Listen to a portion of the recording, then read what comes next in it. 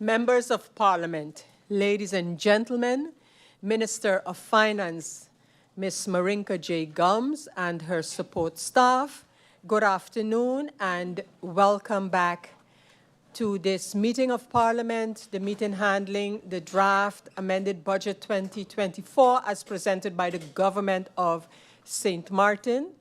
And before giving the next speaker the opportunity to speak, allow me to extend warm words of congratulations to our Member of Parliament, Mr. Omar Otley.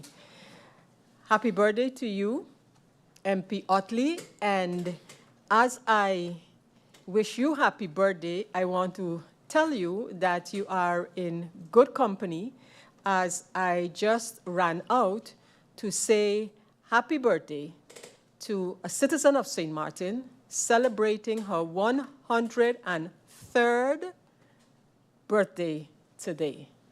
So to Mrs. Olive Wilson Hodge, happy birthday to you. And to, of course, our MP Otley.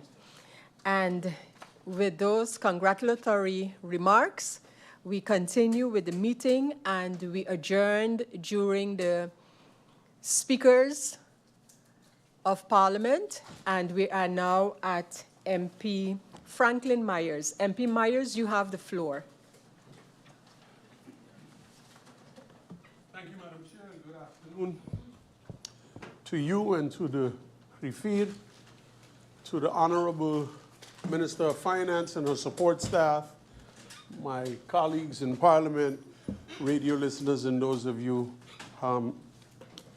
listening by social media.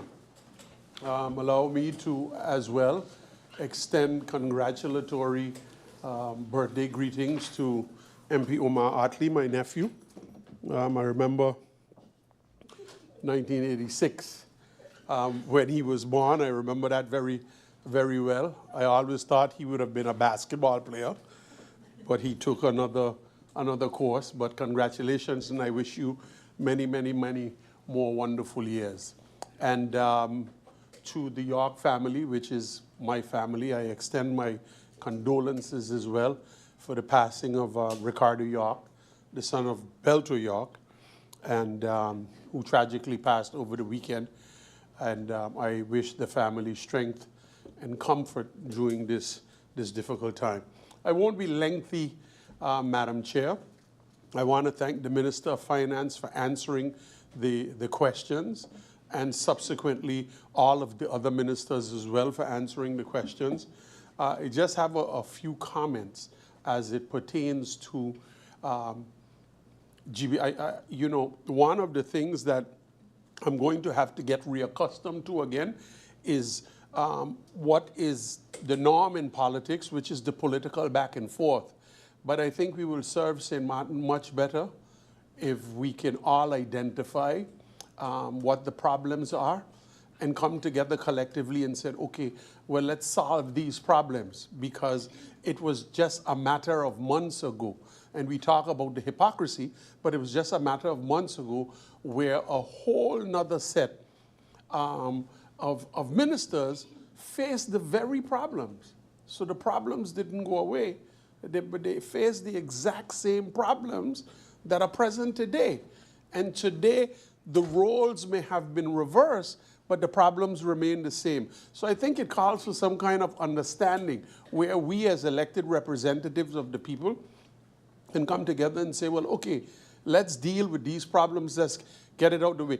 There is a lot of problems, Madam Chair, that is on the horizon for St. Martin, not the GB problem alone, not the prison problem. There is a lot of other problems, some seen, some we can anticipate, and some we cannot anticipate. But it is our responsibility to come together, and that's why I refer to the not the opposition, but the minority representatives, because ultimately we're all representatives of the people. And I think that's what's important to always bear in mind. We've all suffered for the last couple of months under what we had to go through with GB. Every citizen of this country have suffered with the outages, whether business, whether private. You see the comments on social media constantly. So it's something that is the common denominator between all of us as citizens here in St. Martin. And I think as a government, as I'm speaking about of the executive branch, I think as a government, when you are faced with this kind of crisis, you have to do whatever it is, whatever it takes to ensure that your citizens receive, exactly like MP Shamira Roseberg said, electricity is a basic human right, you know, so something like that. And I'm sort of missing well, go out and do what you have to do for your country part.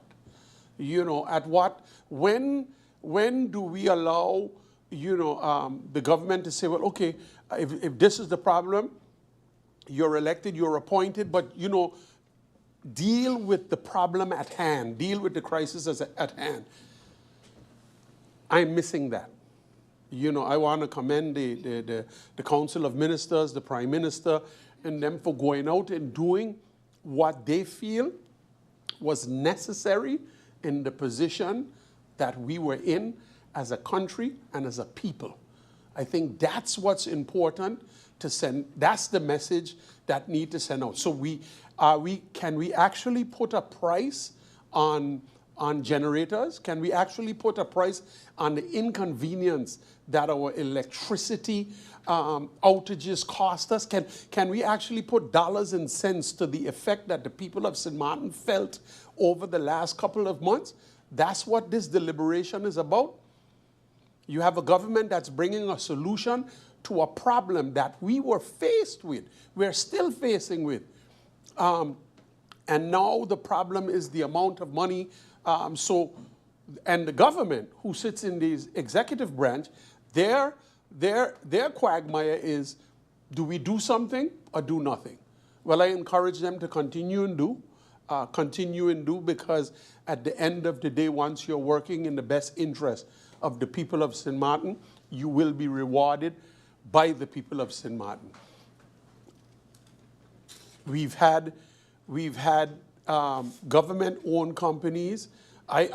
Because of my political history, I knew when 30% of the harbor shares was sold in order to finish the harbor.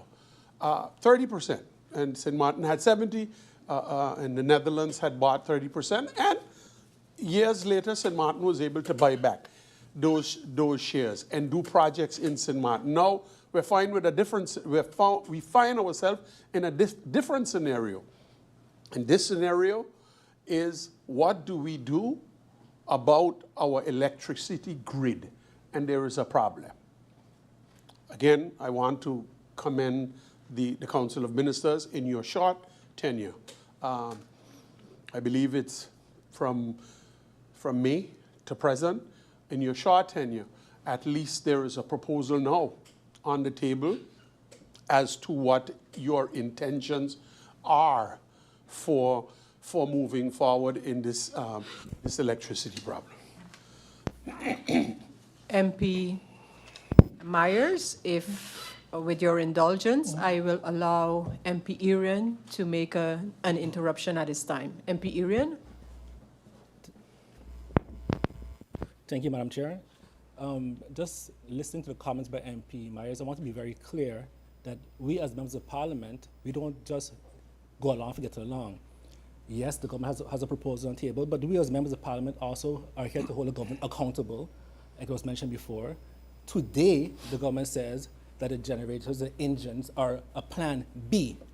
A plan A was never discussed. So it's irresponsible of us as members of Parliament not to ask the questions about what the plan A is, since there's a backup plan.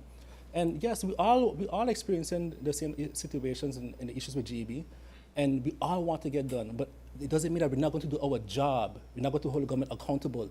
It also doesn't mean we're not going to bring solutions like the motions presented today. So I'd like to make it very clear that all of us in here want to bring solutions. We all want to see GB fixed. We all want to see the grid back up and running. But it doesn't mean that, oh, let the government do what they want, and then you guys come back a few months from now and then see how it goes. No, that's not how it works. Thank you, Madam Chair. Thank you, MP Irian. Madam Chair? MP Myers, just let me allow the members who wish to make an interruption. And remember, members, it is brief, and your assertion needs to be brief and clear, or it can be a question, but you really have to be brief, because remember, this is being done during the, another MP or a minister speaking. But that's just a general comment. And yes, so MP Heiliger Martin, you have the floor for the interruption.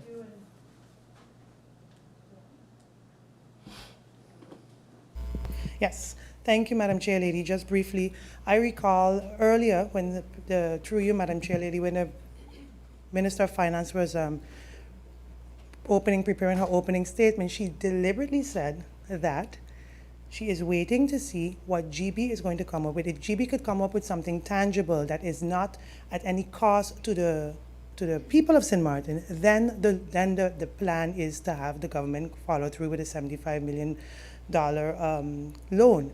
So the thing is, I recall while she was talking through you, Madam Chair Lady, the rest was deliberating, but she specifically said it. But I'm gonna, hopefully the Minister of Finance could maybe clarify that. So that, for me, concludes a plan A. Plan A is GB, show us that you can get it together at no cost of the people of St. Martin, and plan B would be, if you can't, the government will take it over and assist. Thank you, Madam Chair Lady. Thank you, MP Grisha Heiliger Martin. MP Brug, your mic is on by any chance? Oh, okay. Okay. So yeah, I'm seeing you here, but apparently you're not. And so MP Myers, I invite you to continue and hope that your thought process was not. Oh, that's what. Okay, I got you. I saw it Okay, earlier. that clarifies that. Madam Chair, again, thank you for, and I would like to thank my colleague for the interruption. This is a first for me. This is a first. That's a first. So you live and you learn. And this is the first interruption for the day. So, like Brother Bob said, who the cap fit, let them wear it. Madam Chair, the point that I'm trying to make is I understand the rules, and every member of Parliament has a right to ask questions. It's in the Constitution. You cannot ask questions to a member of Parliament, but you can ask questions to the minister, and it's the minister's role to answer those questions. I understand that. And I also understand through healthy dialogue, we will come to a conclusion. But then what is the conclusion to this? What is the conclusion to this? Because the question is, do we have a problem or don't we have a problem? Are we in a critical electrical state or not? Is the government doing something about it or not? And until we start to have dialogue about stuff that is for the best interest of this country. And what amazes me, Madam Chair, we speak about, I remember just 4 years ago, and I don't want to get in the back and forth. I really don't want to do that because I don't feel it serves anything. But I remember just 4 years ago, it was, time to be out with the old and into the new, and we will do things differently. Well, the old adage applies, the more things change, the more they remain the same. And what I really want to do, Madam Chair, in this tenure is make sure that the interests of the people of St. Martin always come first. And I acknowledge, along with my colleagues, that there is a problem with electricity.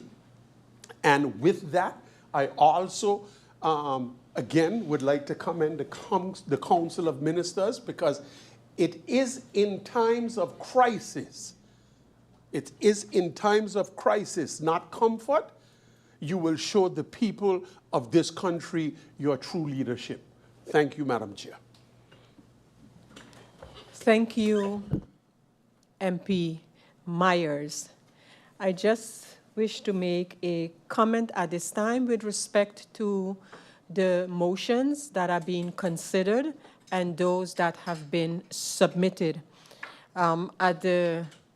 Towards the ending of the deliberations, of course, as we have started to do, the minister or ministers will be asked to provide their sentiments on proposed motions. However, in the meantime, we have had dialogues going on between the presenters of motions and other members of parliament in order to arrive at motions that can get the most support possible in the parliament. So I just want the members of parliament especially, and also the general public, to know that I will be considering, after the motions have been presented, to maybe put off the handling or propose to Parliament that we put off the handling of the motions and the voting upon them to another time. Why? Because they are not a necessary part of the budget per se, but it also gives the presenters of the motions and other members of Parliament the time to talk about them and see if we can come to motions supported by as many as possible. I saw discussions taking place with the minister as well on some of the motions, just to make sure that not only the motions remained at a wish of Parliament, but also motions that can actually be executed by the government. So I think that's extremely important. So it is a tool that I believe it's Article 45 offers us in the rules of order, that we can put off the deliberation and the voting on the motions. We can put it off to another day. We can decide what a day will be, etc., etc. I haven't decided that that will be the case, but it can happen. So just that the presenters of the motions know that. Differently, we have MP Otley, you wanted to make a proposal of order, or you wanted to react to? I'll allow you that under the umbrella of a point of proposal of order, not that it's really, but I'll allow you to. Because again, you know, at the end of the day, I think it's like colleague Franklin Myers indicated, it's about really after everyone has had their say to really come to solutions to the problems and the problem that we're facing right now, not so much the amended budget, the cuts or whatever have you, but specifically the item of the provision of electricity. So MP Otley, I will allow you some brief comments, or maybe you have questions regarding what I just said, so I will allow you to. Thank you, Madam Chair. Thank you for the, I guess I would say, the early birthday gift, allowing me to bring my point. I have a bit of an issue with us putting off the votings of the motions. I know you're trying to accommodate the best way you can, seeing that we have a deadline, but we're still waiting on that answer to see what is this deadline, where did it come from. But as it relates to my motion in particular, of my sentiments, my feelings of me, and going along with the budget that is asked of me, I can only feel comfortable once I know that a relief will be given to the people. So I don't want to put it off, because it will affect the way that I vote. And it's not a threat or a bargaining chip. It's just for my own conscience. What is being asked with the 75.6 million being placed in the budget, that is why specifically I believe that this is the way that, in my belief, that I can support saying, hey, I then approve the 75.6 by bringing some then relief to the people. It's a balance. So. Thank you, MP Otley. Your position is clear. In fact, I haven't read your proposed motion. Just off the top of my head, if you talk about relief and you talk about a capital capital project in the budget, and you talk about a sort of a operational cost of relief. I haven't read it, so I don't know how you have made that connection there, which to me doesn't go one-on-one. But I'm not here to go into a discussion about a motion when it's not the time for that. But I just wish to put that forward. And again, as chairperson of this August body, for me it's important. Of course, we can always come with our motions and and good sounding motions, popular sounding motions, but I think we need to also very, very carefully consider the feasibility and can the government do it. If the government says, in my opinion, oh yes, we can and we can commit to doing it, that's a different thing. But that's just my feeling as the President of Parliament where it comes to motions in general and not referring to any which one in particular.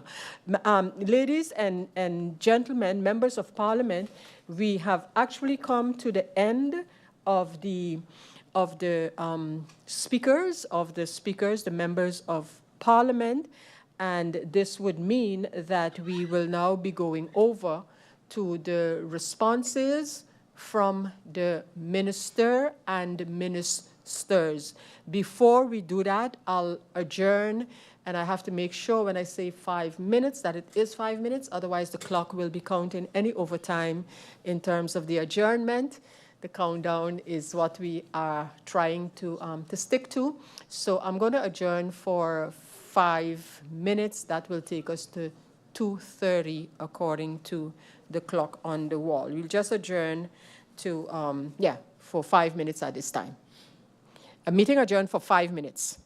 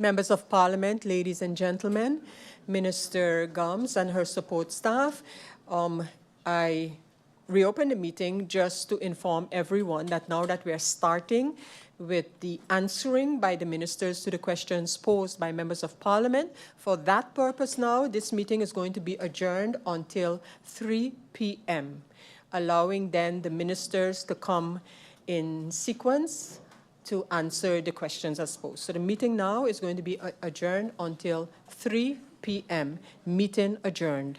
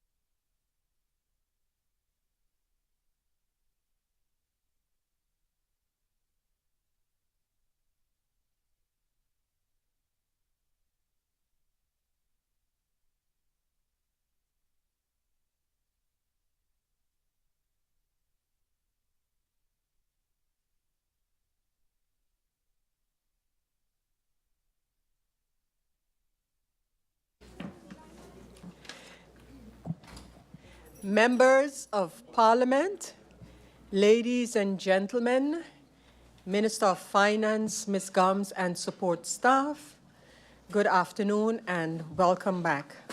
This public meeting of Parliament will continue now, and the first minister to respond to questions and comments made in the first round by members of Parliament is the Minister of Finance, who I would invite to take the floor at this time. Minister Gomes, you have the floor. Thank you, Madam Chair, and good afternoon once again. Questions posed by MP De Weaver. The percentage of GDP, does the Minister of Finance have any percentage number of the GDP? Is the Minister of Finance aware of any overstating comments on the GDP? Is there any overstating of the figures coming out of this? Madam Chair, through you, the current GDP of the country stands at 3 billion guilders. However, based on discussions with stakeholders, concerns have been raised about the accuracy of this calculation. Currently, we have various GDP projections from both from the IMF and the Central Bank, which are aligned. However, they are based on data provided by the Statistics Bureau. It is essential to ensure that the data provided by statistics is accurate and complete. This matter has my attention and will also be a topic of discussion again with both the Statistics Department and the IMF during their upcoming visit in November 2024.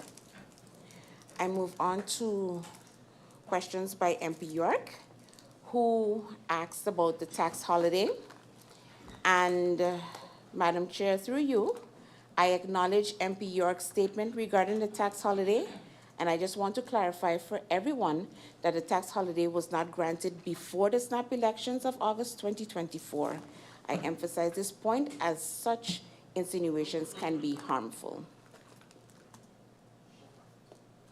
The second question by MP York, all ministries, how much persons are in Lobscal per ministry? Through you, Madam Chair, the Ministry of Finance has 3 persons in Ann Lobscal, 2 persons at the receivers, and 1 in the Financial Accounting Department.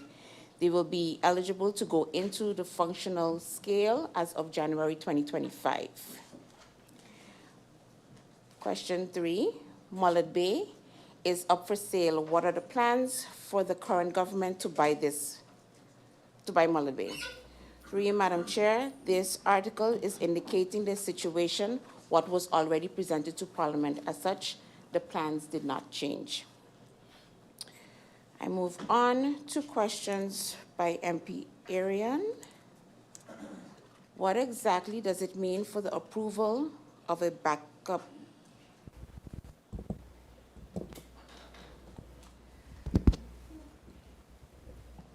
Minister Gomes, just give me a moment as I allow MP York to make an interruption. MP York, you have the opportunity. Thank you, Madam Chair. Welcome back, Minister and support staff. Minister, you just referenced, through you, Madam Chair, the Minister just referenced that the tax holiday was not granted before the snap elections. Can the Minister elaborate on the exact date that it was given, please?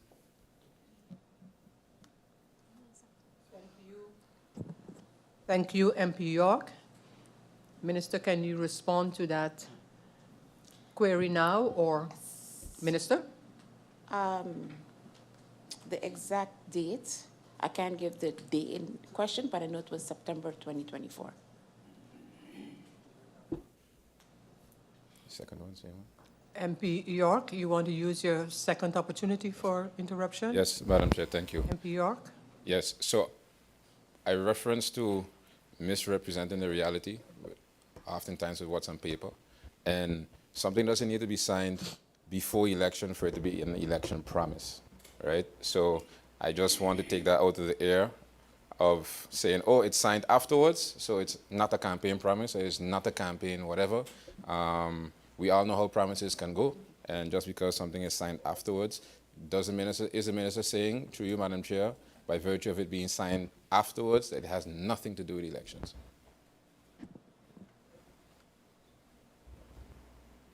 That's exactly what I'm saying. Thank you. Thank you, MP York. Minister Gums, you may continue. I believe I started with MP Arian. What exactly does it mean for the approval of a backup plan for the loan for the funding of the generators for GBE? What is the plan A, if this is the backup plan? Also asked by MP Otley. Through you, Madam Chair, this is a backup plan, as the preferred outcome would be for GEBE to secure its own financing. However, to be very clear, if GEBE can confirm to the government that they can finance the purchase of the generators independently, providing supporting documentation, and avoid passing the burden to consumers, we will not pursue this loan. The government has been requesting this since June 2024. As such, alternatives has to be found. The government is responsible for the well-being of this country's residents. A promise is a comfort to a fool. We will not allow 4 years to pass while keeping our residents, businesses, and guests in uncertainty. While GEBE is an NV, St. Martin has been struggling for months because priority was on addressing the hack over securing new generators, leading to the current issue with outages. If GEBE is able to secure funding, whether next year or in 2 years, they could have the option to immediately pay off the loan at hand. However, we cannot continue to wait idly, as it has been 7 months since these outages began, and we will not stand by while our people suffer in darkness. While we have temporary solutions, they are precisely that, temporary. We need to order these generators or engines sooner rather than later, and this government has proposed a concrete solution to making that happen. Next question. Many MPs have questioned questions pertaining to the urgency or the deadline of the approval of the Budget Amendment 2024. Through you, Madam Chair, for the prison, an amount of 16 million euros has been allocated in the Dutch budget. This is not a loan. This can be considered a grant, as the prison is a co-financed project between St. Martin and the Netherlands. This amount can only be granted this year if the UNAPS contract is signed in November 2024. Should the contribution not be provided in 2024, it will return to the state treasury, and this contribution will then be forfeited. The UNAPS Phase 2 contract and the capital loan can only be signed and granted once the St. Martin's budget amendment is approved and positively assessed by the CFT. Before signing the UNAPS contract and committing the 16 million euro to be paid by the Netherlands, both approvals must be received. If the loan is not secured this year, the contribution for the prison also cannot be released in 2024. These two go hand in hand. To complete the process on time, the application procedure takes approximately 6 to 8 weeks. Therefore, the central bank would need to start the process by the end of October or at the latest early November, as the Dutch Treasury closes around mid-December. This means that there is an urgency to obtain the necessary approvals in a timely manner.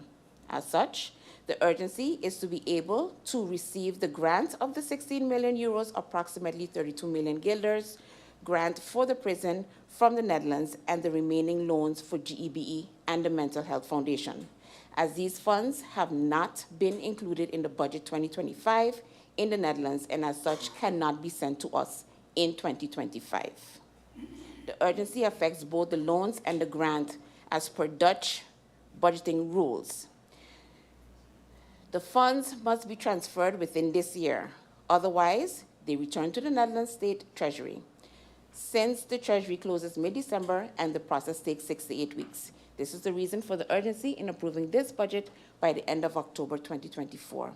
The Netherlands is not dictating terms. They are simply stating that the funds must be transferred this year or else it will be forfeited, and that their treasury closes mid-December. Therefore, if this budget is approved late and the funds cannot be transferred, this will be a consequence of our own actions.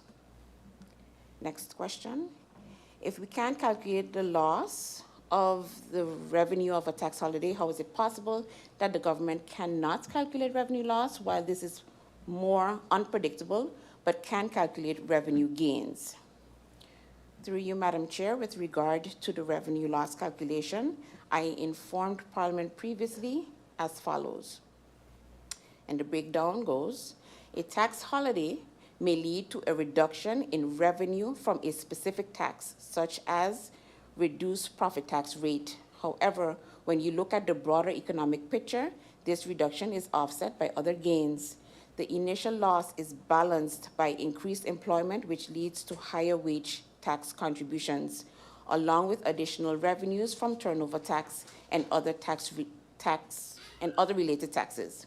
When all these factors are considered together, the overall impact is not a loss in revenue, but rather a shift in where the revenue comes from. Hopefully, this provides clarity on how a tax holiday works. Minister, if with your indulgement, I give MP York the opportunity for his final interruption.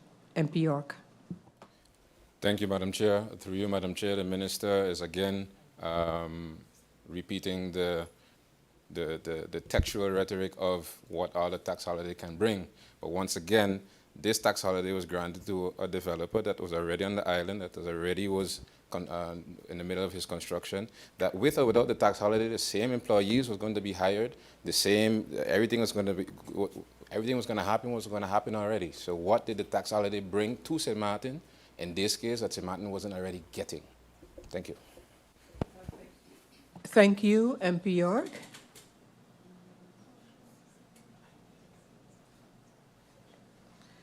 Minister? Madam Chair, there is another question very similar to the question posed by MP York in clarification. And if you allow me to go on, the answer will be then provided. Surely, Minister. Could I ask you, Minister, maybe to pull your mic a little closer to you? The whole, yes, stand and, yeah. Yeah. Thank you, Minister. And Minister, while you're at a break, wait a minute, 1 minute. Thank you, Minister, and if you will allow me, then I would give MP Brug the opportunity for an interruption at this time. Thank you, Madam Chair.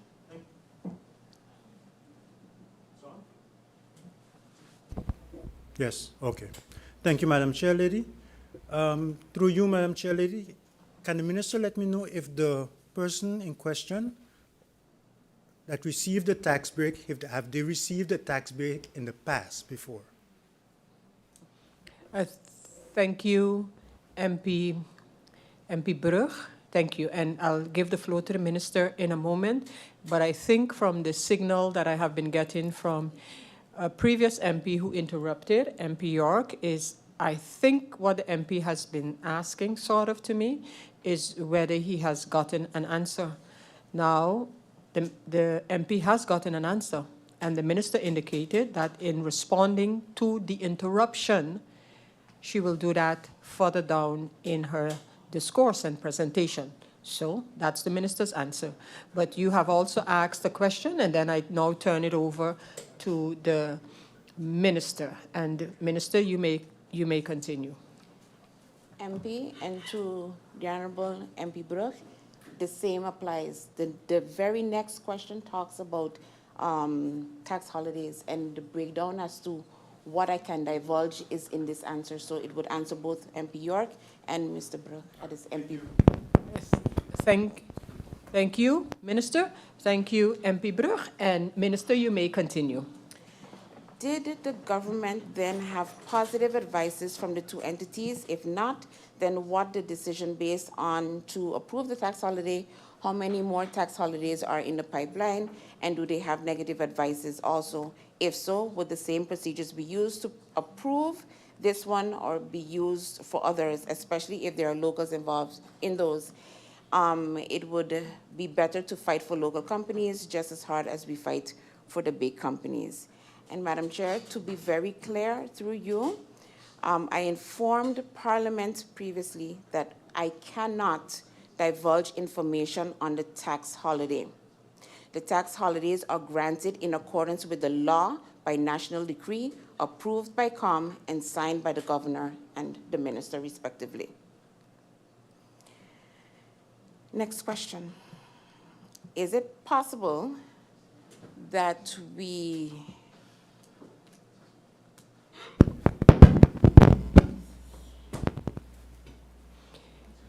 MP Irian, for your interruption, you may Oh, thank you. continue. Thank you, Madam President.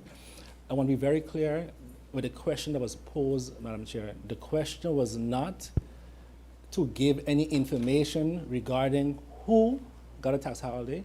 It's a simple question, Madam Chair, which, Madam President, which the Minister can answer. How many requests? That's not divulging any information regarding the entity or individuals. So the questions that were posed, the Minister, to you, Madam President, she read all the questions. So I don't want to repeat the questions as an interruption. I would just like the questions to be answered because it's not divulging information. Thank you. Thank you, MP Irian. Now, I don't know if the subsequent questions and answers that the minister referred to would include an answer to your interruption, MP Irian, but in any case, I'll turn the floor back over to the minister to address that and any other issues that she would address. Minister, you have the floor to continue. Thank you, Madam Chair. The question concerning how many, allow me to respond. There are 2 pending tax holidays requests. MP Irian, Madam Chair, through you. Where am I?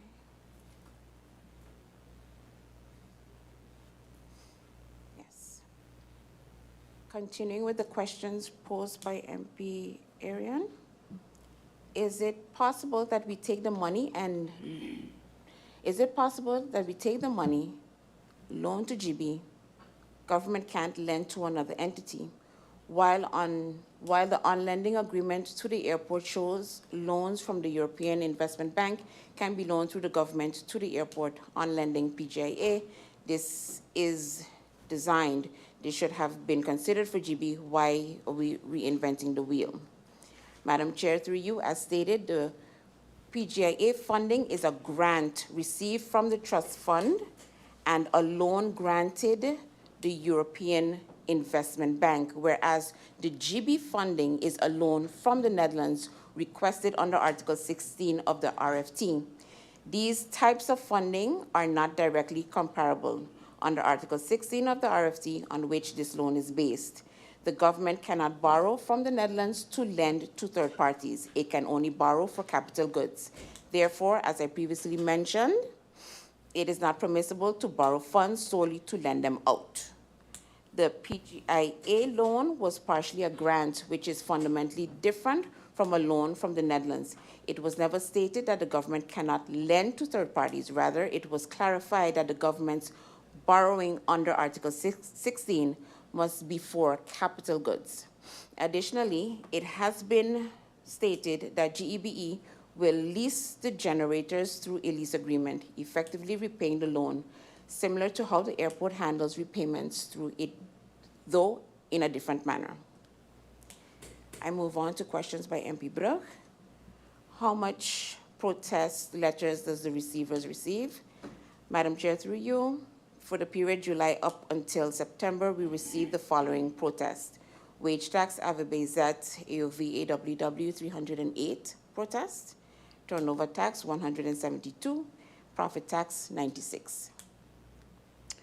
Were these amounts decreased in the tax revenue? Madam Chair, through you, protests are not reflected in the budget as tax revenues are recorded on a cash accounting basis, meaning they are based on actual collections.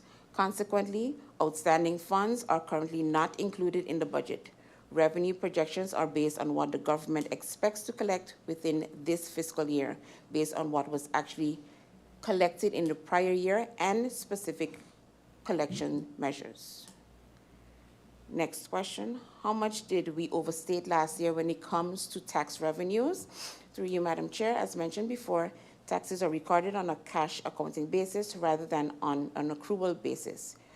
When collections fall short of what was budgeted, as happened this year, the budget must be adjusted to reflect a more realistic outlook. In 2022, tax collections exceeded the budget by $5 million, while in 2023, collections were $9 million less than budgeted. Next question, budget 2024, who are the founders? Is it you, or is it a continuation of the previous government? Through you, Madam Chair, this budget amendment is an adjustment of the budget previously submitted by the former government that was approved in March of this year. And the last question posed was in reference to banks. The MP stated elderly no longer can withdraw minimally 50 guilders before it was 25. Can the minister look into this? Because of the service charge too, they cannot touch the monies. And through you, Madam Chair, I want to thank the MP for bringing this to my attention, and I will certainly look into this. Those were all the questions posed to my person and answers provided, and I look forward to any further questions. Thank you, Minister Gums, for your answers given thus far. Members of Parliament, you now have the opportunity to ask any clarifications from the Minister based on the answers given. Does any Member of Parliament have the opportunity? Yes, I see we're having some Members of Parliament wishing to make use of the clarification round, and I start with giving MP Irian the floor to pose his clarification questions. MP Irian. Thank you, Madam Chair. President, I want to thank the Minister for her responses. I also saw that I believe the Ministry of Finance also submitted a crime fund policy. I saw it from the staff of Finance. Okay, anyway, the government submitted a crime fund policy. But what I would like to know, because I didn't get to read the full email, is it part of then like a note of wijziging, so it's going to be attached to the budget? So what is the purpose of sending it now? Is this a note of wijziging? Is it? No? To answer your question, I guess it is kind of directed to the Minister to be clarified. Yes. But no, it has not been received in the format of a wijziging to the budget amendment.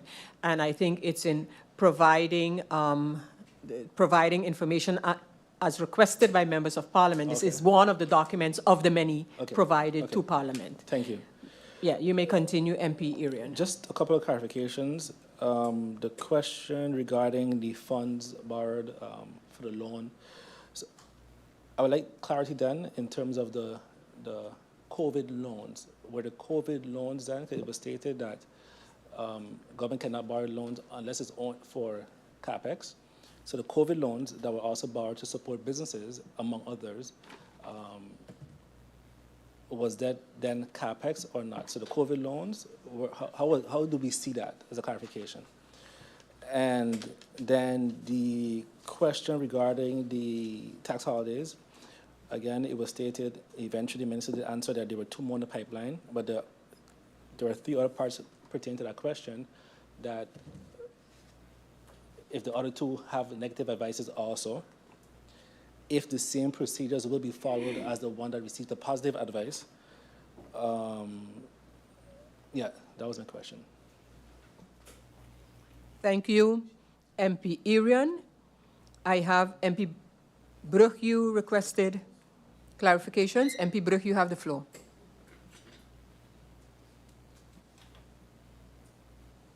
Thank you very much, Madam Chair Lady.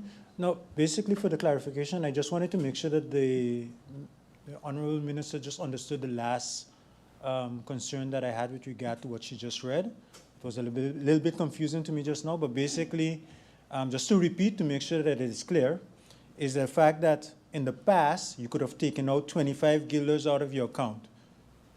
Sometime recent, it have become the norm now that the minimum you can take out instead of 25 is 50 guilders. And for some of our vulnerable groups, this makes it very difficult for them, especially when it comes to managing their funds. So I just wanted to make sure that that question is clear to the minister, because of the way she read it, repeated it, was a bit confusing. So thank you very much also for taking up that interest on behalf of our seniors and vulnerable groups. Thank you, MP Brug. I now give the floor for clarifications to MP York. Thank you, Madam Chair. Madam Chair, through you, I have one concern, and my concern is basically my question not being answered. I feel like we playing a little ring around the rosy with the answer. Well, then because based on the definition given by through you, Madam Chair, by the minister, I read it out in my prior when I spoke prior, where it pertains to giving out tax holidays to attract foreign investment, support during economic downturns, and stimulates growth. I would like to know, piggybacking off of what the minister said earlier, what growth, what added growth through granting this tax holiday to this particular project is St. Martin gaining in comparison to the grant not being given, seeing that the developer was already on St. Martin, the developer already started his development. And matter of fact, when I asked the minister, through you, Madam Chair, referred to employment, when I asked the minister in the prior meeting if the ministry or the minister is aware of how many employees this developer will be employing, or where they're coming from, will it be locals, etc., the minister had zero answers for me. So I hate to ask again, but what are the economical benefits from this particular tax holiday that we didn't already have prior to the tax holiday being given, seeing the construction was already on the way? The employee, the developer was not going to leave an empty shell. Somebody had to get hired eventually. So according to the minister's definition herself, to you, Madam Chair, I'm kind of lost to how does the reality match up with the answers given thus far. And the fact that I have to ask the same question 4 different ways to get an answer is kind of worrying, and makes me question whenever I do get the answer if it's sincere. Nothing against the minister personally, but yeah, the fact that I have to ask the same question numerous times is quite alarming in itself. Receive a tax break. And if the individual starts the project with anticipation, knowing that everything takes forever in government, on that tax break, that when he's halfway, he's not pulled back and said, hey, you're not getting it. That would be extremely deceitful as a country to any investor that comes in. And I am happy that that was not the route you took. So for that, thank you, through you, Madam Chair Lady, to the Minister of Finance. And we have to find a way to get these things done a lot quicker. There are rules and regulations. And Minister, my advice to you would be to make sure that every request is seen thoroughly through your person. I know that a tax break request is sent through TIAT, and that is why I'm versed with the whole process. And it goes through TIAT and then comes to your person, where your department would look and say, hey, are these going to generate new money to the country? And if it does so, thank you, thank you, thank you, because that is what we need in St. Martin. Thank you, Madam Chair Lady. Thank you, MP La Cruz. That is it for the clarifications. Let let me adjourn for 5 minutes just to caucus with the minister in terms of the continuation. So I hereby adjourn this meeting for 5 minutes.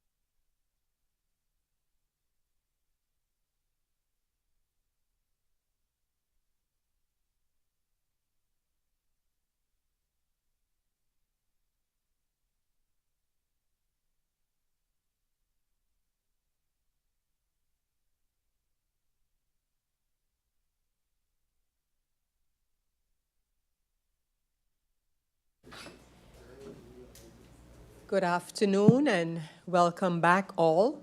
As the minister was given a brief adjournment and will now respond to the clarifications after the first round of answers provided. So, Minister, you have the floor. Thank you, Madam Chair. The questions posed in a clarification round by MP Arian.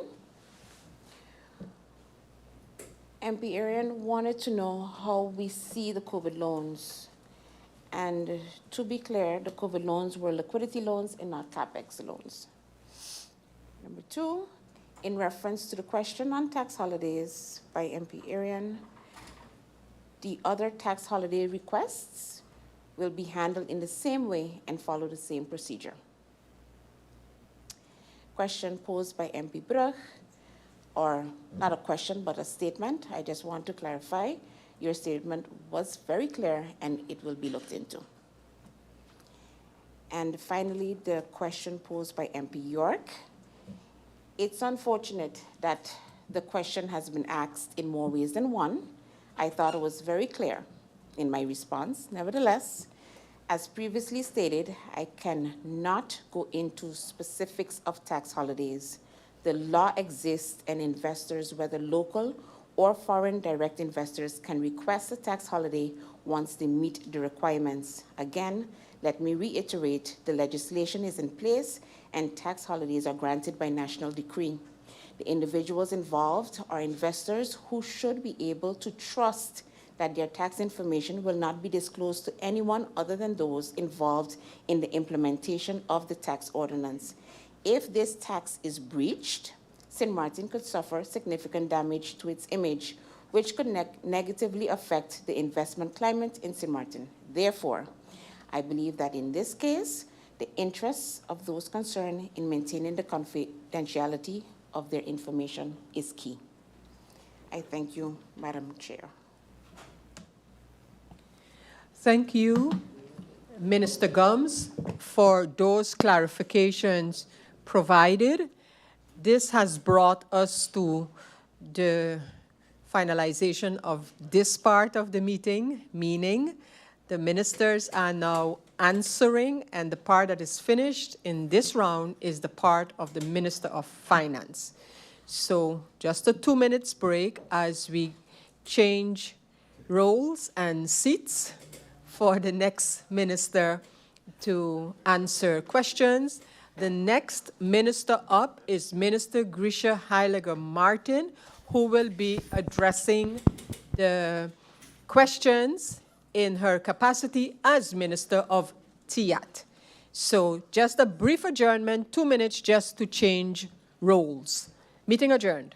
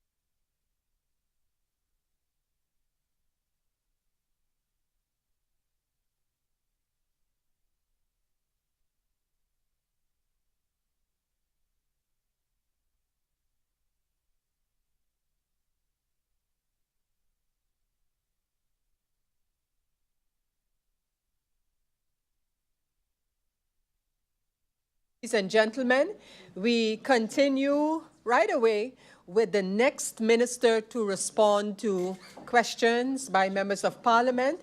And speaking on behalf of the Ministry of TIAT is Minister of TIAT, Minister Grisha Heiliger Martin. Minister Heiliger, you have the floor for the answers regarding the TIAT ministry.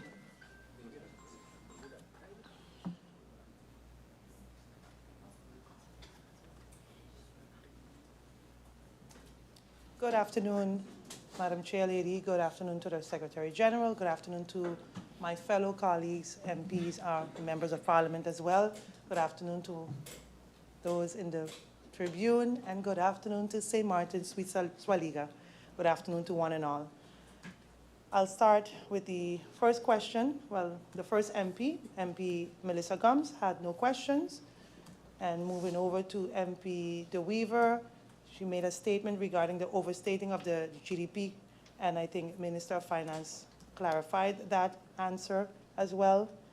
And I'll move over now to the MP York. Lottery booths, when will I get an answer regarding the booth moratorium? When can the MP get back to, when can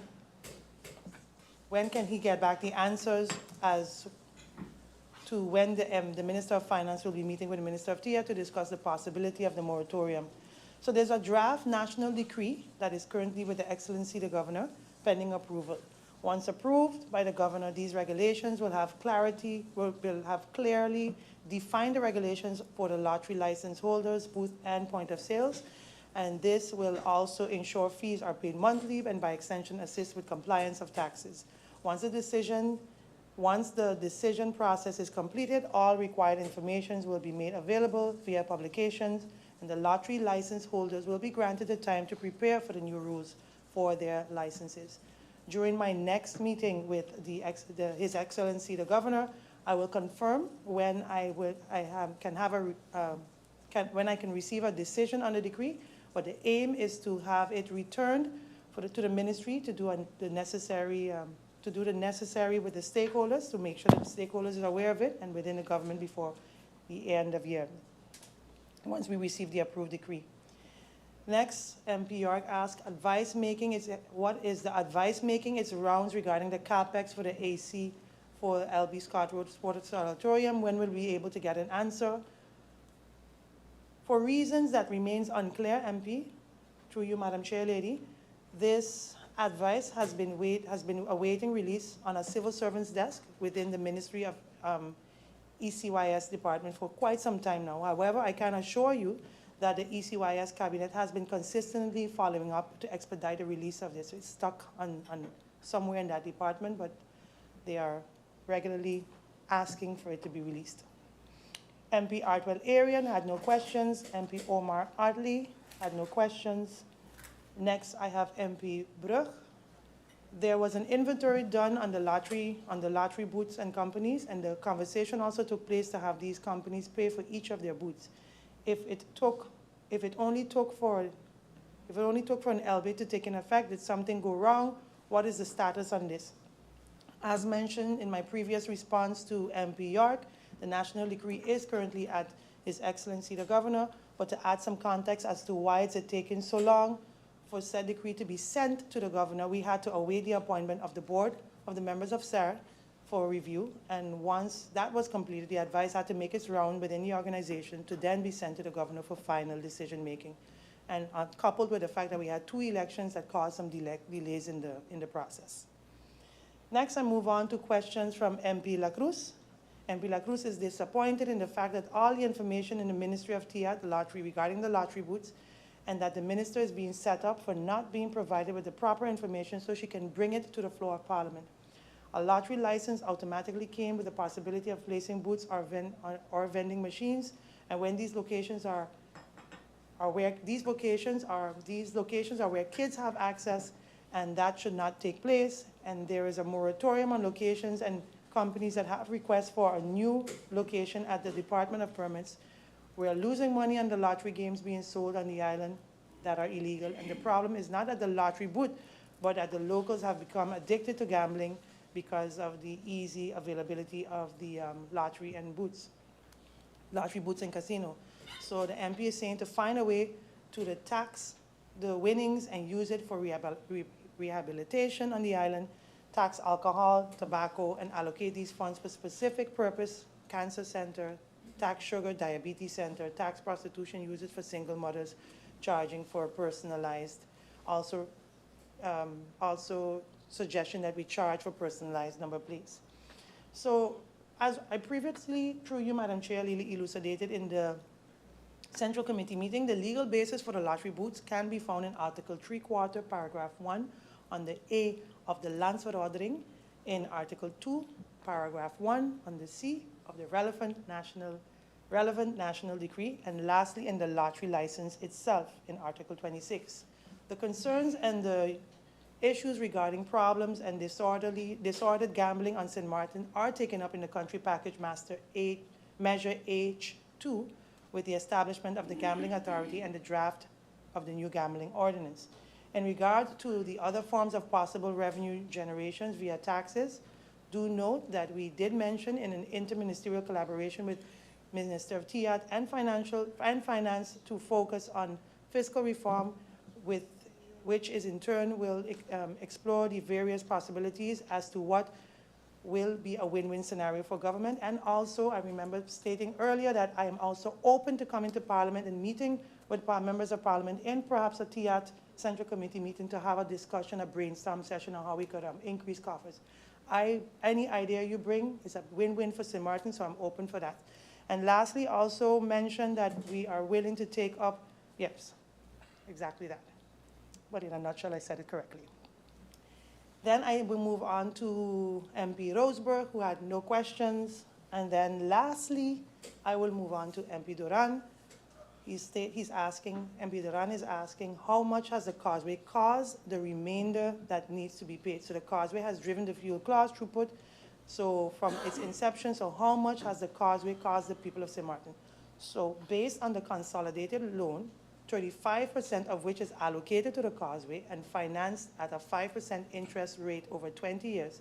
The entire loan is set to be fully repaid by 2033.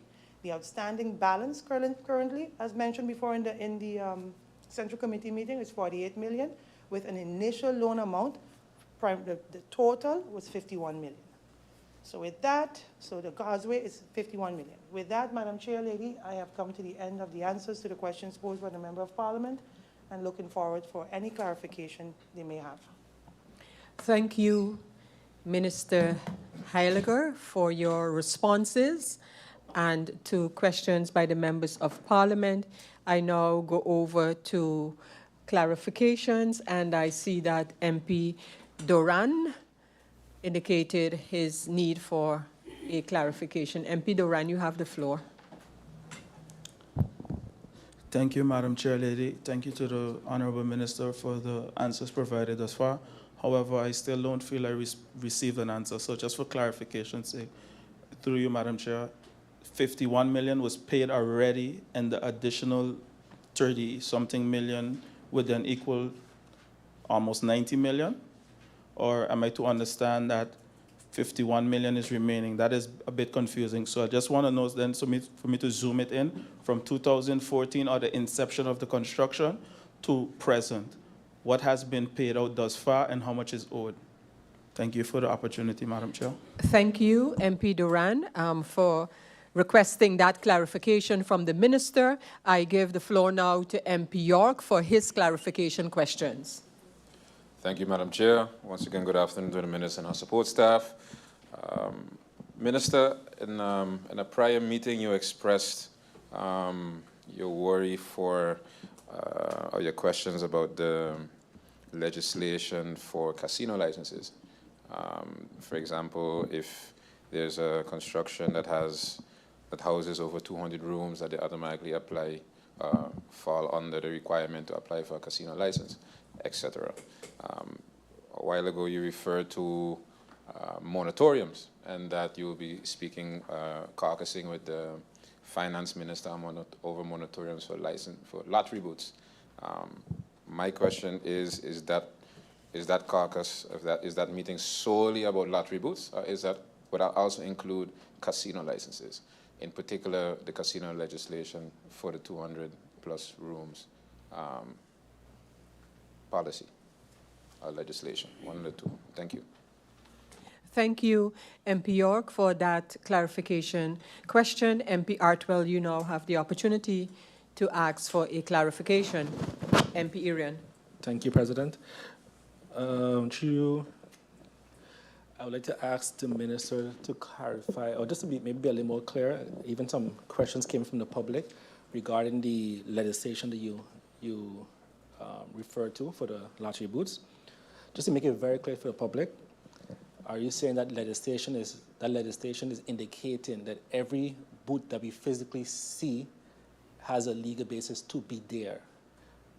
I just want to be clear on that, because in the past, the lottery owners basically distanced themselves from the individual booth and said that they are independent contractors. And even a couple of years ago, when Minister Stuart Johnson, when he was minister, he also, on a parliamentary trip with the MPs, went to some of these booths and also confirmed that. So I want to be very clear to the public also that you're indicating that when a controller goes to a booth, for example, that the people in that booth say, hey, I fall under X company. So there's money that goes from this booth, goes to X company, and they're not independent contractors. Because if they're independent contractors, the legislation that you just mentioned does not apply. So I want to be very careful with that. Thank you, Madam Chair. Thank you, MP Irian. I don't see any other member for clarification questions, so I look to the minister. Minister, do you need a few moments for those? Minister? Thank you, members of parliament, for your clarifications. Chair Lady, just that last question from MP, I have the answers for the two clarifications, but the last one from MP Artwell, I just need maybe 5 minutes to just confirm something with the department, and then I can respond to all clarifications. Sure. 5 minutes? And we'll adjourn until 20 minutes past 4. A meeting adjourned for 6 minutes.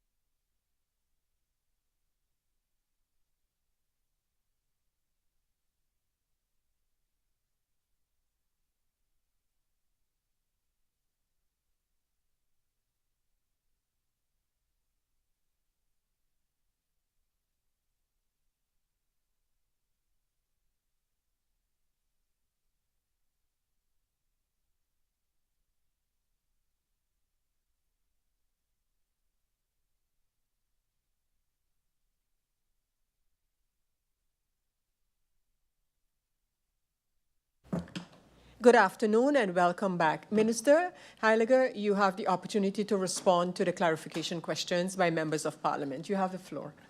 Thank you, Madam Chair Lady. The first clarification question was posed by MP Durant. For clarification's sake, the 51 million was it paid already, 30 million? He wanted some clarification on what I mentioned earlier, so no. The total amount is 51 million, and thus far, of the 51 million, 51 million, the principal was paid, and it's right now at 48 million. So the causeway, the total cost of the causeway, which is part of the entire consolidated loan, 35% of that consolidated loan is 51 million. Thus far, they have paid 48 minus 30, 51 minus 48, or 3 million already, but I guess in principle. So it's, what is still owed is 48 million towards that, and that will be finalized in its entirety by 2025. 2035, sorry, for the record. And then MP York question. In a prior meeting, I indicated that my concerns about the permits and the casino license, and if I refer to the moratorium and indicated that it'll be that I will be caucusing with the Minister of Finance on the lottery booths. Yes, we will be caucusing with the Minister of Finance on all things gaming, which includes the casino license and the lottery booths, indeed. And if any changes need to be made, I would not be able to make it without that ministry. So indeed, that conversation will be had with the Minister of Finance. Then MP Arian's clarification was, am I stating that the legislation I'm referring to indicating that every booth we see have a license?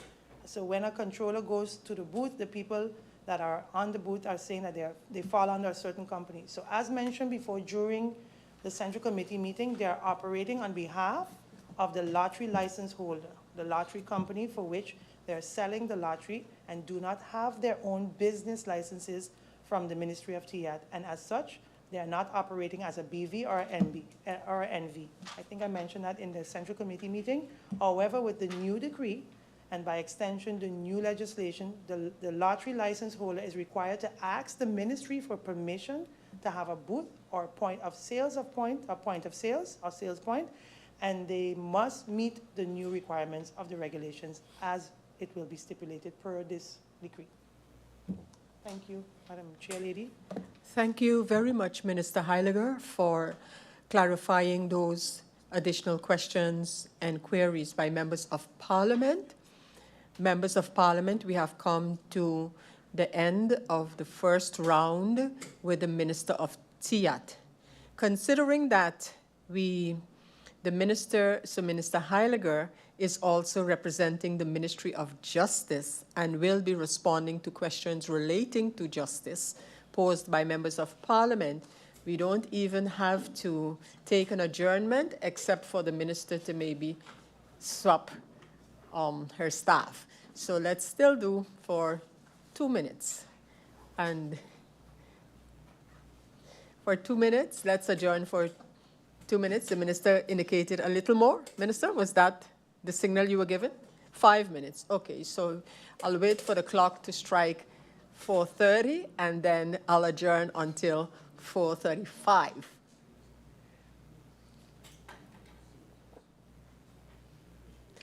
In fact, I'll adjourn now until 4:35. Meeting adjourned.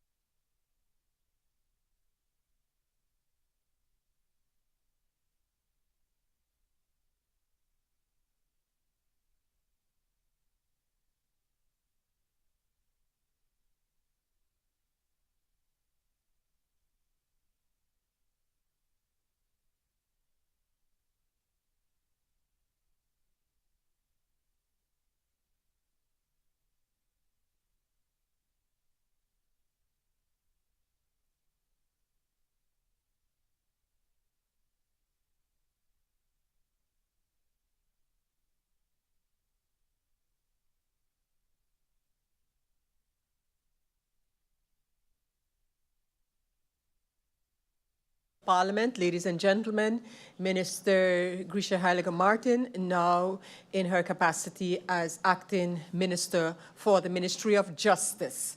Minister, I give you the floor to immediately now address the questions posed for the Minister of Justice. Minister Heiliger-Martin, you have the floor.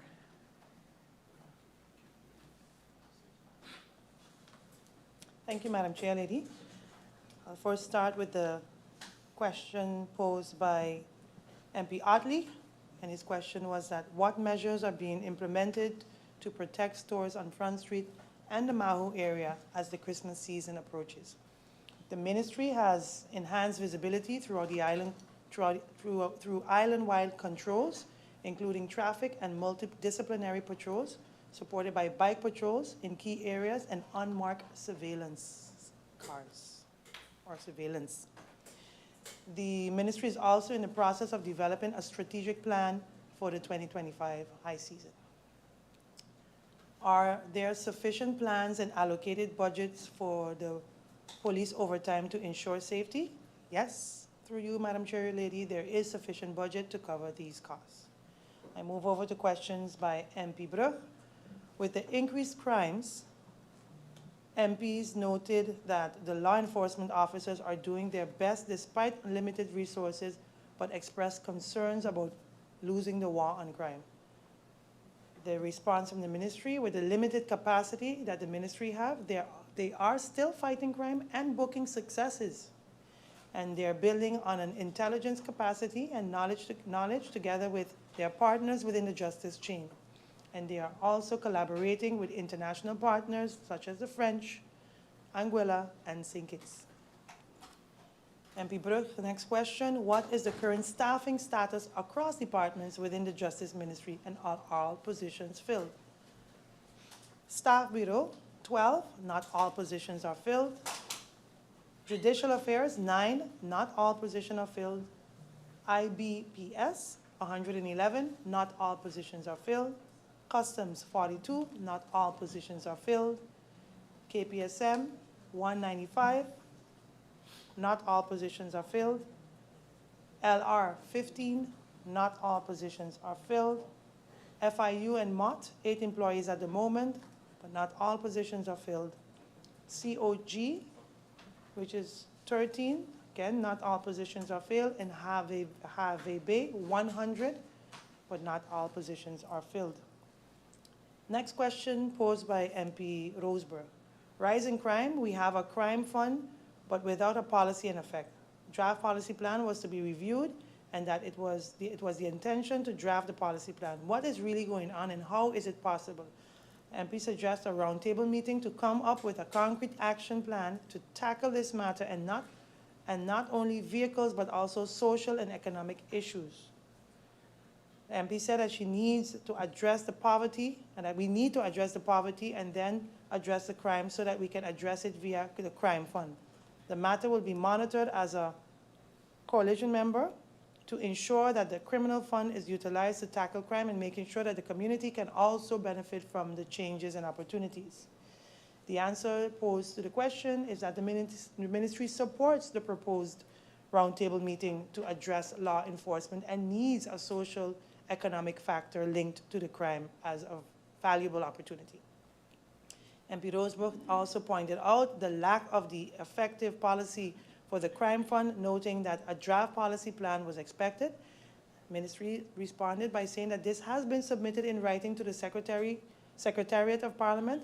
For efficiency purposes, it will be forwarded again to the Secretary General. Then I move over to questions posed by MP Duran. Keeping firearms for uniformed officers after having served for about 5 years. Is the Justice looking into this? MP applauds this, but is missing the substance on how to tackle this for it to come to fruition. The process requires them to look into it, look within their weapon policy and ensure that the uniformed officers can have their weapons and the legal basis to support this policy. On this matter, this ministry is busy seeking advice from the relevant stakeholders, and the Minister of Justice has indicated that this is something he supports. With that, Madam Chair, Lady, I have come to the end to the questions posed in round one, and I await any clarifications. Thank you, Minister Grisha Heiliger Martin, for those answers regarding, or answers to questions regarding the Ministry of Justice. Members of Parliament, of course, you once again have the opportunity, if you need anything clarified by the Minister regarding justice matters, this is your opportunity. I don't see the need for anyone needing something to be clarified. So I think, Minister, and it seems to be that we have reached to the end of your first set of answers. So in the first round for the Ministry of Justice. Minister, I want to thank you and your support staff for being here for this part of the meeting. So we have just finalized the first round of answers from the Minister of TIAT and the Minister of Justice. And again, following now a brief adjournment. Now, yes, I can do 2 minutes as I see the next ministry up, which would be actually the Minister of General Affairs. So I will adjourn to make sure, I will adjourn for 3 minutes to make sure that the next minister and ministry is ready to assume the position as answering to the question. So I'll adjourn for 3 minutes. Meeting adjourned.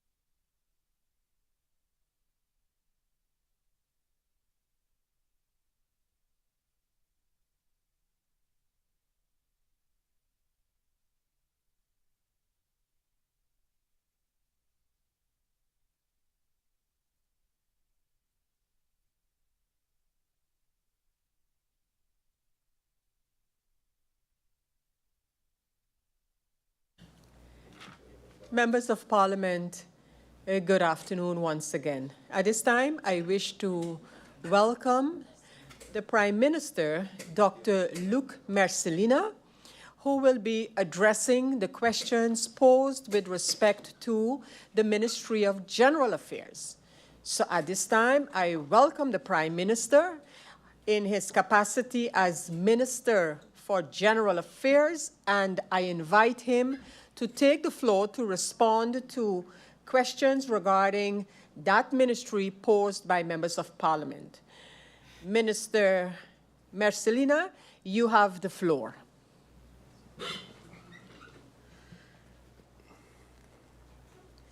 President of Parliament, Secretary General, members of Parliament, those in the tribune, those following on social media, good afternoon. I will go directly into answering questions that has been posed by the members of Parliament. The first is the answers to the Member of Parliament, Mrs. MP De Wever. She had a question. She had a few statements first, but at the end it was a question about what happens to the technical team of the TLM as of November the 1st, closing off the period of October the 31st.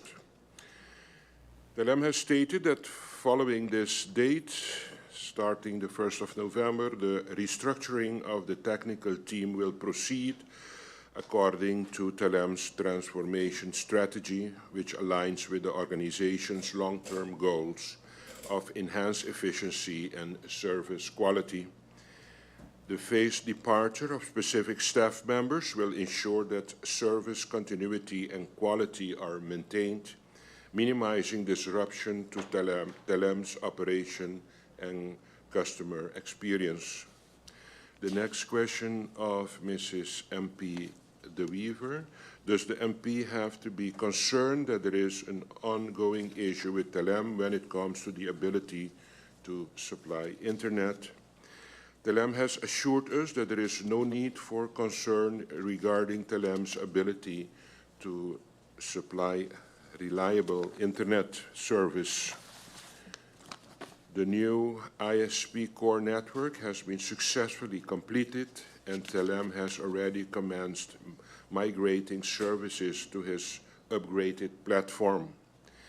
This advancement ensures that TLM can continue to deliver high-quality internet service without interruption. TLM has retained a sufficiently skilled workforce post-restructuring to meet service demands and uphold its commitment to the community of St. Martin. Specifically, what is happening with the technical team is the question also of MP De Wever. Following the restructuring, TLM's technical team will be equipped with the necessary resources and expertise to handle technical issues efficiently and effectively. The restructured team will be streamlined but capable, ensuring that TLM remains responsive to technical needs and maintains a high standard of service quality. The next question of the MP De Wever is, are they going to remain on? The restructured technical team will consist of 21 FTEs. This team size was strategically determined to provide robust support for TLM's operational and maintenance needs while optimizing efficiency and responsiveness. Are they going to be extended is the next question. The departure of technical staff is being managed through a phased approach aligned with TLM's network transformation timeline. This approach ensures a smooth transition, allowing TLM to maintain operational stability while transitioning to new structure. Are they going to be made redundant? Staff members not placed in new roles and unable to secure alternative positions within TLM have opted for the voluntary leave package. This package was offered as part of TLM's fair and considerate approach to restructuring, which prioritizes the well-being of all employees impacted by these changes.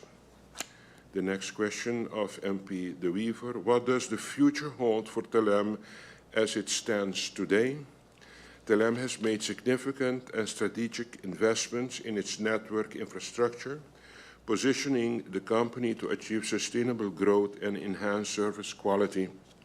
The proactive steps taken in this restructuring and network transformation were essential for securing TLM's competitive edge and long-term viability. As a result, TLM is well prepared to meet the evolving needs of St. Martin's community with a bright and promising future ahead. MP York: loan proposal of GB, it's a backup plan. He has concerns regarding the good governance and what will happen after the loan is approved. GB has statutory directors, CFO, the CEO and COO, but no complete managing board at this particular moment in place. As it states by the Member of Parliament, for over a year now, GB has been functioning without a fully functioning management board. It's not something of today. It's already a while already that there is not a complete three-party statutory directorship. Unfortunately, this is also one of the challenges that this government has inherited. As shareholders, we have started the process to strengthen the management board. Parliament will be held updated as this process is ongoing. Interim manager mandate from the Supervisory Board of Directors. Supervisory Board of Directors is appointed by government. Temporary manager mentioned he is doing what is being asked from him. Can the Prime Minister further elaborate on the decision-making within GB? The decision-making process is regulated in the Articles of Incorporation of GEBE and of course also in the contract signed between the Supervisory Board of Directors and the temporary manager. The shareholder will hold the Supervisory Board of Directors accountable, and the Supervisory Board of Directors should hold the management accountable. That is how the structure works. The MP had also a statement and question concerning not the inloopschaal, but the aanloopschaal. MP wants an overview per ministry of how many civil servants are currently functioning in aanloopschaal and for how many years already are they in this aanloopschaal, and what is the exact function of the aanloopschaal. How long is it stipulated that someone can find themselves in a aanloopschaal? The run-up scale, named the aanloopschaal, regulates the possibility to appoint someone conditionally in a position for which he or she does not yet qualify. The goal is to reach the required level.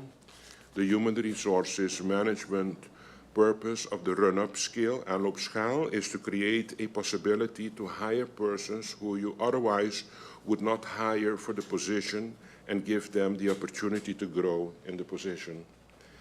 An employee can remain in a run-up scale, aanloopschaal, for a maximum of 2 years, depending on their performance. The Ministry of General Affairs has, at this particular moment, 6 employees that are in a run-up scale or aanloopschaal, 3 as of 2023 and 3 as of 2024. Question 4 of MP York. BDO report where candidates were tested and scored was published a couple of months ago. Why hasn't anyone been chosen as yet? When is this going to be resolved? Is this going to be resolved before the funds, or is the deal negotiated with GB already? As a government, we are basically virtually negotiating with ourselves. Is it wise to make such negotiations under the current state of affairs that the current managing board is now functioning under? The answer is the shareholder representative received the draft report from BDO by letter of July the 31st, 2024, while this was going on already since 2023. It was briefly discussed, but the focus at that time was on getting GB on track for them to be able to provide the necessary service to the community of St. Martin. That is what had our focus first, especially in this threatening energy crisis. Now that the situation is showing some tendency to stabilize, the shareholder is now ready to finalize and continue the recruitment process. Questions by MP Irion. What exactly does it mean for the approval of a backup plan for the loan for the funding of the generators for GEBE? What is the plan A if this is a backup plan? Answer, the plan A is GB, that is what GB would look in for financing itself. So when we started with our government, we encountered ourselves with the imploding of this energy insufficiency for the community. And at that particular moment, we had the necessary meetings with the GEBE, and they already then initiated negotiations with consortium in the group of banks and insurance companies, and that is their plan A that they had. So your question to what was the plan A? The plan A was that GB was busy with a group of consortium for the financing and investment that they needed to actually reorganize the GEBE. Question 2 is there any possibility for GEBE to get financing outside of the local market? Did the government attempt to get any financing outside the local market? Is there concern only that it would be at 6 or 7%? Is the concern only that it would be at 6 or 7%? The answer is government did not look for any other form of financing because initially GEBE informed us that they were busy with the consortium group negotiation for financing to solve the problems that they were encountering. Did the board of GB request this loan from the government? Who initiated this process? Did the board of GB request this? Does government have approval from the board to go through with this process? Was there a shareholders meeting with points on this to proceed to get a loan from the Netherlands? If so, what was the date of this approval? I would like to refer to a letter that I have received from GB. In this letter, it's mentioned that the supervisory board and the temporary manager are confident that necessary financing for the new permanent units can be secured by the end of the third quarter of this year. That is initially the information that GEB transferred to us, to me. However, in the same letter, a request to the shareholder was made for a backup plan. They mention also the word backup plan in case GEBE is not able to secure necessary financing in a timely manner with the consortium group that they were busy with negotiating. So to avoid delays in the procurement of the units, we initiated then an approach realizing the severeness of the crisis of energy. I approached the BZK, explaining him the threatening national energy crisis that we were in, and I approached them if they had the willingness to sit with us to discuss the possibility of a loan for the GEBE, realizing what they were going through. But indeed, a letter was directed from GB on request also of the supervisory board to inform us and ask us to start with a backup plan because probably they would realizing that they were not getting through with the negotiation that they were busy with the consortium group consisting of insurance companies and banks. Questions from MP Otley. What is the plan for the VKS? Can we beef up that system for the season? Is there budget to do so? The practice is that whenever, for example, the police force is in need of additional assistance, there is an agreement that they will call on the VKS. If there are any additional costs, the minister will be informed and it will be dealt with. So in principle, there is already an ongoing agreement between police and VKS, and whenever they need enforcement, they have the accessibility to VKS. Question 2, every minister mentioned their staff and gave details. Prime Minister did not provide his staff details. The MP wants to know the labor contract, the named company persons, and the amount. The cabinet of the Minister of General Affairs consists of 1 chief of staff, 1 legal advisor, 2 policy supporters, and 1 executive assistant. The chief of staff, 1 of the policy supporters, and the executive assistants are civil servants. They receive their current salary with the additional allowance that is currently normal. The scales of these 3 are scale 12, 7, and 5 respectively.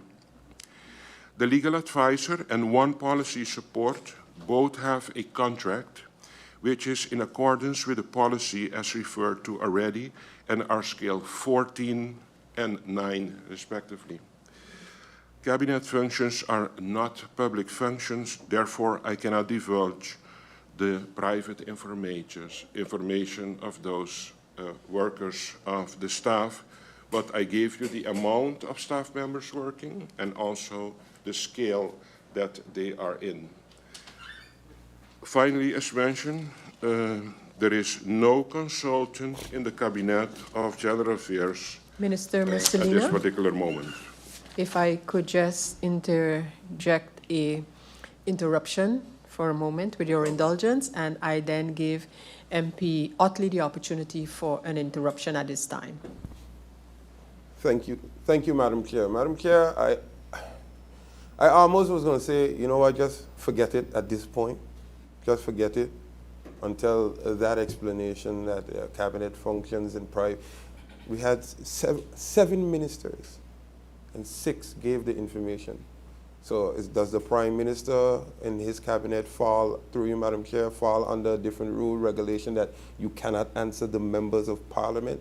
Because when Prime Minister Sylveria Jacobs was asked the question, it was given in detail, name, amount, contracts amount. When Minister Omar Otley was asked the question, it was given in detail. So the answer, I'm not, no, because all the other ministers respected the members of Parliament and answered this question. So can you please, through you, Madam Chair, I would like to know, to receive the answer to the question that I asked. Thank you, MP Otley.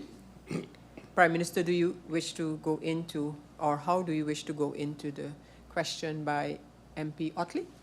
Madam Chair, I do not see the relevancy. Whoa. No, I do not know. I do not see Members, that's not the relevancy to the way allow the Prime Minister to give his answer in terms of what he's going to say. to Prime Minister? expose name related to skills. I don't think that is ethically correct to do with people working in government. I have given the amount of persons working in the cabinet. I have described their function, and I have given the scale, and I do not see the relevancy of now exposing people en public, relate them to the scale, and relate them with the scale then to an amount related to the scale. So I think for privacy reasons, I think it's not correct if I do that as Prime Minister. Thank you, Madam Chair. Thank you, Prime Minister. Second interruption. You may have a second interruption. Thank you, Madam Chair. Madam Chair, again, as a member of Parliament, I'm asking a question. The Prime Minister can feel how he wants to feel. As a member of Parliament, I asked about consultants. The Honourable Prime Minister, through you, said that he doesn't have consultants, he has persons on labour contract. I specifically asked for all the names of the persons or companies that were on the labour contract and the amount. Madam Chair, I am asking for the respect as a member of Parliament to receive this. I even opted, Madam Chair, and this is why I'm so adamant about it, I opted for this information to be sent to me in writing. And that is also private. If it was sent in writing, I can say, okay, patience, I understand.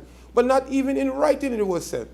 And again, I refer to the fact that all other 6 ministers... Remember the usage of... I understand. I clearly understand, Madam Chair. But at this moment, I would like my question to be answered. I don't know if it can be sent in writing, but I don't think so because it's public meeting at this time. I would like my question to be answered. And I'll await here at this interruption podium to see what the response is. Prime Minister, do you have anything to add to your answer given to the first time the MP posed the question?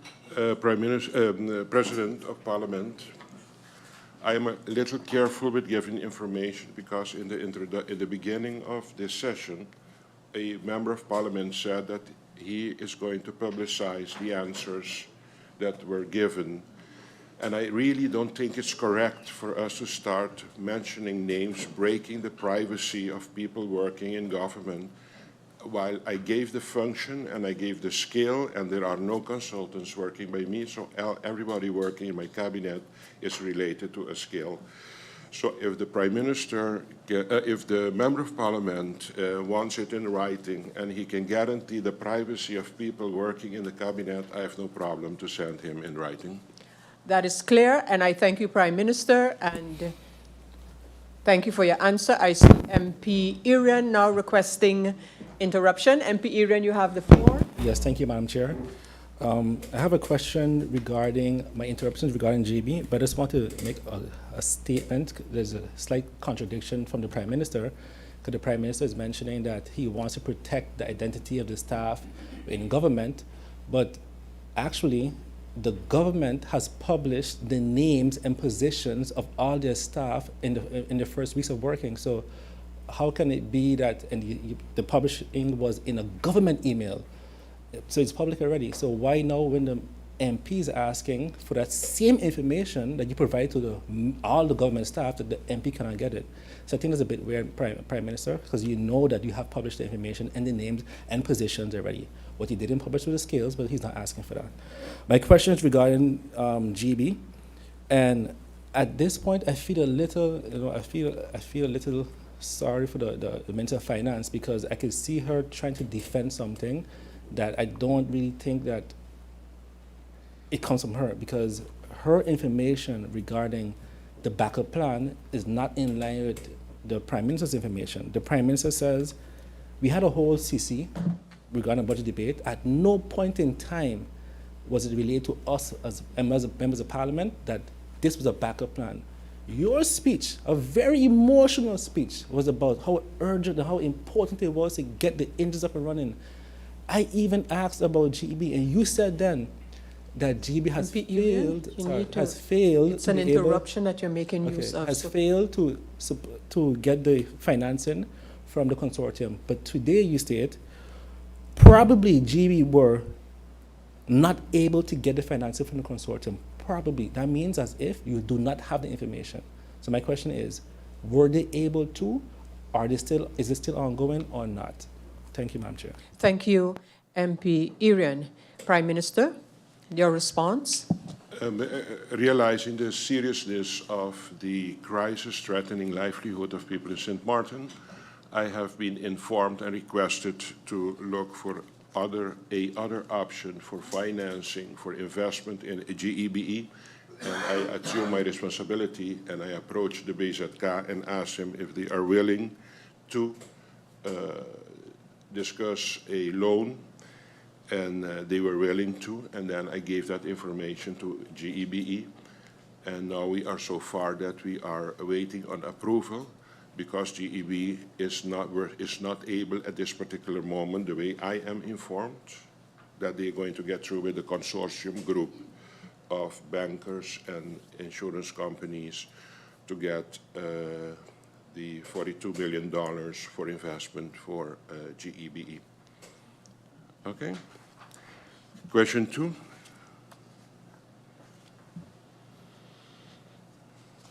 I had it about this, yes, okay. Statement, okay. What is the company used for the 10 megawatt generators?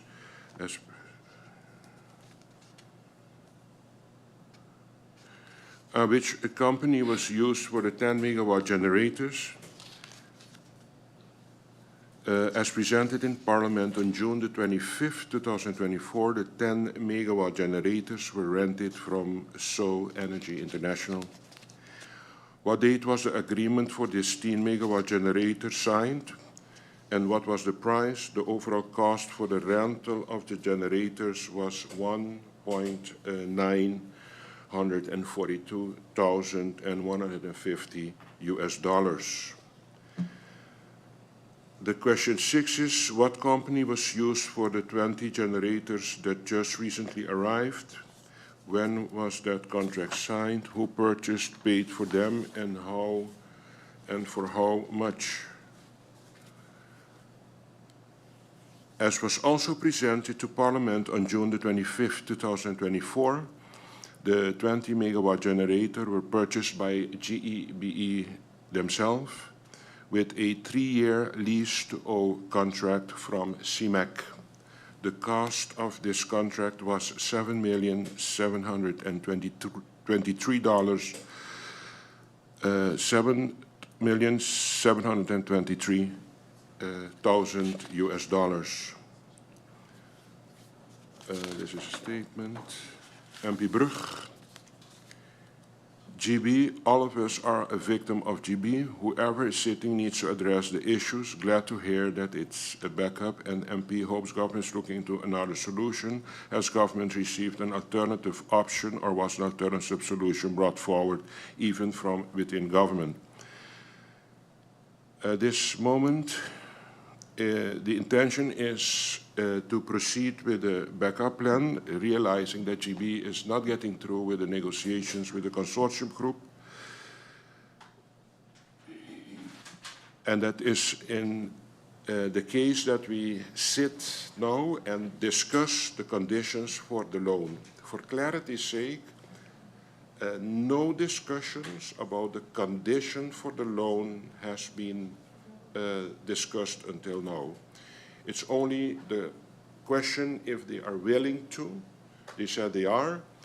Seeing the urgency and the threat from the national crisis, the State Secretary asked me to, in the meantime, accommodate it in the CapEx, and he will accommodate it in his budget. The fact that it's in the CapEx doesn't mean that we have to make use of it, because we have to get to an agreement first for the loan conditions for this $42 million US. MP La Cruz, why are we purchasing generators with LNG if there is no plan to run these generators on LNG? The generators that are being manufactured now have the option automatically that you can run them also on LNG. It is not that you can order it separately. As I understood, these generators are also possible to be run on LNG. MP Roseburg, looking at relief for the people of St. Martin, electricity is our basic right, but people cannot enjoy it. Some kind of relief then needs to be provided. Government is in agreement with this relief, of course, that we realize is necessary. However, government considers that it should be a sustainable proposal and not something for the short term, which in the long term can have a negative effect on GEBE. So you have to realize whatever decision you take with a GEBE that is actually confronting its challenges, you have to be careful what the financial impact will be if a decision is taken. As for example, in the past, we took away 43 million from GEBE because we had to accommodate something else. And now we are paying the price that we did not invest on time and accordingly for GBE, getting ourselves in more problems. So we have to be careful with decisions that we take because we have to really consider the sustainability financially also from GEBE. Furthermore, the proposal from MP Roseberg was sent to GB for their input, of course. I have received some input, but this still needs to be discussed. Therefore, I will provide a response to the letter from MP Roseberg in the coming weeks. I also would like to remind Parliament of the meeting that will be held with stakeholders involved in the fuel clause, so we can have a discussion on the components in the fuel clause and see if we can mitigate those components in a way that it can have a positive effect for the consumer. MP Duran, housing project being cancelled. Prime Minister said cancelled in April 2024. And Minister Vromi mentioned April 2023. Need some clarity for government when the project was cancelled. Was it April 2023 or April 2024? Can Parliament be provided with documentation that the project was cancelled? If it was cancelled or not, let Parliament know what can be done to see the project come to fruition. I can refer the Minister to my answer as mentioned in the report of the Central Committee meeting on page 56, where I refer to an internal document of a steering committee meeting held on April 2024. My answer to that question was that the decision was taken in April 2024. As I review the report, I notice on page 53 that the Minister of Romi also mentioned April 2024. So we can conclude that the decision was made in April 2024. Madam President, these are the answers to the questions for the Minister of General Affairs.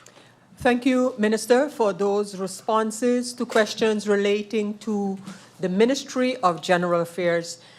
The members of Parliament now have the opportunity to ask any clarification question. I see MP Irian requesting such. MP Irian, you have the floor. Madam Chair, thank you. Madam President, thank you. I asked a question during the interruption, and I realized that the Prime Minister just dodged the question or refused to answer the question, so I asked the question again during the clarification, because the Prime Minister mentioned that when he was here in the CC, through you, Madam President, that GB failed to secure financing through the consortium. That's what he mentioned in the CC. Today, verbatim, the Prime Minister says, probably GB realized that they were not able to get the financing. Probably. That's not an answer. It's in direct contradiction to what he said a week or 2 weeks ago, Madam Chair. So what is it? Did GB fail to get the financing through consortium? And then you said, after that, Madam President, through you, the Prime Minister mentioned the way he is informed that they were not able to. So my question would then be, is the Prime Minister only communicating with GB, or is the rest of the Council of Ministers also getting this information? Because the Prime Minister mentions the way he is informed. So how exactly are you informed, Prime Minister, through you, Madam President? How are you informed? Is it through the board? Has the board told you that we have not been able to successfully get financing to the consortium, so please continue with your plans? That would then also mean that we're not at plan B. That means we're at, because then there's no plan A. If that's the case, because when the meeting started today, the Minister of Finance said, and it was repeated by MP Heliger Martin, I think MP Heliger Martin even did an interruption and said that this is a plan B. That's a clear contradiction to what you are mentioning through you, Madam President. There is no plan A, that means. Because if you're indicating now that GB is saying we cannot get financing, there's no other plan. That means the only plan there is now is the plan now through the budget. We can't have both. And then again, for clarity, the Prime Minister mentioned arranging the funds. So I'd like to be clear. Did GB get an arranger for the consortium, or was GB acting as the arranger? I want to be clear on that, because the answers were not clear. So did GB find a third party, let me be very clear, arranger, which typically happens in high financing deals, or was GB acting as their own arranger to get the financing?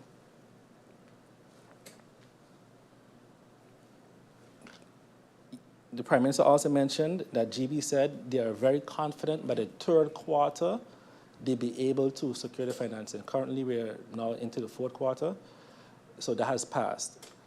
So that means by the end of the third quarter, they would have to come back at some point in time and say, officially, again, through, I'm assuming a shareholders meeting or through the board that, hey, we are not able to get the financing. I also asked in one of my questions that was not answered, did GB board request officially to the government for the government to go and get financing from the Netherlands? You mentioned a backup plan. A backup plan means that if I don't get through. So that means a subsequent meeting, email, letter, discussion had to happen for you to trigger going to the backup plan B, which means that is just one plan we have there. This, what we're approving today, is not a backup plan. It is the plan because GB does not have another option. Thank you, Madam Chair. Thank you, MP Iran. MP Otley, you have the floor.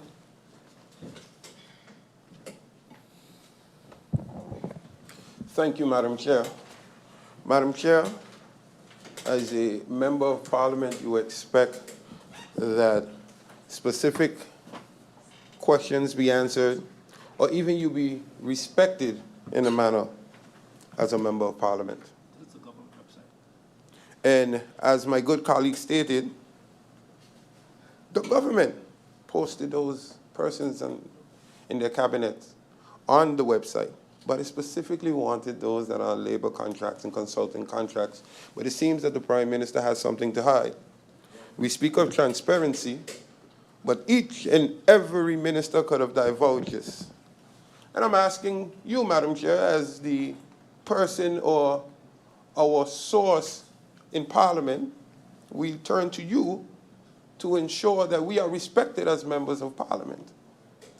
And as I stated, I gave the option to do so in writing, and it was not even respected enough to do so in writing. And now, the Honorable Prime Minister, through you, is saying, I'll send it in writing. I can't even trust that. When we're asked to handle a budget meeting, that is probably going to be over within 24 hours. I also realize when it pertains to the contracts or specifically generators, the Honorable Prime Minister neglected to answer both questions, the date the agreement was signed. I would like to know the date the agreement was signed for the 10 generators, the date. I would like to know the date the agreement was signed for the 20 generators. I would also like to know if there was a shareholder meeting with relation to this, and when, what was the date of such meeting as well. That's what I asked, the date. If I listen, as my colleague said, to the Prime Minister, and that's what I said it today, Madam Chair, to the Honorable Minister of Finance, it don't add up. Again, it was said this is the only hope. This is the only hope that we have. And now, when we speak of the people bearing the cost, and it said that in our brains, this is the only option, and then the Minister of Finance said, no, this is plan B. We still have to see if GEBE can gain their own funding. But we hear it here just now. Again, it's not possible. So this is right now the only option. Your clarification, MP Otley? So my clarification is, one, will I be able to receive my answers? Two, the dates, I would like the dates. And three, I want clarity for myself, because the Honorable Prime Minister was shaking his head, but I want to hear it through the mic. Is this now, the plan B, the only option on the table? Thank you, MP Otley. MP Duran, you have the floor for clarification.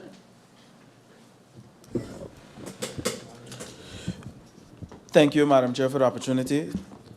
Thank you, Prime Minister, for some of the answers provided thus far. Madam Chair, you know, I find myself repeating things over and over, and I find it quite unfortunate. Hence the reason I referenced the poor quality of the answers that were provided. Because in trying to highlight my inconsistency, the Prime Minister basically put a spotlight on the inconsistency based on the responses that were given. I would like to read the question or the part of the report. The faction knows that there are several housing projects under the initiative of different mixes, but the faction would like to zoom in on the one being handled by the trust fund. I'm going to go to the response given. I want to clarify again that the housing project via the trust fund has been off the table since April 2023. That is a response given by the Ministry of Vromi. The project that had 4 requirements for execution to access the 20 million, none of which were achieved during the 2021-2024 period. I am in discussion now to find a way to have the funding come back to St. Martin. Madam Chair, that is a simple misrepresentation of the truth, and I don't want to use a different word. It's blatant. It's clear what it is. For the simple fact that the MOU was signed with the Housing Foundation in order to sign the new performance agreement. All these steps were taken. The land was allocated. Every step was done. One of the last things that needed to be accomplished was going to the notary to sign over the land. We had the issue with the policy where the Housing Foundation would be exempted from this policy, and that was one of the hold-ups. So to tell me that nothing was accomplished during that time, then maybe I had a dream and we were in Washington. Maybe it never happened. And to say that it was off the table since 2023 is just not true. So through you, Madam Chair, I go on to page 53. So what I mentioned just now was page 46 based on the responses. Page 53. The World Bank, 53, sorry. The World Bank informed the steering committee on a meeting on April 10, 2024 of the decision to cancel the project. What is it? 2023 April or 2024? Madam Chair, this is not me making up things. These are answers provided by the government. So through you, once again, I will humbly like to ask to get a document. When I'm being told that the document that has the information of the cancellation is private or internal document of the NRPB, then I would ask myself, who are we here sitting down as 15 members of parliament? I just want a clear-cut, black and white, where it was stated that this project has been off the table. Thank you, Madam Chair, and I look forward to a clear-cut answer with documentation to substantiate the arguments of the government. Appreciate the opportunity. Thank you, MP Duran. And I don't see any further clarification requests except for the one by MP York. MP York, you have the floor. Thank you, Madam Chair. Once again, good afternoon, Minister and his support staff in the Tribune. Minister, you know, there's something that at this point I'm becoming a bit concerned of because I think after hearing all the ministers, I can safely say you're the only one that still does it. I would like to remind the minister that we're not in campaign mode anymore.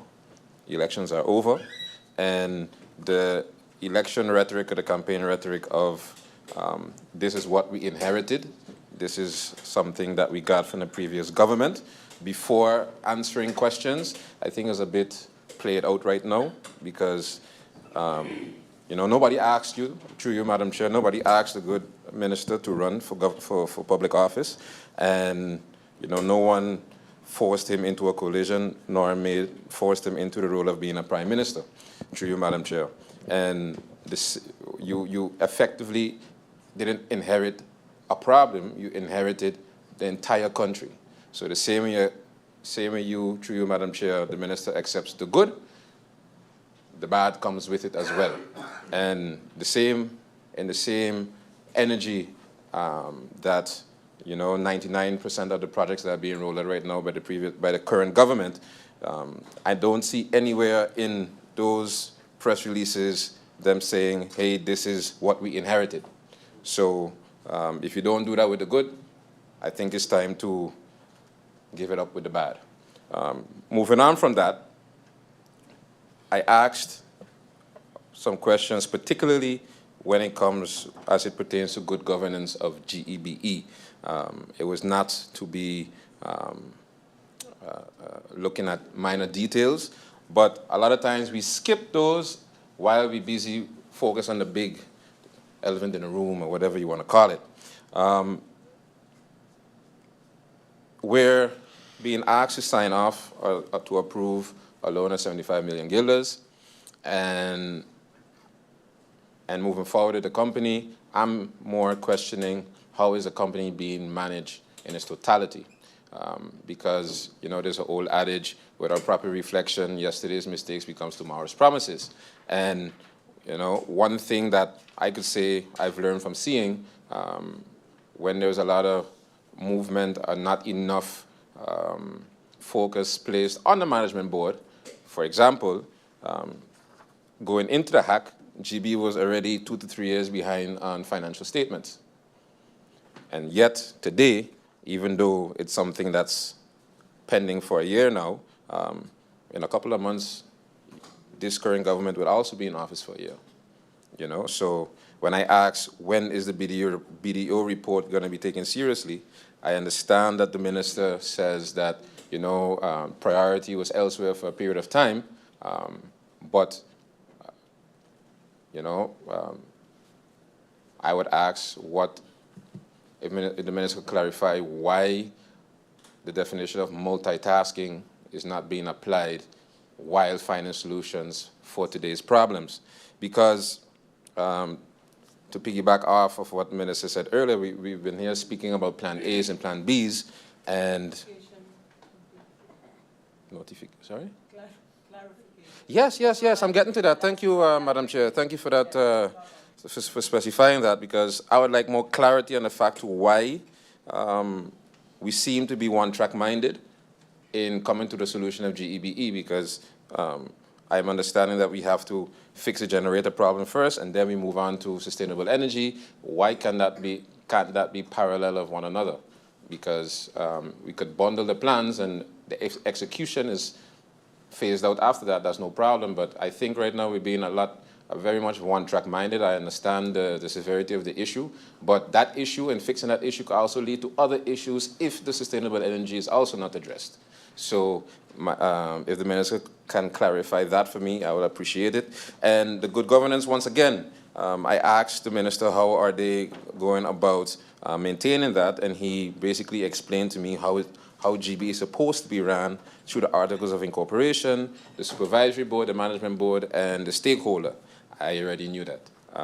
I asked the good Prime Minister, in the current state that GB finds itself in, what are the steps being taken to address it where good governance are concerned? And this is something that the previous MP Jacobs, inquired on. Again, I asked the Prime Minister, through you, Madam Chair, when will that letter be answered, because it has yet to be answered. Again, the good MP Jacobs is not here anymore, but her faction is very much still active.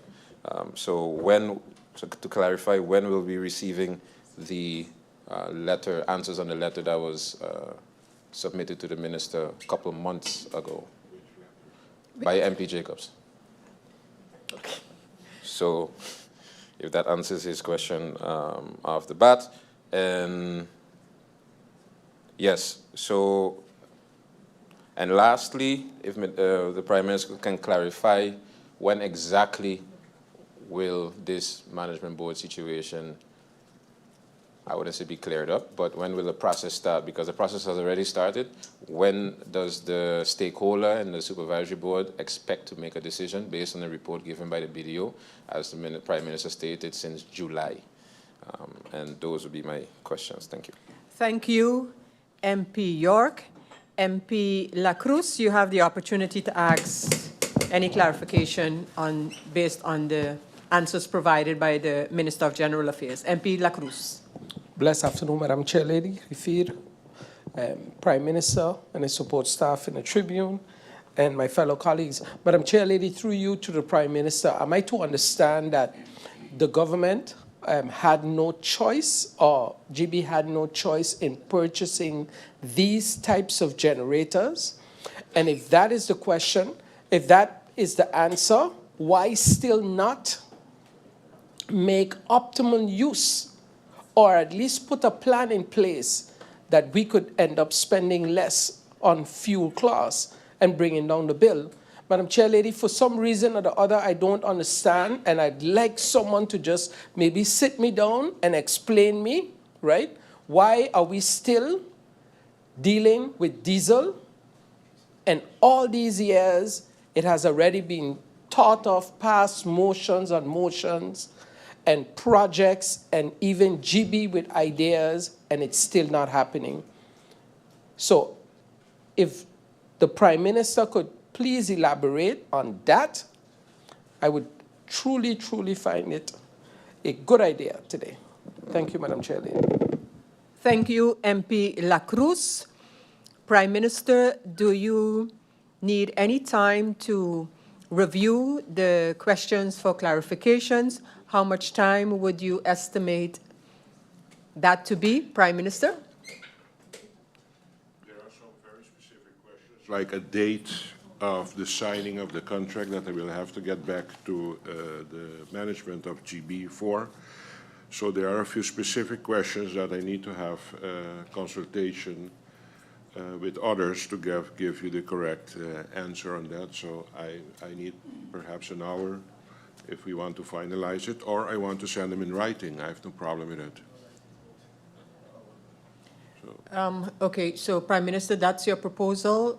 You would be able to answer I them hope, within yes. approximately an hour, or you can send the answers in writing. Yes, that from MP Otley I will send in writing as we agreed upon. And the dates for the purchasing of the generators, I will have to, I hope I get the management on the line now for me to know the dates.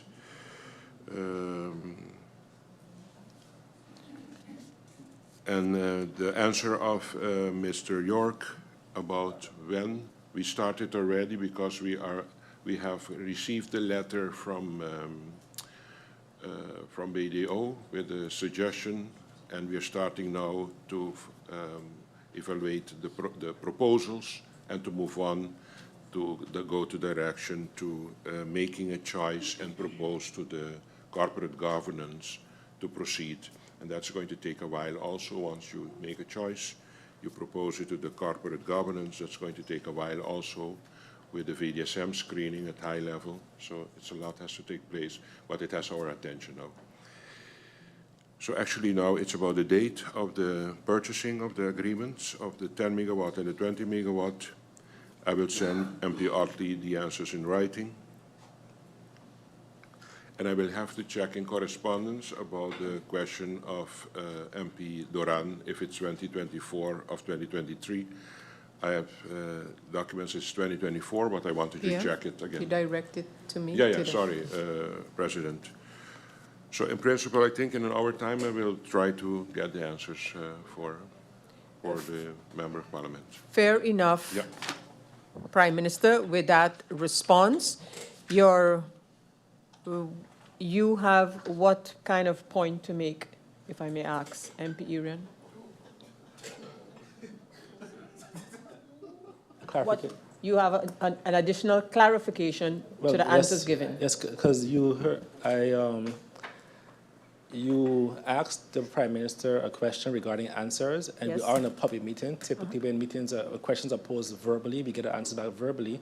But I'm hearing there's an option now to send questions and answers in writing. So I want to confirm that. Is questions still going to be sent in writing in the OVA, or is it going to be answered verbally?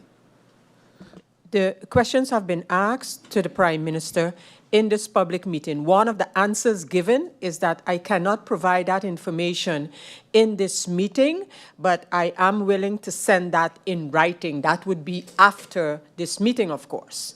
So that's what the Prime Minister is saying and is suggesting.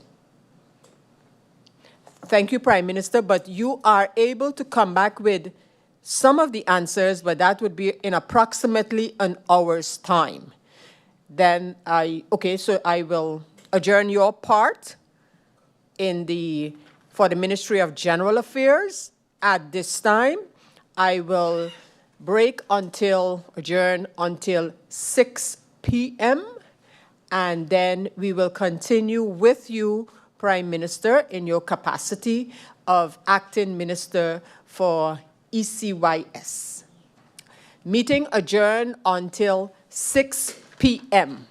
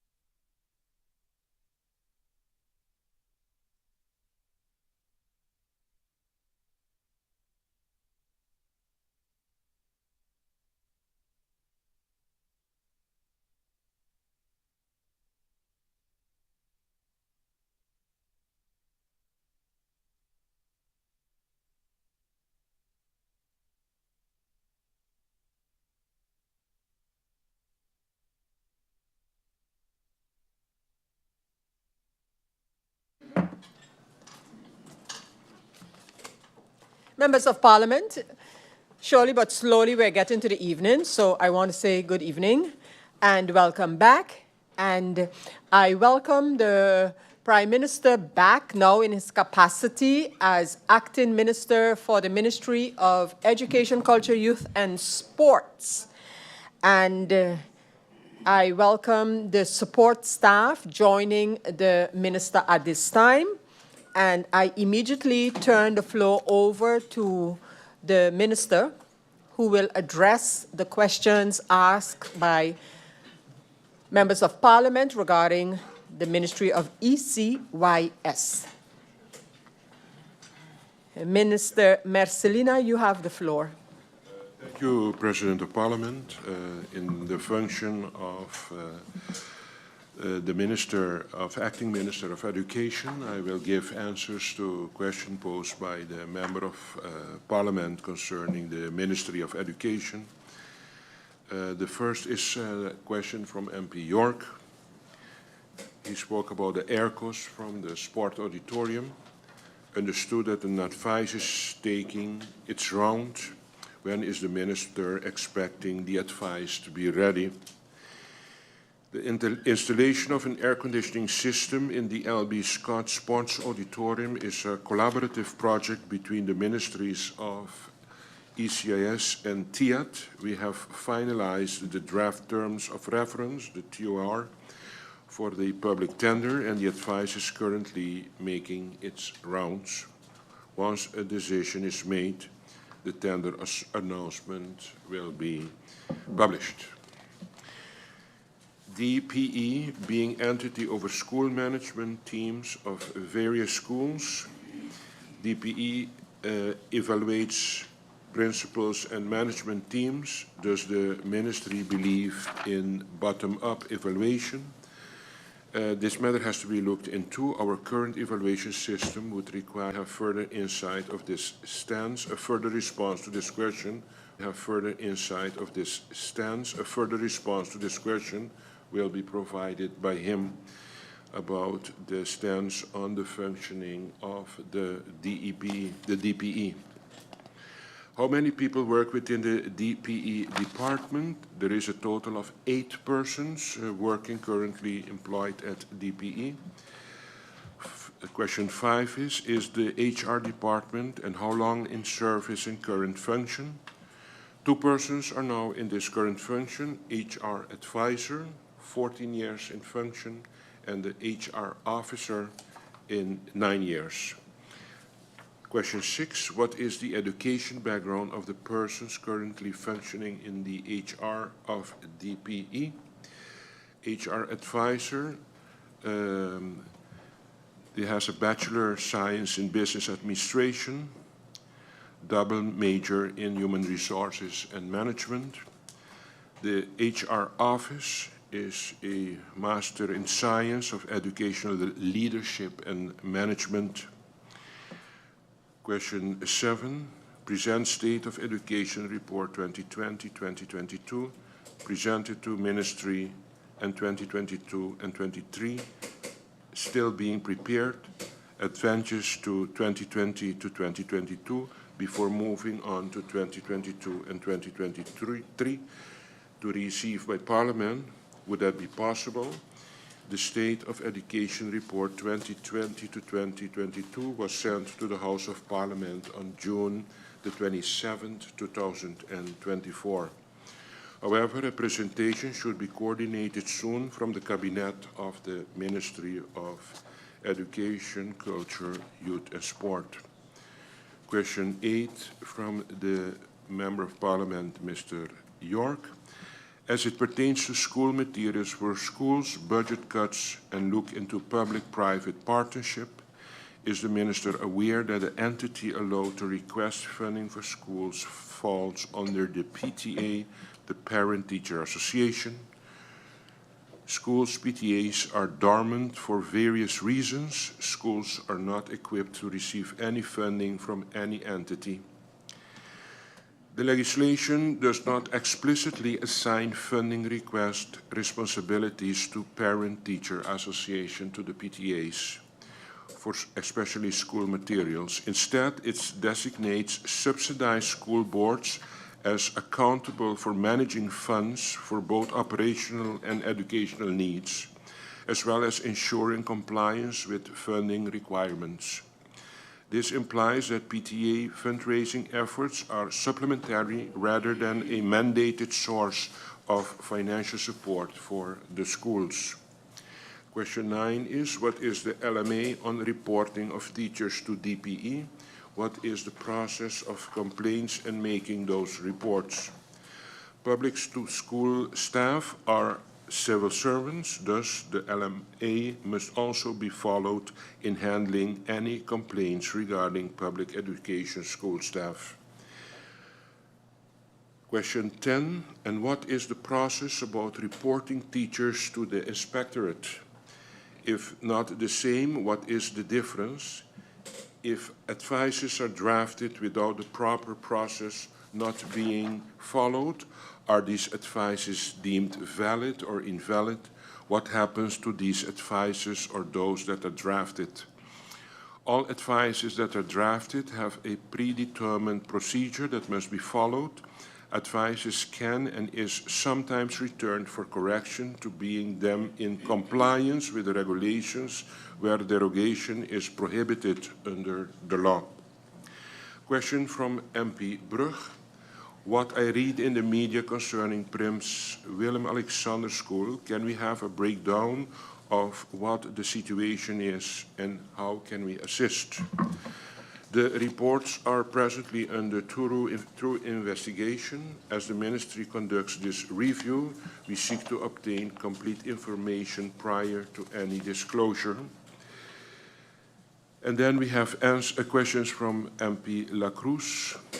Actually, there are statements that he has made concerning the Prince Willem-Alexander School and also the PSV. He made a statement into St. Martin's Academy Business Center, the first to do the TKL in English, asking to pay attention to it. That's it. I have taken note of this comment, and the Ministry of Education, Culture, Youth and Sport is looking into the developments, of course, of this St. Martin Academy Vocational Business Academy. These are actually the questions that I have been presented with in the function as Acting Minister of Education. I hope that I could give the answers that were expected. Thank you very much. Thank you, Minister Mercelina, acting on behalf of the Ministry of ECYS. Members of Parliament, are there any clarification questions regarding what has been stated by the Minister? That appears not. Yes. Yes, that appears to be the case, and I give the floor to MP York. MP York for clarifications. Thank you, Madam Chair. Good afternoon to the support staff of the Minister. Good evening. Minister, I have just one clarification question as it pertains to the PTA subject. So basically for public schools, which entity then is allowed to externally request funding for the schools? So externally, not to government. I'm talking to businesses, private entities, whatever. Which entity of the school, for example, public schools, I heard you reference through you, Madam Chair, subsidized schools a while ago. So for the public schools, which entity is then tasked or allowed to request funding from third parties outside of government? Thank you. Thank you, MP York. And I see no other requests for clarifications. Minister Mercelina, are you able to respond to MP York immediately? You need a minute or two? Yeah, I would like to have 5 minutes just to come back to 5 minutes. to give Okay, answer so to this question. I will adjourn until 6:15. Meeting adjourned.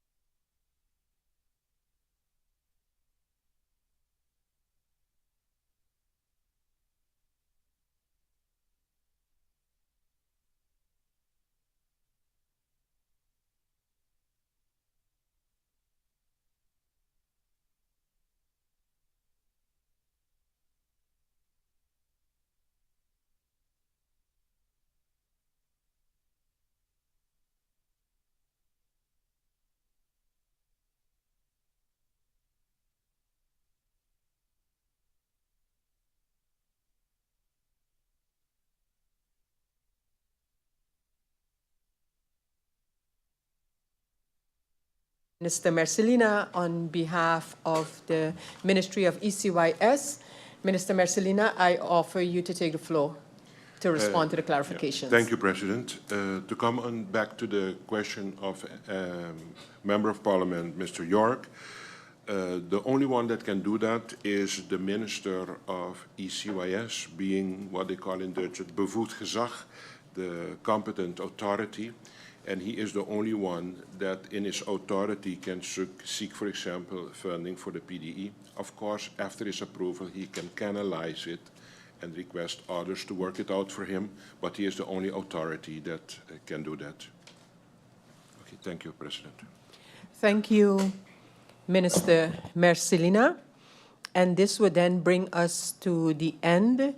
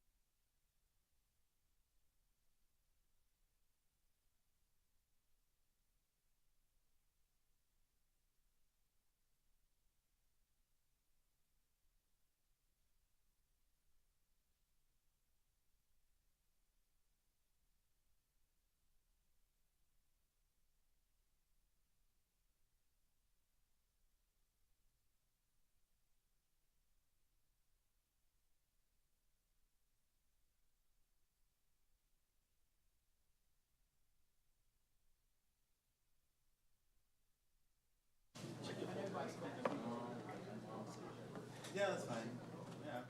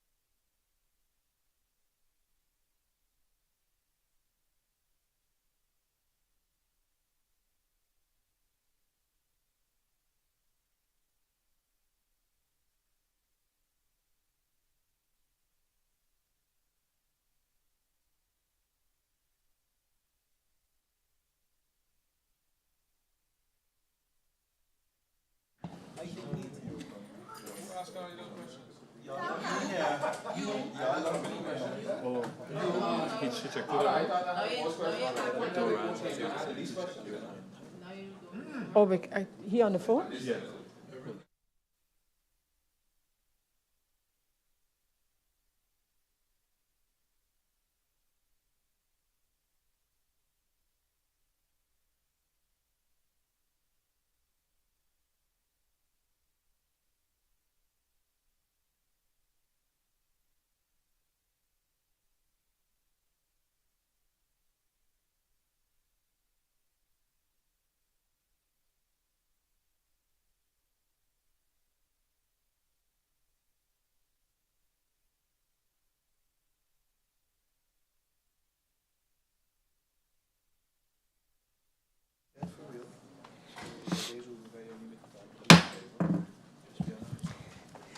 Members of Parliament, ladies and gentlemen, good evening. Welcome back to the continuation of this public meeting of Parliament discussing the draft amended budget 2024, where in the last round of, or we are at the last ministry answering in the first round. And that ministry is the Ministry of Vromi. So with that, I welcome the Minister of Vromi, Mr. Gums, and his support staff to respond to the questions by members of Parliament regarding the Ministry of Vromi. Minister Patrice Gums, you have the floor. Good evening. Thank you, Madam Chair. Those listening in the Tribune, members of Parliament, those online, those of us. Let me just begin this evening again by expressing my condolences to the York family, many of whom many of us in here know from government or from our personal interactions. On behalf of the ministry, again to the family and also the members of Parliament who are members of the York family, my deepest, sincerest condolences.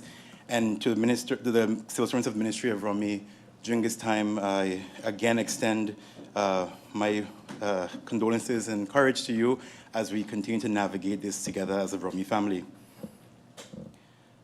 Madam Chair, through you, I'd like to dive right into the questions, starting first with the question from the Member of Parliament, Archwell M.R. Arian. The 1.2 million, there was an intent in the past, and the current government issued the land based on that intent to generate this 1.2 million.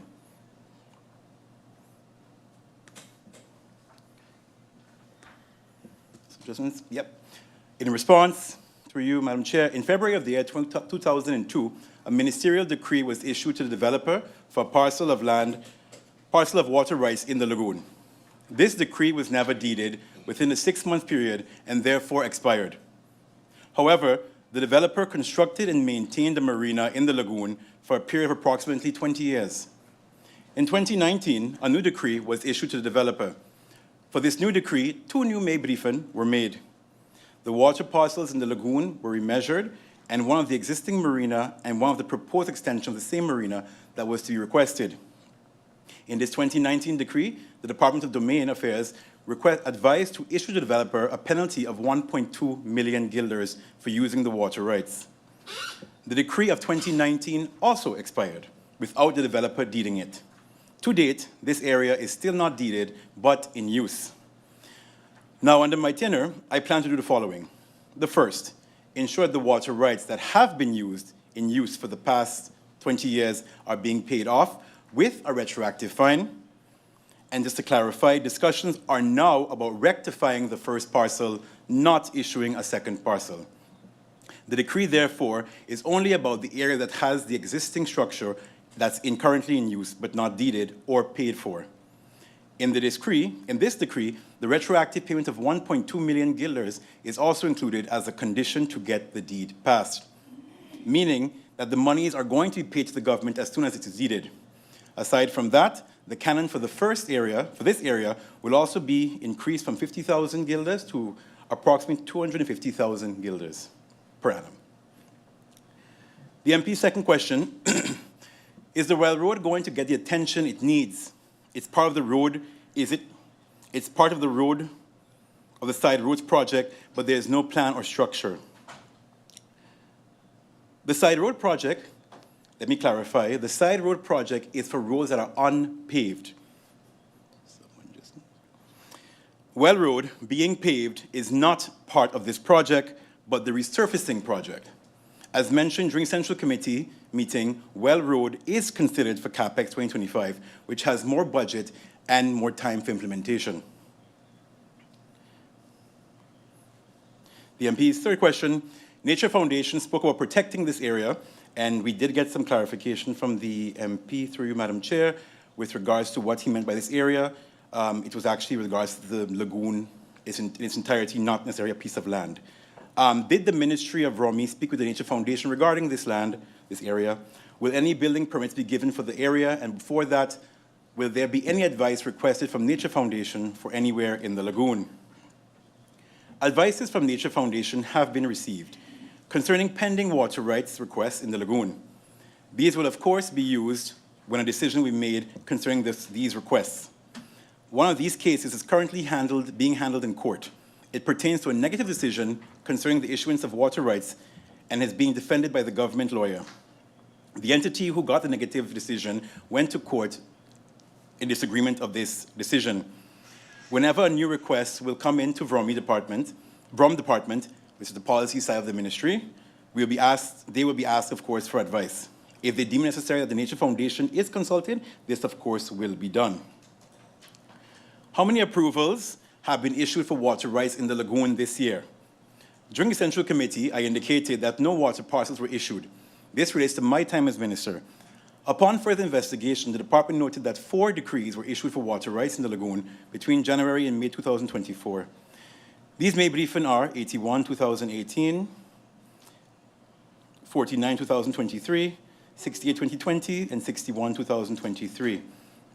For the 4 water parcels, and as far as the department could determine, the Nature Foundation was not consulted. Moving on to the questions of MP Darrell T.J. York. How much does the Mullet Pond contribute annually to the economy of St. Martin in terms of goods and services, based on the World Resources Institute models for economic evaluations of ecosystems? Give me a second as I adjust these lines. There we go. In 2012, the Nature Foundation conducted a baseline survey on the ecology and economy of Mullet Pond. Report, of course, can be requested from the Nature Foundation. Based on the United Nations Environmental Program, UNEP, World Conservation Monitoring Center 2006 document, in frontlines, shoreline protection, and other ecosystems services from mangroves, the value of the 880 square meters of mangrove habitat, which represents the Mullet Pond ecosystem, is equal to $792,000 per year towards the economy of St. Martin in its intact form. This does not, of course, include or take into consideration the high biological value that the area represents as well. Seeing a sale of Mullet Bay, is the government now prepared to protect the environmental area of Mullet Bay? The area is part of the draft zoning plan, lowlands, so yes, if this zoning plan is finalized, the area can be preserved, protected through national ordinance approved by Parliament, of course. However, this depends on our available budget and capacity to do so. Very important to note as well, this is something that we are also having discussions with regarding how we plan to look at the zoning of Mullet Bay in particular. And indeed, through you, Madam Chair, Mullet Pond has been identified as an area we want to actually move towards protecting. So it does fall in line with the question of the MP.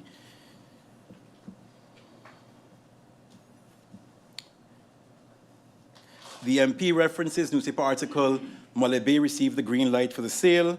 What is now the plan to acquire it, seeing it a matching rights clause was placed in the ENYA addendum. MP does not think the island is in a financial state to be a real player in a bid to match anything.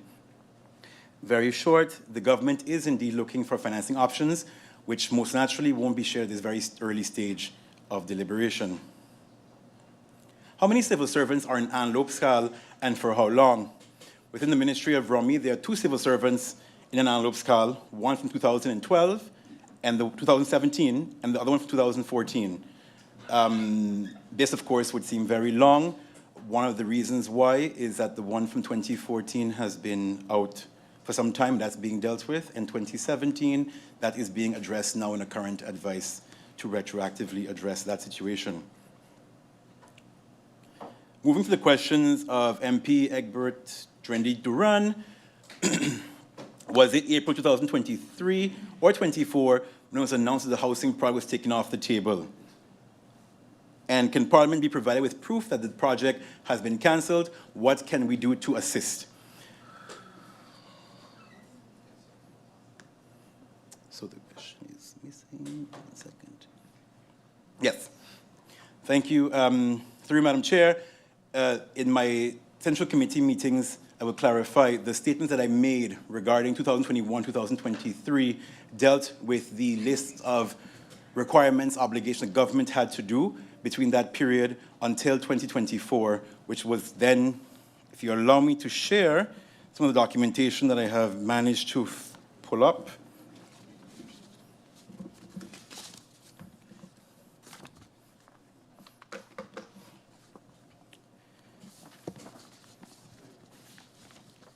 And we start. The World Bank to the Honorable Egbert Duran, Minister of Romy at this time, dated October 18th, 2023. And I take note of the following. Following the pre-appraisal mission conducted from September 18th to 22nd, we'd like to raise several important points for your attention and necessary action. These points are crucial to ensure timely project projection implementation. As I've stated, both in the media and I think during all 3 of our gatherings of Central Committee, these areas were the following. Transferring the land parcel 095-2011 to the St. Martin Housing Development Foundation. 2, approving the revised performance agreement. 3, confirming the Romy focal point for housing to work with a senior policy expert. And 4, creating an interministerial committee for housing. This is October 2023. Moving forward to March 25th, 2024. A letter to the Office of the Prime Minister from the NRPB, CCing the Secretary of the Council of Ministers, so all ministers who would have gotten this, as well as Steering Committee Rep for St. Martin, Ronald Hallman. Now, important to note is that in October of the previous year, the conditions were already laid out that these had to happen. There was crucial missing points for this project to happen. Fast forward to March, the tone of the letter has changed, and I read, "The Steering Committee will focus on whether all projects can be completed by June 30, 2028. Based on the latest available information, the expectation is the World Bank will not support an extension of the trust fund and will question whether the housing project and the wastewater project can realistically be completed before the trust fund's closing." I go on to another paragraph, Madam Chair, through you. The NRPB recommends that the St. Martin, through its steering committee representative, initiate bilateral discussions with the Netherlands on an alternative mechanism for the completion of the housing and wastewater project. I repeat, an alternative mechanism. And other projects that may not realistically be completed before the current trust fund closing date. This is March 25th, 2024.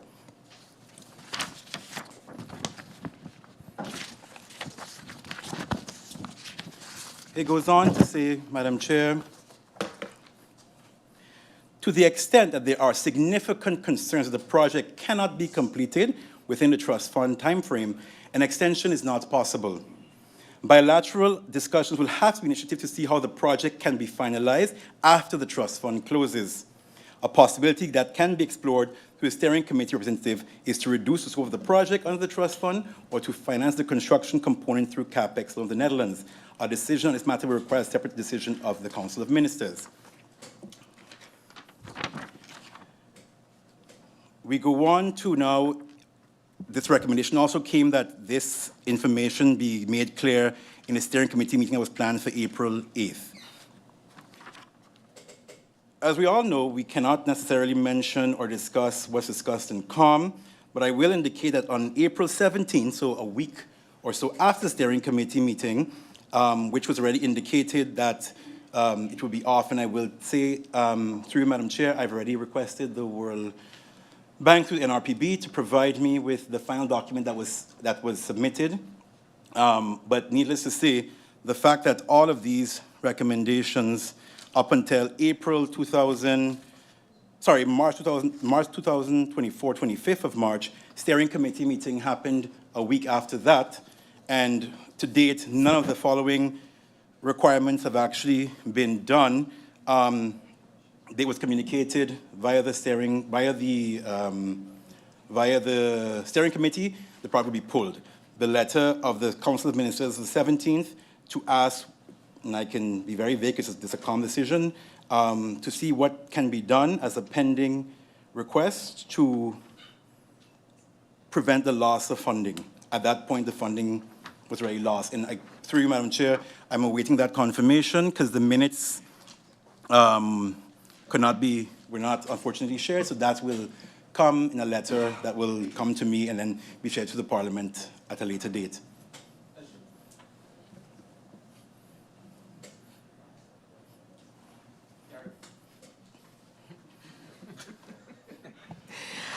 Minister Patrice Gums, with your indulgence, I would allow MP Duran to make an interruption. MP Duran. Thank you, Madam Chair Lady. Good evening to the Honorable Minister, support staff, my colleagues, and everyone that is tuned in. Madam Chair, I heard the Minister go through some correspondence. All I've been asking for is for some evidence to justify the cancellation of the project. Now, the Minister is saying that the tone in the letter changed. I'm only hearing the tone of the Minister change in reading the letter. So please, with all that being said, it's nice to read all the correspondences. I would like to receive a letter that states that the housing project is off the table, because we went from 2023 to 2024 and I still haven't heard it. Please clarify. And again, I want to reiterate, for me, it's about the facts now, because you're basically making it look like we misrepresented the truth. And I just want clarity, and I also want to move forward so that we can get this project going. Thank you for the opportunity, and I look forward to the answer, Madam Chair. Thank you, MP Duran. Minister Gums, Yes, can thank- you react to the question, comment by MP Duran at this time? Yep, thank you, Madam Chair. Just again to clarify, it was not my tone, but if you read the letter, which the good MP would have, it speaks about pre-approval, pre-appraisal, several things still pending after the timeline of negotiations that has to be done. Nothing is mentioned of risks in the October letter. The word risks and the tone being changed is not my tone, it's what's in the letter. It speaks over several times and it's highlighted here, and it's a document that's not made by me, it's in by Div, questioning the possibility of this project even happening anymore. Then I ended by saying that the World Bank will be supplying me with that letter, confirming very shortly, hopefully before the second round is finalized tomorrow, that the project was off the table from April. So with all of this documentation that builds from the October to March to then April, the letter will then confirm what has been said now, I think, for several months, and hopefully it can be laid to rest, that this housing project was off the table as of April, not any other time or later time than that. Because, and if I can, through you, Madam Chair, I would, if the MP is querying if it's really been lost under me, I would invite him to actually propose to me where any of the 4 requirements for the housing project were achieved before April 2024. They have not been achieved. MP Duran, do I see you wanting to make a second interruption? I want to expound on the first interruption because I still didn't receive an answer, Madam Chair. Madam Chair, the minister clearly said, I was the minister, so that is the new me, so to speak, right? If I received it, then you should have it. Because my whole argument, I wouldn't spend months discussing something that didn't happen. And it was not an imaginary story. We went to Washington, we had all the plans in place. So if I received it back then you should have it in your possession, and please provide it. I've been asking for several weeks now from the first Central Committee. Thank you, Madam Chair. Thank you, MP Duran, for that interruption, and I now give the floor back to the Minister. Minister? Thank you. On that request, we'll await the letter to end the discussion regarding this housing project. All right. The MP had another point, Maho, that it was issued and reissued based on a policy that I signed in January 2024. The policy that I signed to extend any decrees that were in the process of expiring was simply to allow the ministry time to complete the land issuance policy. And of course, the second question was then, did the people of St. Martin benefit? Allow me to clarify through you, Madam Chair, never said the MP signed a policy. I stated he signed a ministerial decree that extended the term for passing at the notary for all previous MBAs regarding long lease. The reissuance of the long lease in Maho needed to be done and could unfortunately only have been reissued to the same and current owner of the long lease property.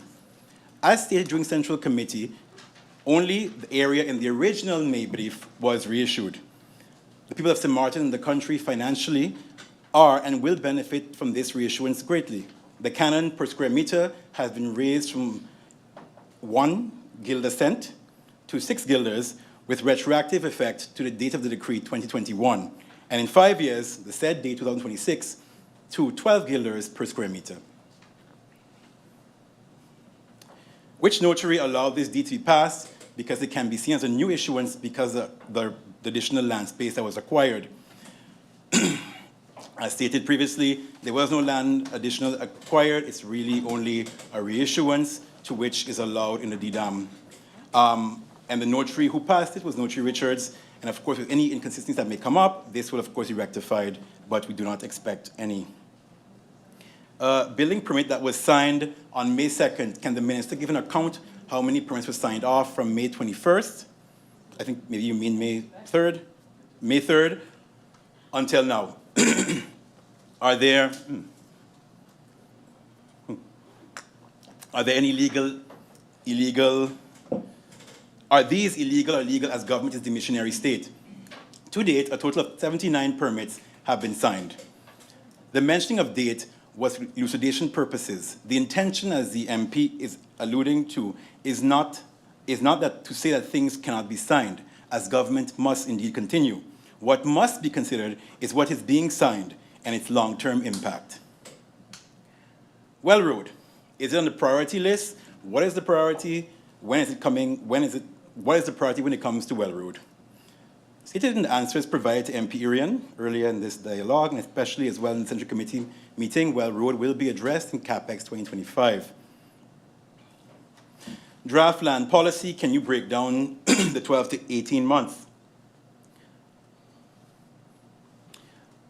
A detailed plan of action, and let me begin by correcting actually 6 to 18 months, and why that change happened is because certain things can actually, upon further reflection, be achieved faster than 12 months. So, a detailed plan of action with defined objectives, timelines, and budgets within the proposed time frame will first be created between VROMI and the to-be-hired project manager to develop this policy. The main activities include engaging stakeholders such as government, agencies, communities, businesses, and environmental organizations through consultations and workshops to gather insights. Research will be conducted on land allocation practices, legal frameworks, and best practices from small island nations. Additionally, data on land, local land ownership, usage, and market values will be analyzed to inform policy creation. A DDAM compliant policy will be drafted. Important to note through you, Madam Chair, the policy that the MP speaks of that was being drafted by his person and under his mandate, not his person, under his mandate, did not consider DDAM, and that was information that I received from the policy department. A DDAM compliant policy will be drafted along with an implementation plan, monitoring steps, and periodic reviews. Training will also be provided to VROMI staff for effective enforcement and compliance. As said before, the timeline to draft, finalize, and implement a policy is approximately 6 to 18 months, depending if the existing national legislation needs to be adjusted or renewed. As you know, the adjustment of a national ordinance takes time and careful and precise work. We strive to do this as much as possible, utmost priority. I'd like to also preface this, and I'd like to thank so many of the MPs for referencing PFP today for their free marketing. But really, I'd like to recall this whole issue of DDAM and a long land policy, you will recall, formed part of the motion that PFP brought against the former Minister of ROMI, where we stated the need, that was about 3 years ago, the need 3 years ago for a land policy before we even got into the DDAM discussion. So it's interesting to me to now see that the rhetoric is this minister is not issuing land. This minister forms part of a party who 3 years ago said, get a policy in place. No one responded, and now we're at a place where 3 years later, this could have already been in place had we listened to PFP 3 years ago. Next question. What is the priority of the Longwall Road in comparison to the Arch Road? Please make the Arch Road the next priority. The Arch Road project, of the resourcing project, from ATLH Road to Guadalupe Drive Road, has temporarily been put on hold due to excessive waterfall runoff, similar to what was done at Yanshu Raskin Boulevard. You recall there was a couple of days where that road work had stopped because one of the sort of enterprises on that area, we realized for years has had running water going to Point Blanche. It was under this discussion, we decided, no, let's get this problem solved. I am not going to pave a road to have water swell up and destroy it again. Thus, this exact same thing is being applied to ATLH Road, which is, let's be clear, on the priority list. But as we know, the same intersection near Abu Ghazi Shawarma, mentioned by the MP this morning, is indeed where the problem is. That has to be fixed before we go and pave the road. As such, the decision was taken to move to Longwall Road, which is also one of the listed roads. And then once that is addressed, we will actually move back to Arch Road, which was already communicated that Arch Road was going to always be on our priority list. Moving to the questions of MP Francesco La Cruz. Garbage collection in St. Peter's. Still a problem and appears to be getting worse. What is happening? The garbage collection challenges in St. Peter's area are currently heightened due to several factors. Following recent yard cleanups, there's a noticeable increase in debris and large household items placed next to garbage bins. This surge in waste is overwhelming the available hauling resources, as there's a shortage of trucks to handle the excessive volume. Although the garbage collectors are required to service the area 3 times a week, residents often need more frequent collection due to significant waste buildup. While the metal bins are serviced daily under existing contracts, residents frequently wait until bins are empty to dispose of large bulks of waste. This practice can create the appearance that bins are not regularly serviced. And I can tell you, I live in Mary's Fancy. Today there was a mattress and a fridge. Down street this afternoon, for 2 days, there is a standing fridge. And this is all within the time when people overnight. So things are being cleaned, just the capacity doesn't match the reality of where we're at. Additionally, the recent rainfall has led residents to cut down entire trees and place them curbside, further increasing the volume of bulk waste. Collectors are only obligated to pick up 2 cubic meters of bulk waste per household per week. So these larger than usual amounts are impacting and contributing more to solid waste issue. Vrommie's Department of Instruction Management is actively monitoring the situation and maintains regular consultation with the hauler to address the ongoing challenges. And I think that brings us to the end of my questions, Madam Chair, and I yield the floor back to you. Thank you, Minister Patrice Gums, for providing answers to the questions regarding the Ministry of Vrommie. I don't see any request for clarification. Yes, I do. In fact, I see MP Irian requesting such. And MP Irian, you have the floor.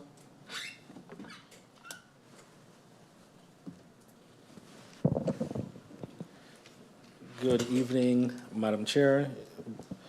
Thank you for the questions and answers posed by the Minister of Vrommie. Minister, you mentioned that, back to Well Road, in your answers previously, that Well Road is not part of the main road of St. Martin. And this answer today, you mentioned that Well Road is part of the resurfacing program, which is typically the main roads. So which one is it? Because in your answer, you state here, the MP would know is not designated as a main road in St. Martin. That's your answer. I didn't write an answer. That's your answer. Tonight, you again say, Well Road is not part of the side road project, it's already paved, it's part of the resurfacing project. So which one is it? Is it the main road, as you consider it, or not? Because resurfacing is typically under the main roads, as you stated. And I would also like the minister to clarify or get the answers from the ministry, because Well Road was part of extra works that went under the CAPEX. So you could ask Mr. Ruwan or any one of them, I believe, that it was there. Because now you're stating that Well Road will be part of the CAPEX 2025, which is not guaranteed, because we don't know budget 2025 still has to come, it still has to be approved, and it still has to be then approved by CFT and so forth. So there's no guarantee. What you're stating now is you're not bringing any hope, right, to the community of Kobe, in particular the ones who are going over Well Road every day, which I would consider right now one of the worst roads in St. Martin is frequently used. So it's 2 things. Either we're going to get the information and see that it was there, it was under made work, was part of the CAPEX, yes.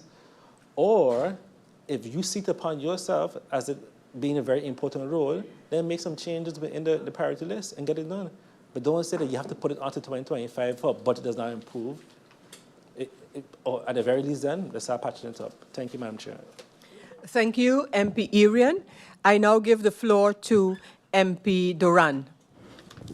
Thank you, Madam Chair. I would just like to highlight some inconsistencies that I heard during the deliberation just now when the minister was giving his responses.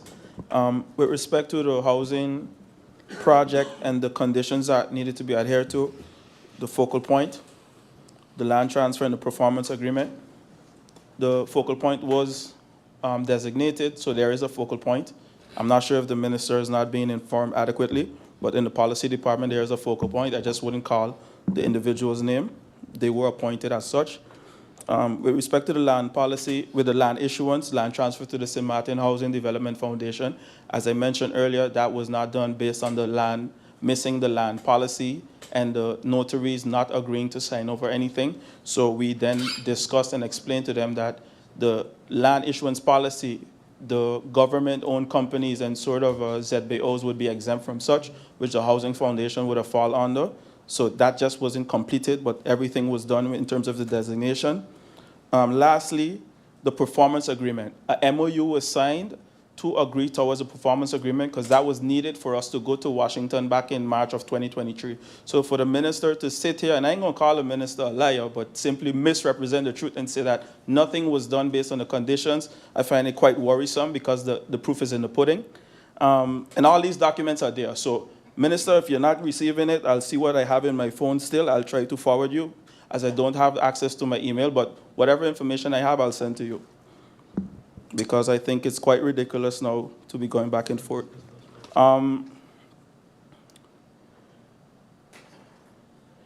Lastly, Madam Chair, well, one before the last actually, the minister mentioned that it would take 6 to 18 months to hire a project manager to have the policy done.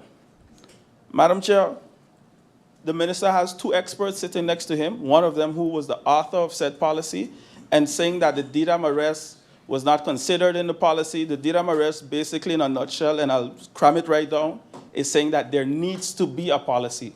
The DRAM arrest does not dictate the way and the manner in which we put our policy. Of course, that is an example based on the court verdict, but I just want to let the minister know 6 to 18 months is quite worrisome to me, and you have all the expertise basically next to you. I would say 50% then. And lastly, Madam Chair, through you, I would hate to have to go through all the names of the roads, but Minister, I'll save you some time. Through you, Madam Chair, I'll send you the list of the roads, and Well Road is on the list of the roads. Well Road and St. James Road were one of the last roads to be added based on the fact of the complexity, and also there's another project that was tied into the Well Road as well when it comes to drainage and water runoff. So, Madam Chair, that will be my clarifications for now, and if the minister is not being informed adequately by the ministry or claiming not to be adequately informed, we can always have a dialogue, and I'll share that information. Thank you very much. Thank you, MP Doran. Minister, do you need, after I give the floor to MP York for clarifications, and then I'll ask the minister what time he needs. MP York, you have the floor. Thank you, Madam Chair. Once again, good evening, Minister and support staff. I don't have much questions. When it pertains to the priority list, Minister, through you, Madam Chair, how is that determined? Based on what? Is it a grading list? And if it's a grading list, what exactly are the variables on this list? Member of Parliament York, remember you're asking clarification. It's a clarification based on questions posed and explanations given to Langwall Road, Arch Road, and how the roads are being chosen. So I'm asking to the minister because he stated that initially he wanted to do Arch Road, and then he moved on to Langwall Road. So I would like clarification in how these decisions are made. Yeah, that could pass, Madam President? Yeah, Barely, okay, good. But yes, so that is my main question, and when as it pertains to Well Road, and to piggyback off what my colleague just said, I think saying that is going to fall under CAPEX 2025 is a beetje kort door de bocht. That's basically counting our eggs before they hatch, because CAPEX 25 is not a guarantee nor imminent. I said already, imminent. Well Road is a road, although it's not officially designated as a main road. Anybody that drives on that road during the day knows it has the intensity of one. So even though it's not designated as a main road, it has the intensity of one, and it has the drainage problems that the minister alluded to, and it has a very high density rate when it comes to residents that live there. So I would only assume for those points I just named, that it would actually fall very high on the priority list, especially seeing that there were plans and one or two contracts already signed for Well Road almost a year ago now. So to see that that's being pushed back to the end of the line, actually not even the line, into the next line, I don't really fully understand that train of thought. I understand it's taken a lot, budgetary reasons, it could take up a big chunk of your budget. I think, through you, Madam Chair, I think maybe that's the only reason I could fathom that is being pushed back. But where there's a will, there's a way. And yes, for the examples I just explained, Well Road, I think, is being severely not taken seriously enough. So I would like to hear from the Minister. I'd like to implore the Minister to once again to go over his priority list and to see how Well Road can be moved up or actually enter that list. Thank you. Thank you, MP York. And at this time now, I look to the Minister. Minister, you have a few answers to clarify, and I ask if you could indicate how much time, unless you're prepared and ready to go right into the answers, or there is some time you would like to have, then I would like to know what time. Thank you, Madam Chair. We believe about 5 minutes should suffice. Okay, I will adjourn this meeting until 10 minutes past 8. So 8 o'clock and 10 minutes, 10 minutes past 8. The meeting will be adjourned.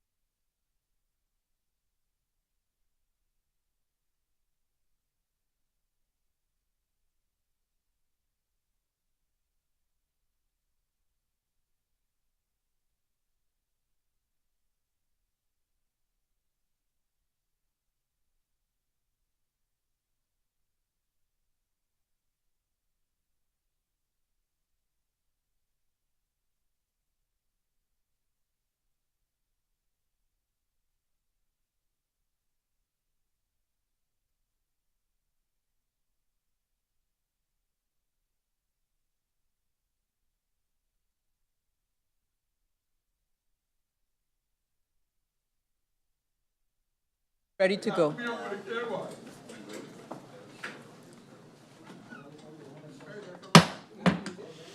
Members of Parliament, ladies and gentlemen, welcome back to this meeting, a public meeting of Parliament regarding the draft amended budget 2024.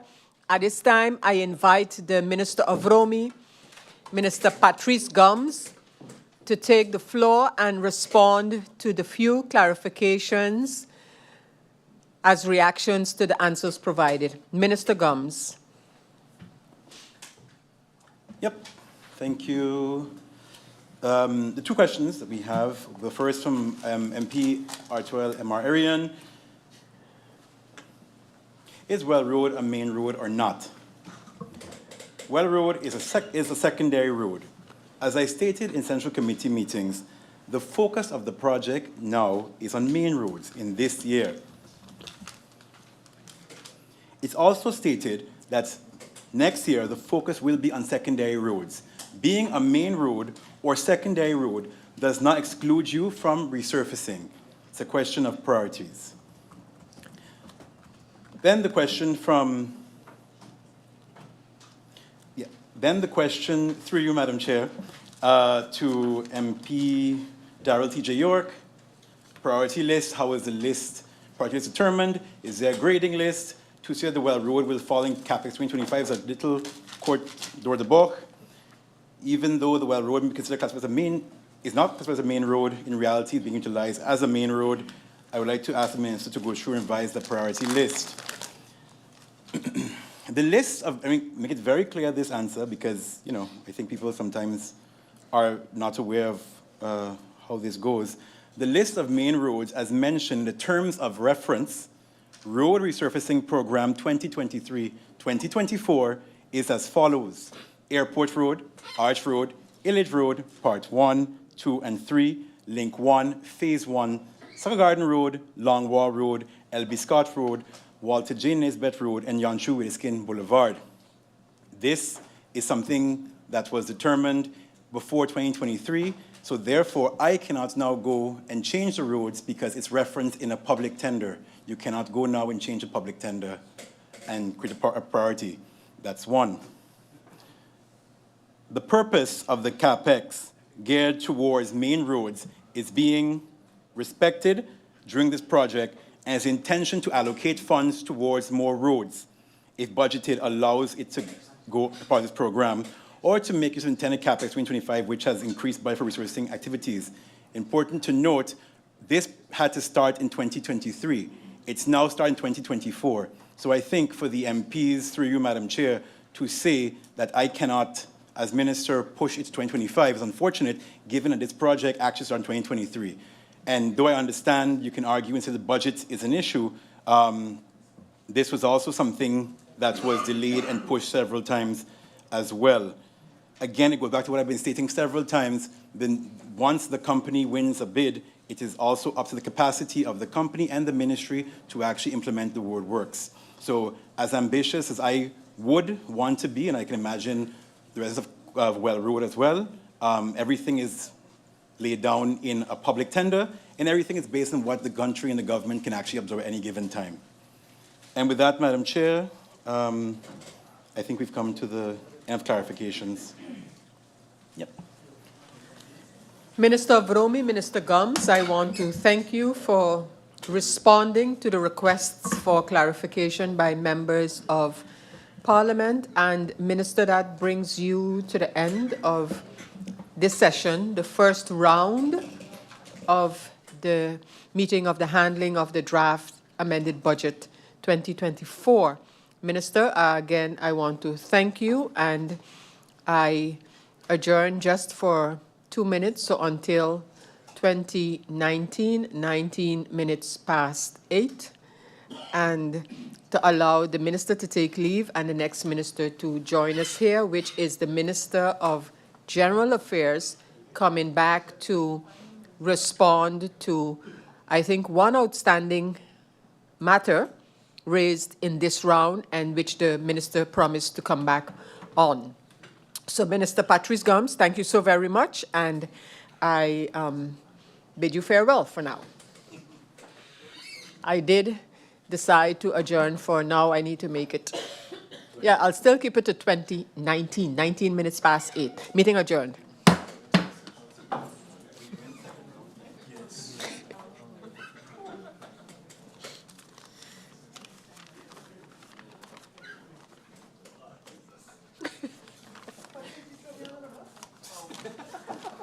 Literally. Why? He said, you just said she do something The wrong. minister cannot change what's in October reference once the bid has taken place. No, you change it anyhow. You change it anyhow. That's what you said. You have to make amendments. You have to make amendments. You should Why you make it a priority? Why you make it a priority? Well, everyone in property.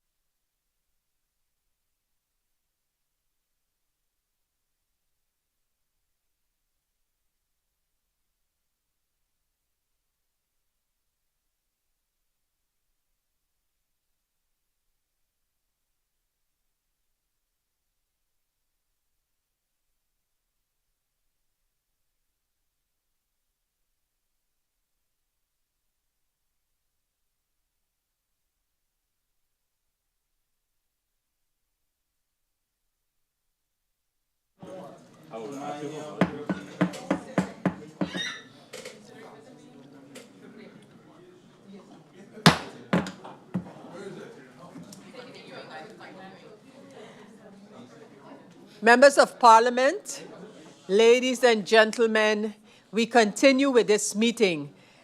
Back with us at this time is the Prime Minister and the Minister representing the Ministry of ECYS. There were, or maybe was, one or two outstanding matters that the Minister had indicated he would come back on tonight, and thus I immediately invite the Minister, Minister Luc Mercelina, to take the floor. Minister, you have the floor. Thank you, President of Parliament and members of Parliament. Good evening, good night. I'm back here as the Minister of General Affairs to still give some answers to questions or actually clarification on statements made by the members of Parliament. First of all, the first question is from MP Irion. Did GB fail to get the financing through the consortium? GB management believes it's not a matter of fail or pass. There were certain criteria that needed to be met, for example, updating the financial year statements. Thus, GB was unable to meet the criteria at that time. Question 2 from MP Irion. Is only the Prime Minister in communication with GEBE, or is the rest of the Council of Ministers also getting information? Answer, the Prime Minister is in direct contact with the GEBE, and the COM is getting all the information, and of course the members of the Council of Ministers are part of the shareholder meeting. Question 3, how exactly is the Prime Minister informed? Is it through the board? The information received is either from the manager or from the supervisory board of directors. 4, did the board tell the Prime Minister that they have not been able to successfully get finance through the consortium? The answer is yes. Answer 5, question 5, did GB get an arranger for the consortium, or was GB acting as the arranger to get the financing? The GB was engaged with an arranger since July 6, 2023, which is Finance Quest. Question 6, did GB's board officially request the government for the government to go and get financing from the Netherlands? The request to assist with the there was a request to assist with the financing. In the mentioned letter, it was stated that the assistance could be provided in the form of an emergency loan to GEBE or a lease to own construction. MP Otley, regarding the cabinet staff, I've sent an email to the Secretariat of Parliament through Mr. Richardson and also to the Honourable Chairlady MP Sarah Westcott-Williams with an overview of the staff with the corresponding scale with their function, inclusive the answer that we do not have, I do not have a legal retainer agreement in my cabinet. What was the agreement signed for the 10 megawatt generators? It was June 27, 2024. What was the date for the 20 megawatt generators? It was June the 20th, 2024. Question 3, was there a shareholders meeting relating to these container generators? If so, what was the date? The urgent shareholders meeting on July the 19th had the following topics: ongoing energy crisis and the immediate, the short and long-term solutions for the energy crisis of St. Martin. And the third session of that meeting was on dedication on future renewable energy for St. Martin. Question 4, is the Plan B the only option on the table? At this moment, it is the main option that we have on the table. MP Doran, the MP would like to receive documentation where it was stated in black and white that this project was off the table.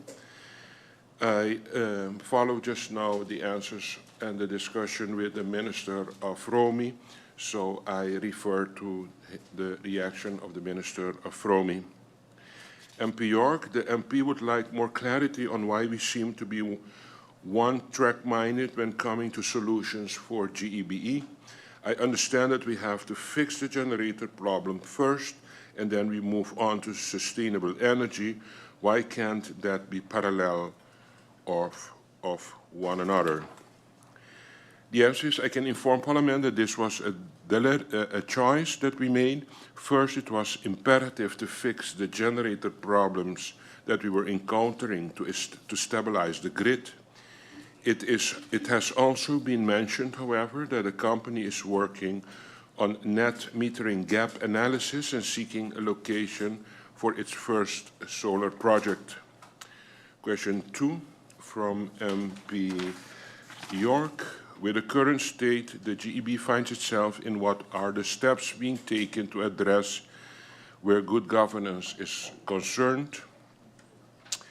If the MP is referring to the fact that there is only one manager by GEB, I can answer as follows.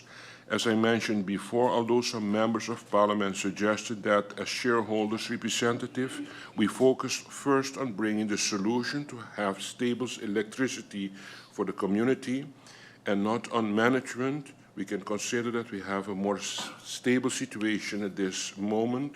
Therefore, addressing the management of GEB is, of course, the next step. I can inform Parliament that this week we will have a meeting with the Council of Ministers on this subject. Question 3 from MP York. When will the faction be receiving the answers to the letter that was submitted to the Minister?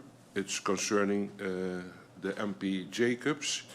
I have gone through this letter. We received indeed this letter. And the main concern in the letter was if the Corporate Governance Council received a potential candidate for the future filling in of the positions on management level. The answer is candidates has not yet been selected.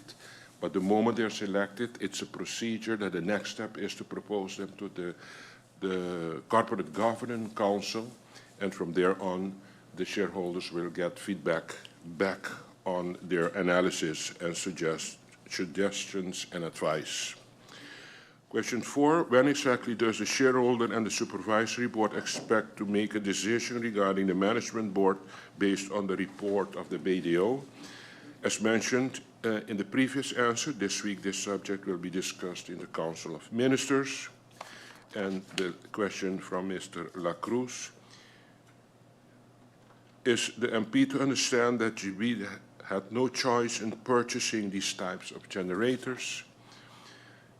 It is not completely accurate that we had no choice. In my answer, I wanted to explain that the possibility now exists to purchase generators which are able to run on multiple types of fuel. This is a deliberate choice, so that is the form that they are made nowadays. So in the future, we can switch from heavy fuel to the more environmental friendly LNG. President of Parliament, I hope that I have given answer to the questions posed by the members of Parliament. Thank you very, very much. Thank you, Minister Luc Marcelina, and of course those were questions or answers given to questions posed with regard to especially GEBE, and in your capacity as Minister of General Affairs. So I want to thank you, Prime Minister, Minister of General Affairs, Dr. Luc Marcelina, for your responses. And we have now come to the end of the first round. And we have had the first presentation by the Minister of Finance, questions to all ministers, responses to or by all ministers, and of course the possibility which was used for clarifications, requesting clarifications, and those have been given. So with that, members of Parliament, we have come to the end of the first round, and we are ready to go over to the second round. And I think that the first minister in the second round is the Minister of Finance. So all we need is 3 minutes in order to have the change of the guard of the ministers, that is, and I will adjourn until 33 minutes past 8, 8:33. So 3 minutes from now. Meeting adjourned until 8:33 p.m.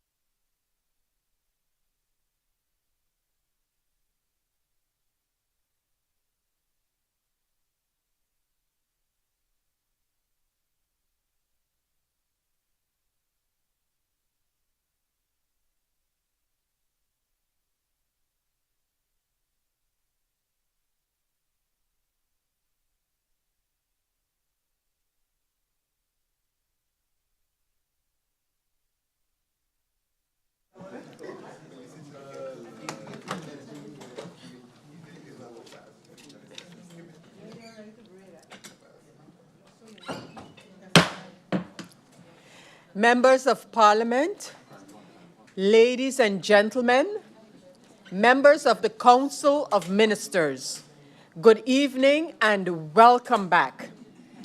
We are now at the second round of this public meeting, the public meeting handling the draft budget or the amended budget 2024.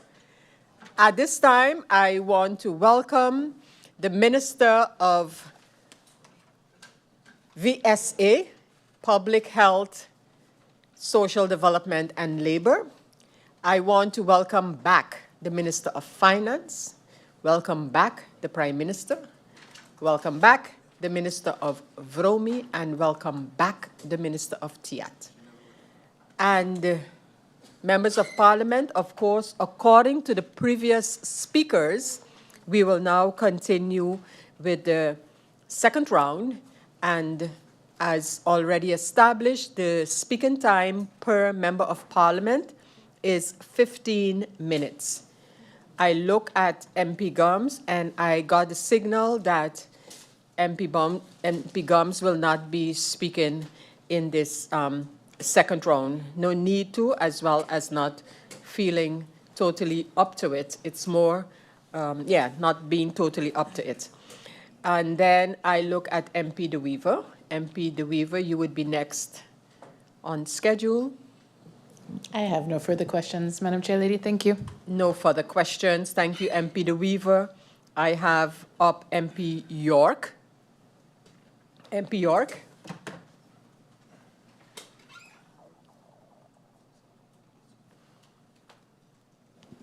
Thank you, Madam Chair. I have no further questions. Thank you. MP York, no further questions. No need for a second round for you either. I then go over to MP Irian. MP Irian.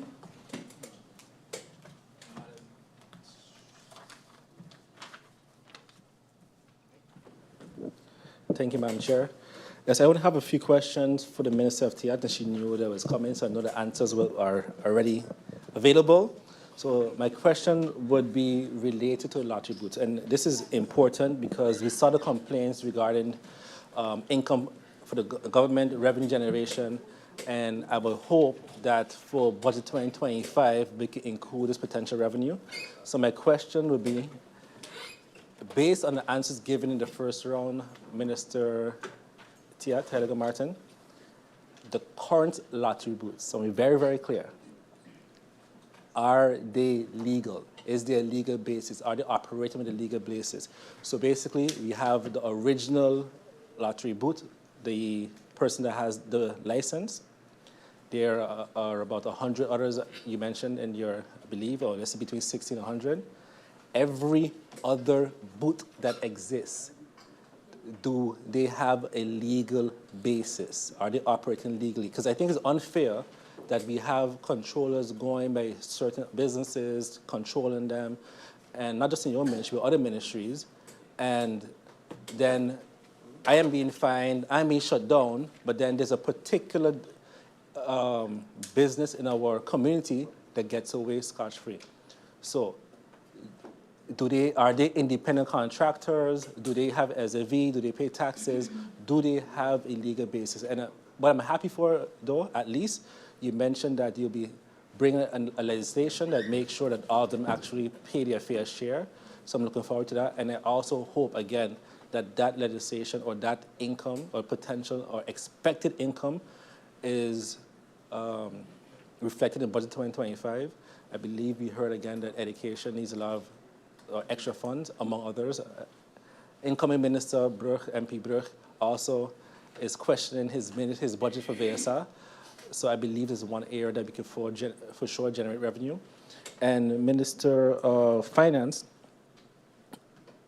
in Aruba, they generate, I believe, at least 25 billion gills a year based on lottery booths. That policy, I think we started out the research on that. I believe it's in the ministry. I believe it's something good to continue. And that's why countries like Aruba and Curacao, we talk about their athletes and how good they are, well funded. They're not funded by every week going and asking for donations. They're funded because they have structural income coming in from the lottery booths. So I'm asking if that policy still exists, or that's the start of that document. Are you aware of the documentation?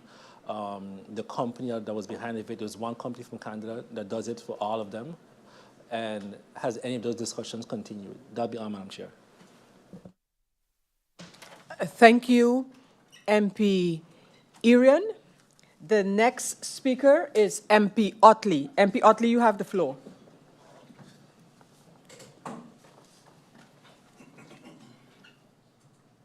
Thank you, Madam Chair. Madam Chair, during this budget debate, the CC, even the public meeting, we asked various questions to get answers to know how to move forward. A lot of the answers were given, and let me say that when it comes to the budget amendment itself, I understand a good bit of the cuts that were made. My only concern was to urge the government just not only look at the remaining couple months. But the elephant in the room was the GEBE and the 75.6 million that is expected of us to approve.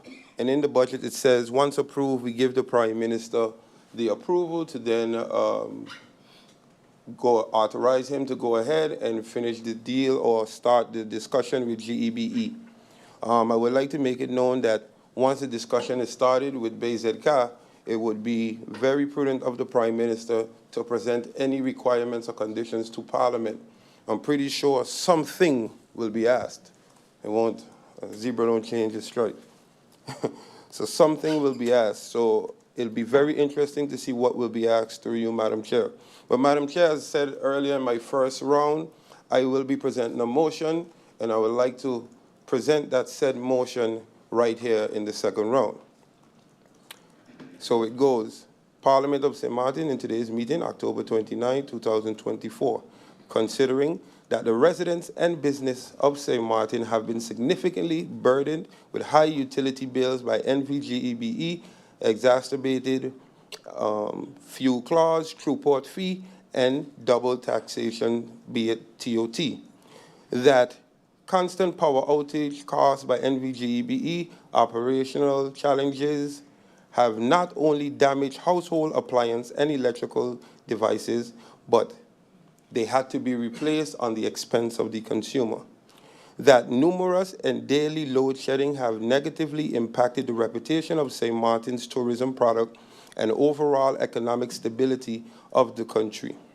That SHTA survey on NVGEBE impact on business sectors shows 41% loss of business and 19% loss of stock.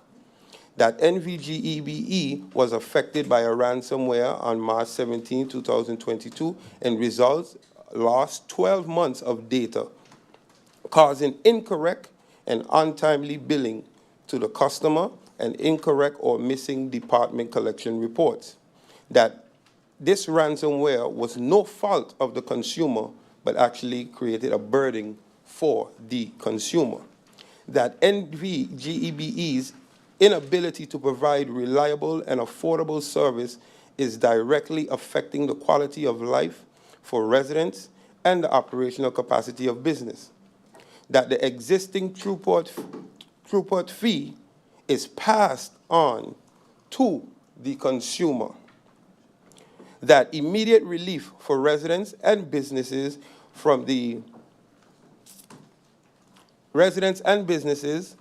is in need of a super economic recovery. We need to restore public confidence in NVGEBE. That these 3 generators will take over 2 years to arrive and be operational. That the placement of the 75.6 million on the budget capital expenditure eliminates for this year housing projects, KB Phase 1 projects, building of high school, and affecting other aspects of St. Martin. That NVGEBE is actually losing present and future revenue by chasing past due revenues, by GEBE disconnecting the average earner due to an extreme high past consumer amount, now forced to stop making payment due to disconnection.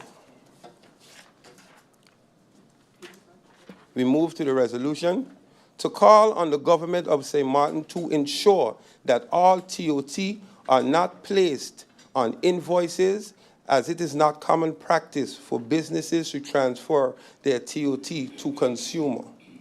To provide financial relief to GEBE consumers by considering writing off 50% of past due bills to a maximum of 5,000 guilders, taking into account the financial feasibility of such from all outstanding residential electricity bills, ensuring that the most vulnerable in society benefits the most from this, as electricity is a basic human right.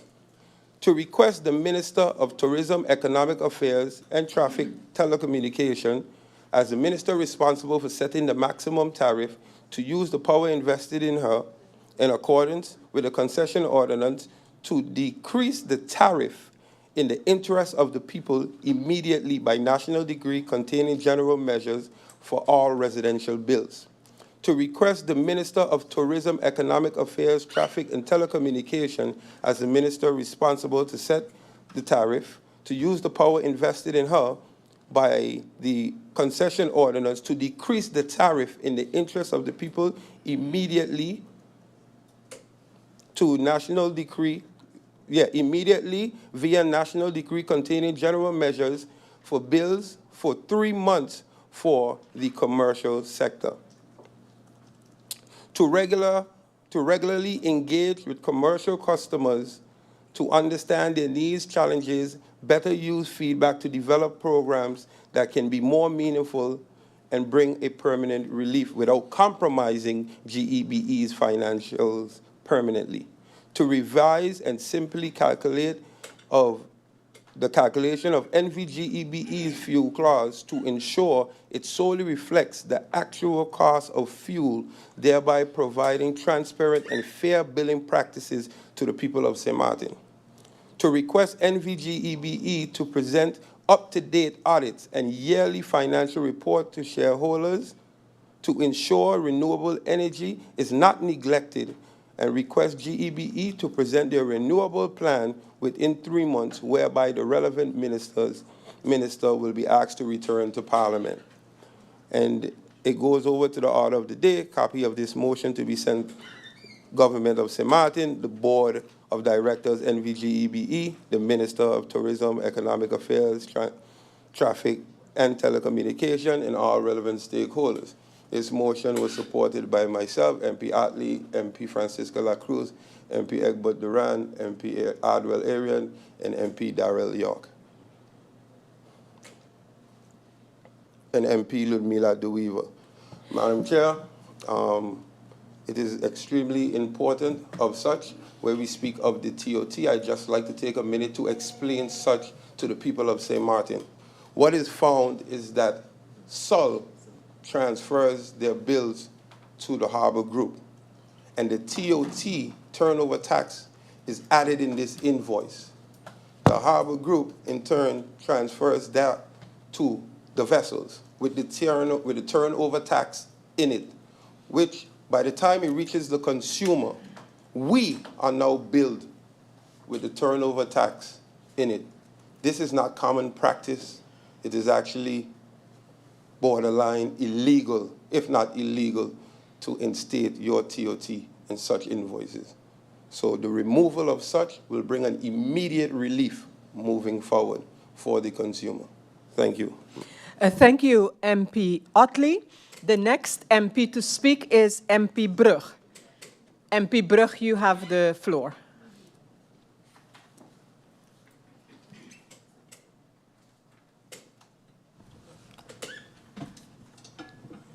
Madam Chair Lady, at this moment I have no further questions for the second round. Thank you. Thank you, MP Brug. MP La Cruz, you have the floor.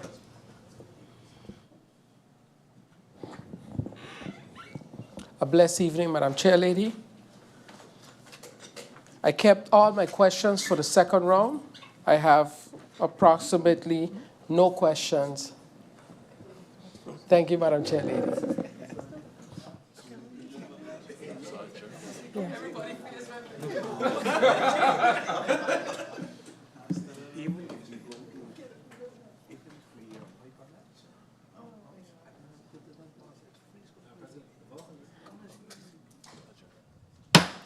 Meeting adjourned until further notice.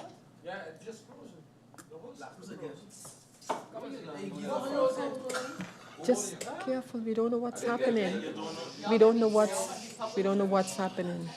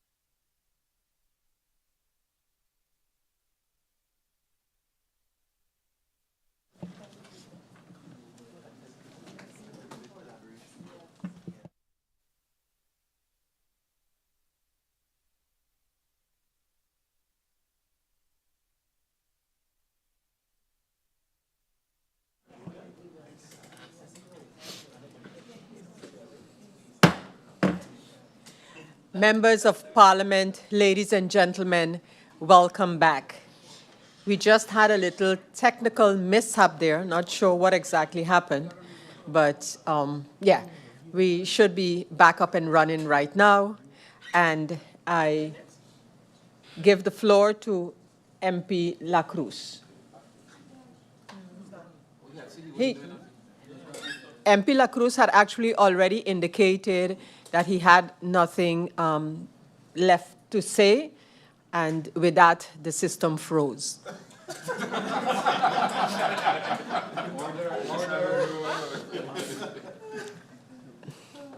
No, but members of parliament, okay, so just to confirm, we were at MP La Cruz and then we had a little mishap. And so now I give the floor to MP Roseberg. MP Roseberg, you have the floor.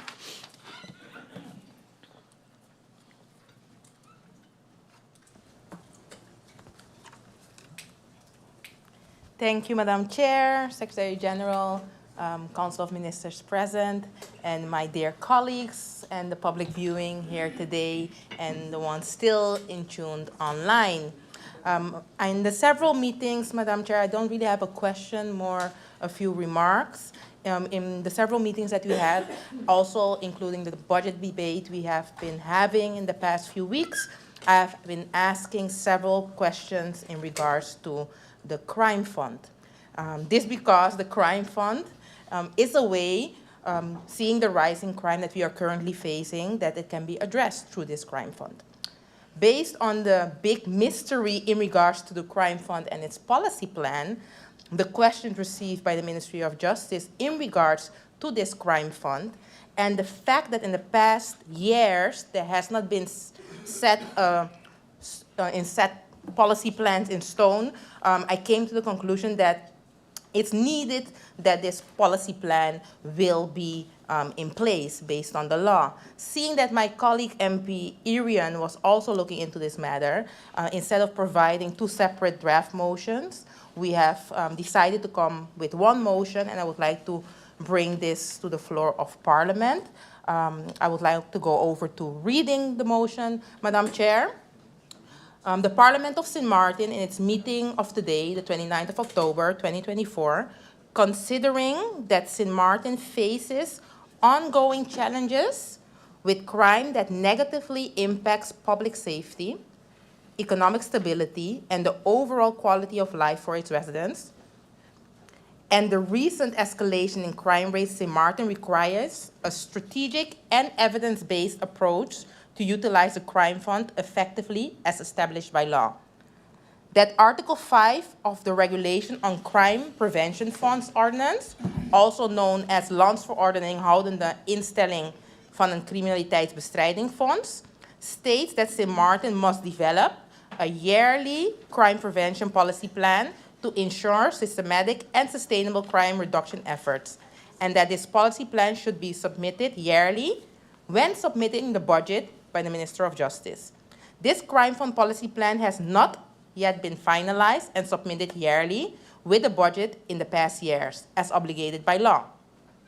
That operating the crime fund with absence of such policy plan is in violation of the Crime Prevention Funds Ordinance, Landsverordening houdende instelling van criminaliteitsbestrijdingsfonds, and it limits the government's ability to effectively address crime and undermines the strategic allocation of resources as requested by law. That Parliament has made several formal inquiries in addition to findings from several reports from the Audit Chamber in connection to the status and timeline of the policy plan's development, emphasizing the urgency to complete this policy so that such can be included in the 2025 budget submission. Resolves to urge the Minister of Justice to fulfill and comply with the requirements of Article 5 of the Regulation on Crime Prevention Funds, Landsverordening houdende instelling van criminaliteitsbestrijdingsfonds, by undertaking the following actions: develop and finalize a legally compliant crime prevention policy plan to be included in the 2025 budget submission, outlining clear crime reduction objectives, funding needs, and implementation strategies as required by law. Develop a comprehensive financial framework that details anticipated expensive funding sources and long-term financial commitments, ensuring alignment with the 2025 budget and the crime fund policy plan. To call on the Minister of Justice to implement a structured crime fund policy framework grounded in best practices, ensuring crime funds are allocated to high-impact areas that address both immediate crime endurance and long-term community resilience. To urge the Minister of Justice to consider incorporating the following funding allocations into the crime fund policy for inclusion in the 2025 budget submission. A, evidence-based prevention programs. B, law enforcement and crime solving C, community-based violence intervention. D, victim support and trauma services. E, reintegration and rehabilitation programs. F, data collection and analysis. And G, innovation and pilot programs. Point 4, to ensure that the Minister of Justice will provide Parliament with progress reports every 6 months on the crime prevention policy plan development, including key milestones, budget consideration, and adhere to the legal requirements specified in de Crime Prevention Fonds Ordinance. Landsverordening houden instelling van criminaliteitsbestrijdingfonds. And goes over to the order of the day. This motion, I didn't mention it in the beginning, I think, but it has been supported by the different members, being myself, MP Brug, MP Irion, MP De Wever, MP Mercelina, MP Meijers, MP Gums, MP Kotay, MP Grisha Heilige Marter, MP Otley, MP La Cruz, MP York, and MP Doran. Yeah, and MP Sarah Westcott Williams. Charlie.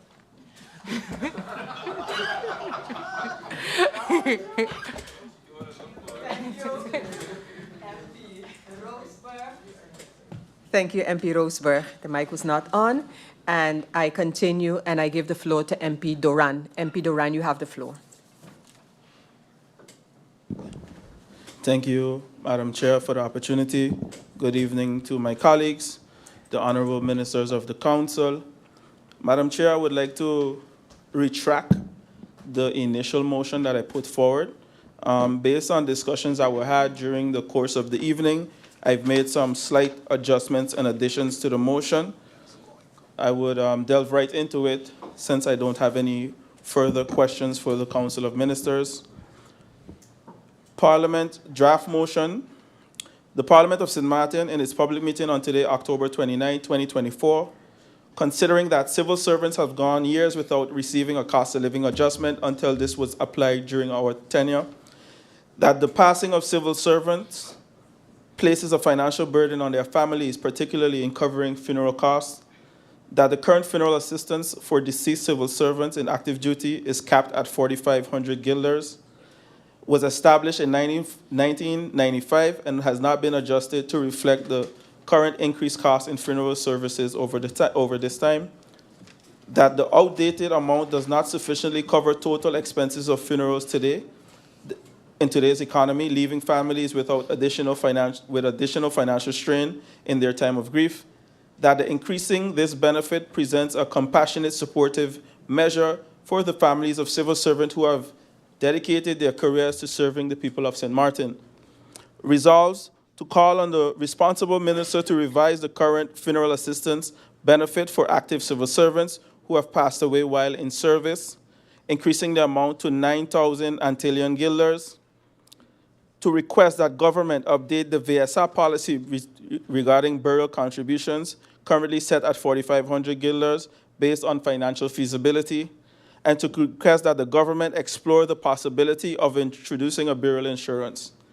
Further resolves that this increased funeral assistance is not deducted from any further or other statutory benefits which the next of kin of deceased civil servants should receive, that this revised benefit amount be implemented promptly to more effectively support families in their time of need, and goes over to the order of the day.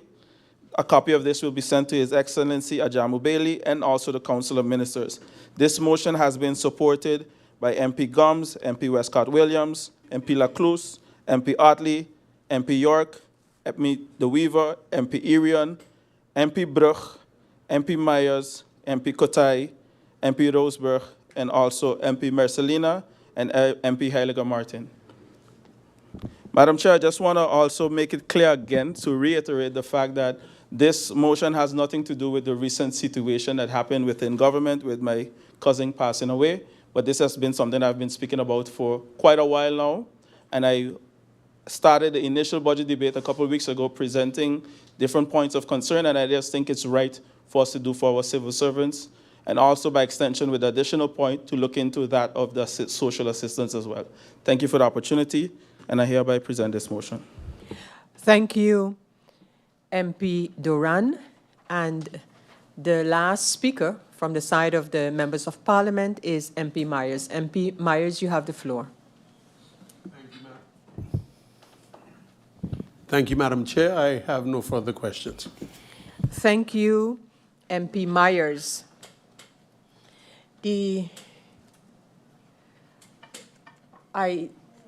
Yes, there are some questions that have been posed by some members, not many, and I look at the Council of Ministers and I ask which minister has recorded questions. I see the Minister of TIAT, and not only recorded, but is ready to answer those questions.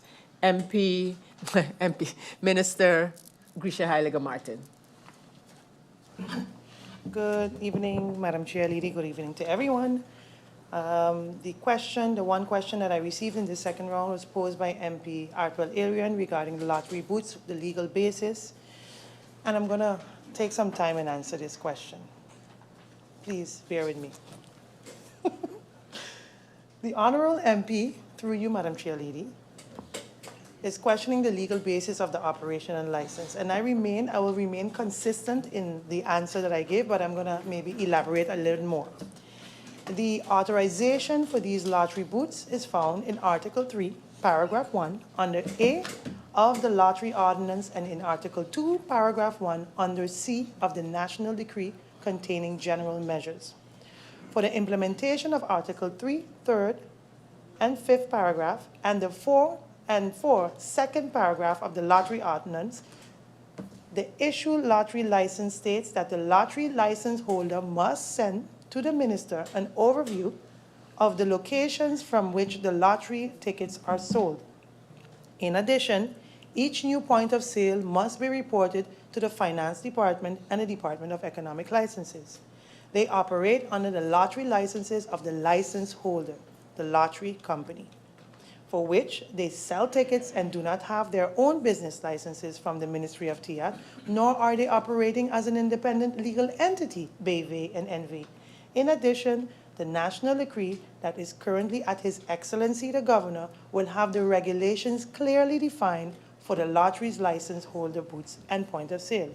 In this national decree, the following matters are regulated. The lottery license holder needs to ask the minister for permission to have a sales point. The lottery license holder have to pay monthly vergunningsrechts for each sales point. And each sales point has to comply with the legal requirements and withdrawal of permission. This will also ensure fees are paid monthly, by extension assist with compliance of taxes. Once the decision process is completed, all required information will be made available via publication. The lottery license holder will be granted the time to prepare for the new rules for their license, and this information should be provided by SFV, respectfully the Tax Inspectorate Office and Receiver's Office, page 77 of 165.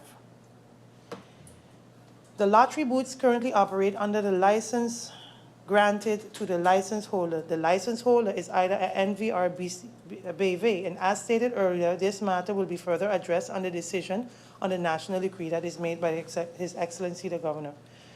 So I hope this is the basis that they have been using to operate on, and if the MP, through you, Madam Chair Lady, believes that this ordinance does not authorize the lottery booths to operate, perhaps the MP can perhaps clarify if needed, if he does indeed the booths are operating illegally, and if so, what measures does the MP maybe suggest that minister take to address the matter? I am always open for constructive suggestions, so always open. But this is all I have, and this is the legal basis that is allowing them to operate and has been allowing them to operate. Thank you, Madam Chair Lady. Thank you, Minister Grisha Heiliger Martin. I now see that the next minister up to respond to questions relating to her ministry is the Minister of Finance, Minister Marinka Gums. Minister Gums, you have the floor.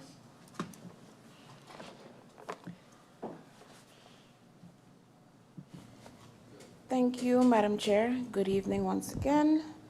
The only question that I received was from MP Arian, who asked, In Aruba, they at least have 25 million a year based on the lottery booths.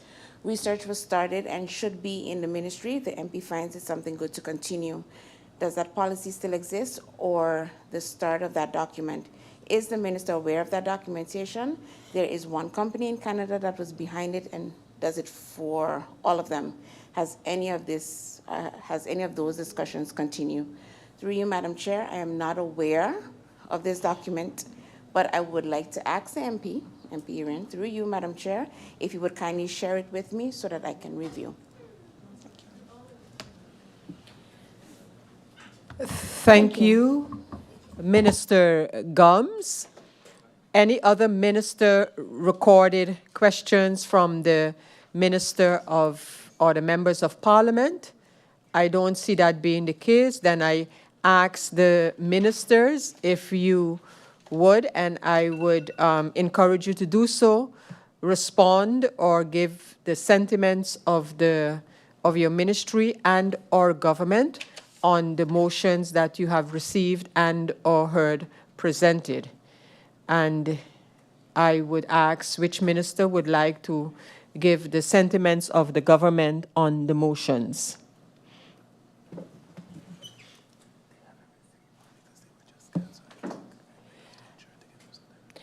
What I'm going to do, because I realize that you might not be in possession of all of the motions. Of course, you have heard them read. Some of them are longer than others. So what I'm going to do is I'm going to adjourn for 5 minutes. I think that would be sufficient just for you to get a gist of the motions as presented, especially the part of what is being asked of government, that you can then give your response. So this meeting is going to be adjourned until 9. What did I say? 5 minutes would be enough. That would mean that we would adjourn until 9:21. 9:21. 21 minutes past 9. Meeting adjourned.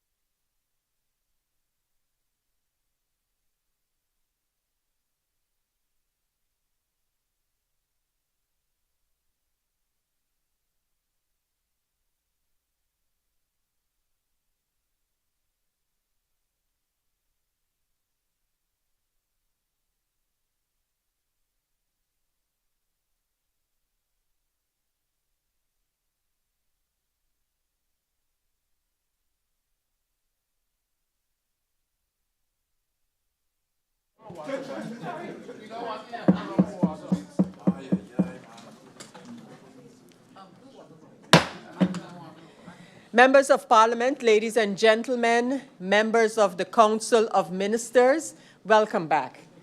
Members of Parliament, you have heard the answers given by the ministers in the second round. Is there any need to receive clarifications at this time based on the answers provided?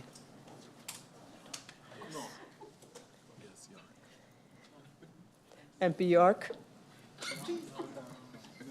Oh, okay, that was a mistouch of the button.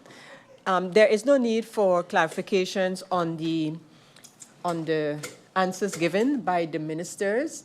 So ministers, at this time, you have no clarifications to respond to, but as customary, we give you the opportunity as ministers to respond now that we had adjourned for you to receive all of the necessary motions, and I invite the respective ministers to give the government's views on the motions that have been presented by members of Parliament. Prime Minister, Minister of General Affairs, do I give you the floor first? And if for the motions? Motion, okay. So you can mention which motion you will be responding or giving the feelings of government on. Minister Dr. Luc Mercelina, you have the floor. Thank you, President. I invite you to stand. Yes, of course. President of Parliament, thank you for the opportunity for me to give the vision of the sentiment of government towards the presented motions in Parliament. The first motion that has been presented is from MP Utley. MP Utley, through the President of Parliament, I have great feeling of alliance with you and understanding, and I want to express my gratefulness to your sentiment and sensitivity for the less fortunate in our community, to the ones that are most vulnerable in our society. And that is what I like of you, that you are in the same frequency when it goes to injustice, to poverty, to suffering, to challenges. I'm enormously in sympathy with you in that vision. On the other side, as a government, it has to be also in a way that the system stays in balance. And actually, if I analyze, or we analyze, or I analyze the resolves presented in your motion, I can agree with all of them, because I really think people are now in the right of getting some financial relief. But I do believe that the second option of a resolution, a proposal for a solution, is going to be actually in a form that you can have also parties that are going to misuse the system. For example, if you say if you have a debt of 4,000, 5,000 guilders, you're going to intentionally withhold yourself from paying, build up your debt, and then you're going to go to the company and tell them, okay, I'm going to pay 50% now, because that is an approach to a proposed motion of Parliament. So on the other side, if we talk about relief too, we have to also include the seniors in our community. So if we want to really have inclusion of the most vulnerable in our community, I think it has to be a holistic plan that, in the sense, the real vulnerable ones will be protected and helped. And only, unfortunately, only for item number 2, if I could have turned it back and take out 2, I could more than 100% sympathize with it. At the other side, if you're going to give, on the other side, if you start giving clients 50% discount, it's going to be to the detriment of our utility company, and I'm in a difficult position that I have to think on both sides. not taking away that you are an inspiration with your approach, and I want to really, in the name of the people of St. Martin, thank you for that. And I will commit myself to pay attention to the other proposals in your motion and come back to you for your assistance to help me with that. But unfortunately, for the second point, it's going to be very difficult to guarantee security for the continuity of and sustainability of the finance of GEBE. And I will continue, because I have very bad feelings that I will not be able to support it, continue to think about other ways to try to bring the real relief that our people are in their need of for our people of our country. Concerning the second motion presented by a Member of Parliament, Doran, is also one that I'm very, very happy for and very sensitive, because it's in line with my vision of my social affinity to try to help people. And I really think, especially when you lose relatives, members in the family, you have a lot of worries already. And I really think, especially seeing the amount of civil servants that we have lost in the past months, and lose from that in general, if you're a civil servant or not, I think the worries and the sorrows are so enormously that I really think that whatever we can do as a government to help the people, even if it's financially, it's going to actually help them a little in their pain in dealing with God's will. So as a government, I can find myself, and as a government, completely in your proposal. And I, of course, can support that one.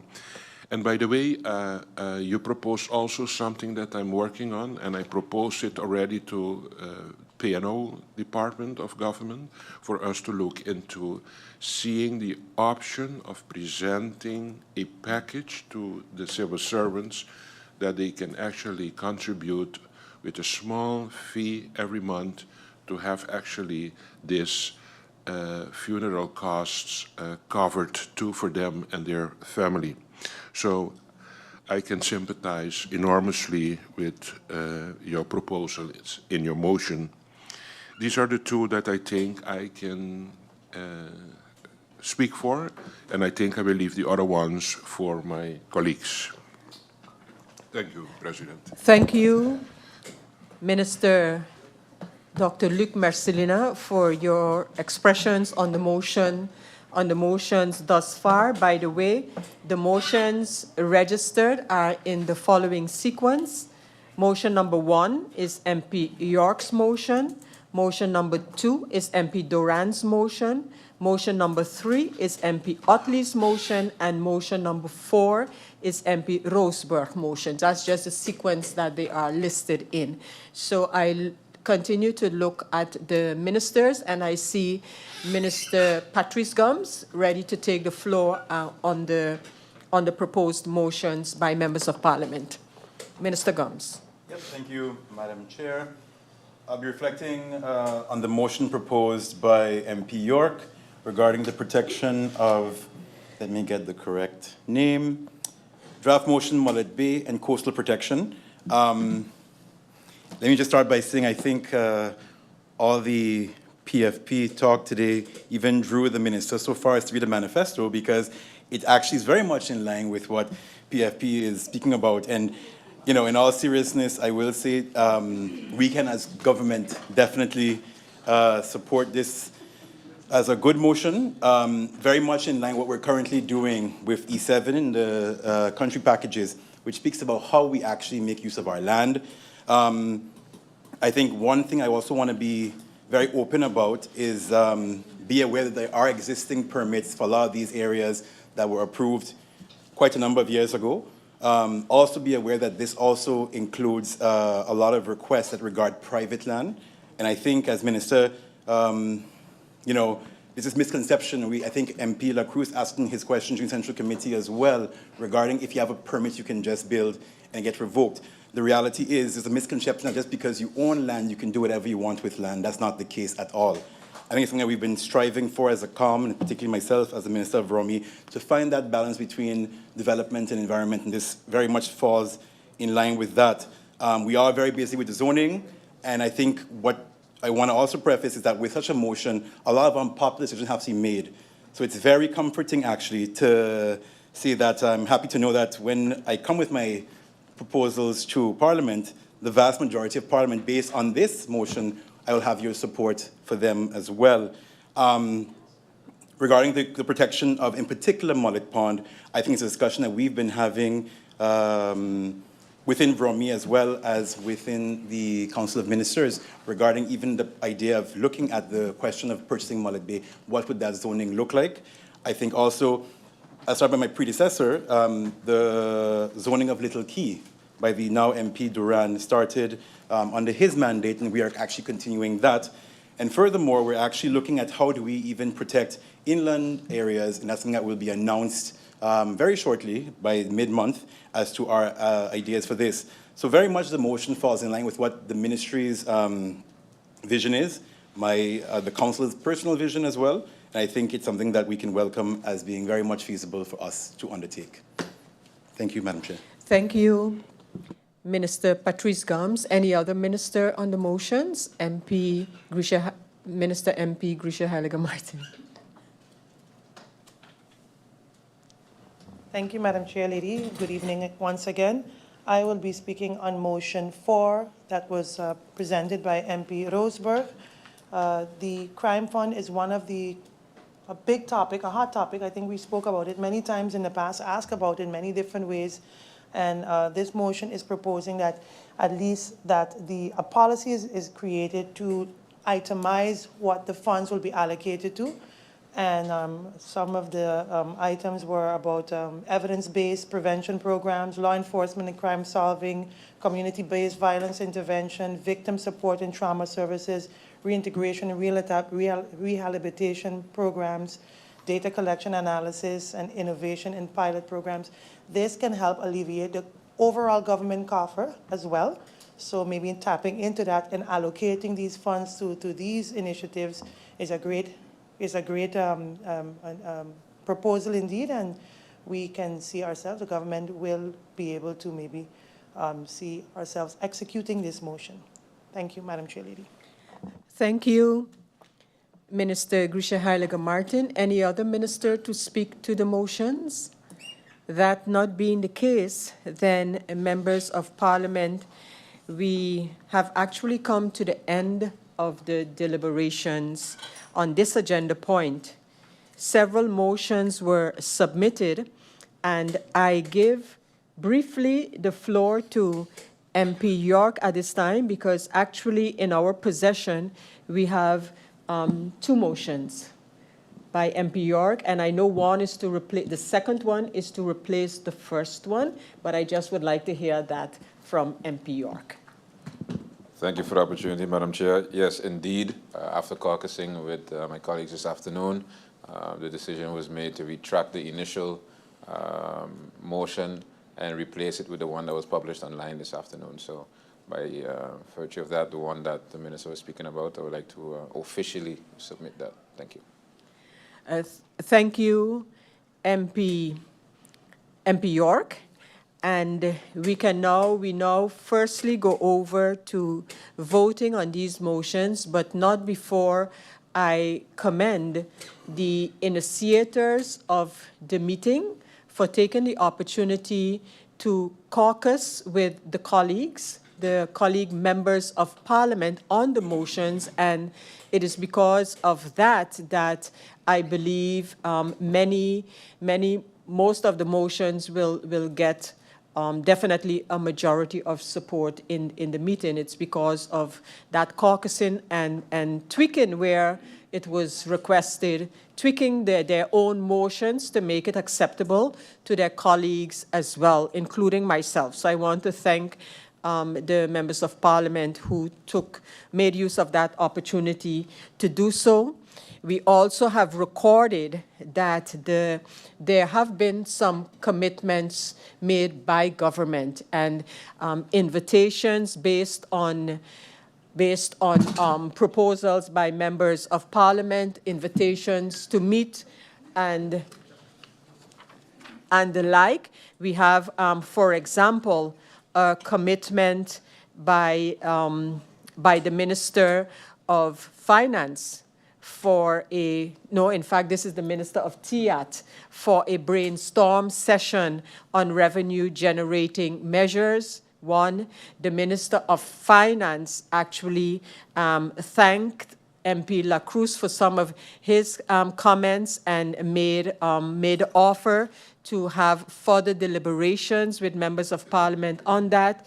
And we have the commitment that the letter from the World Bank that was received recently, that it would have been sent to Parliament regarding the cancellation of the Trust Fund Housing Project, which was also an item throughout the meeting that I think is a concern for members of Parliament across the board, because we have heard it addressed in different manners and fashions, and that is the issue of, I want to put it under the classification of gambling in this country.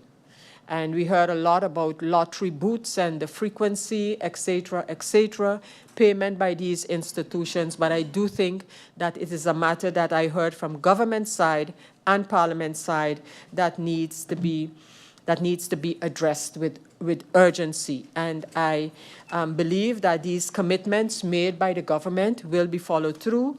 I look forward to seeing some of these reflections in the proposed budget 2025, where the government has a little more time to dialogue with Parliament on some of the urgent matters regarding this country. So I say that as we actually prepared to vote on the motions. And we have the first motion, and that is the motion of MP York. And the one we have now from MP York, the one replacing the first one, so this has been resubmitted officially to Parliament. And I will read the motion. And it is the Parliament in its meeting of today, October the 29th, considering that the preamble of the Constitution of St. Martin states, "We, the people of St. Martin, are determined to care for the perpetual maintenance of nature and the environment," that Article 22 of the Constitution of St. Martin mandates the government to maintain the country in a habitable state, to improve the natural environment and to ensure the welfare of animals, that in 2013, the Parliament of St. Martin passed a motion to protect Mullet Pond and its mangroves as a nature park, highlighting its ecological importance and economic value to the island's environment and tourism. Studies like the Ponds of St. Martin by Ecovision in 1996, the Carrying Capacity Study and the Tourism Master Plan, along with other reports, having consistently highlighted the significance of preserving St. Martin's ponds due to their ecological and environmental value. Historically, that St. Martin had at least 19 ponds as recorded on maps stored at the cadaster's office, and by 1995, the number had decreased to 10, and today, fewer than 5 remain undisturbed. That the current beach policies under the Ministry of VROMI, Public Housing, Spatial Planning, Environment and Infrastructure, and TIAT, Tourism, Economic Affairs, Transport and Telecommunication, lack a cohesive, enforceable ordinance that can effectively regulate construction near beach zones, that zoning areas of ecological importance as national parks or protected areas can aid in maintaining the island's environmental integrity, safeguard public spaces, and support sustainable tourism. Therefore resolves to urge the Council of Ministers to demonstrate a proactive stance on environmental protection and management, particularly with regard to coastal and ecologically sensitive areas, by taking visible and enforceable actions. 2, to urge the government of St. Martin through the Ministry of Romy to initiate and implement zoning plans that designate Mullet Bay areas, its coastal lands as protected zones with clear restrictions to prevent destructive development in accordance with Ramsar listing site number 2270. To reaffirm the resolution passed in 2013 and to formally secure the Mullet Pond area as a national park with explicit protections for its mangroves and marine life, enforcing measures to prevent activities that would compromise its ecological health. To urge the government of St. Martin to create a comprehensive beach ordinance unifying policies on the Vromy and Tiat to better regulate construction adjacent to beaches.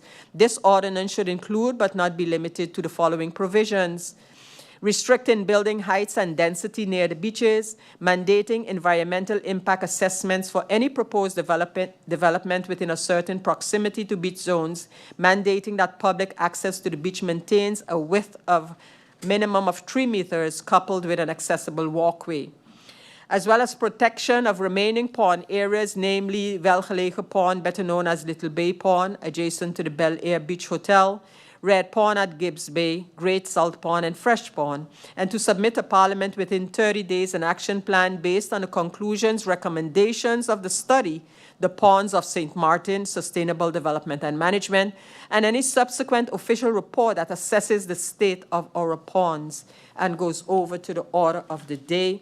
Copies of this motion to be sent to the Governor of St. Martin, the Council of Ministers of St. Martin, the Council of Advice of St. Martin. This motion has been co-signed by at least 6, 7, 8, 9, 10, 11 members. And so we vote on this motion, motion number 1 as submitted, and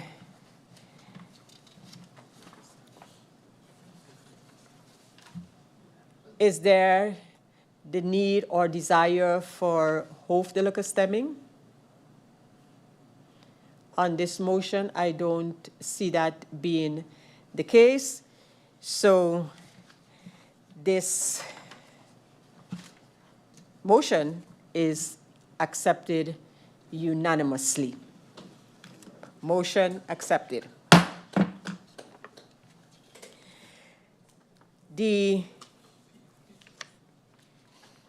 We continue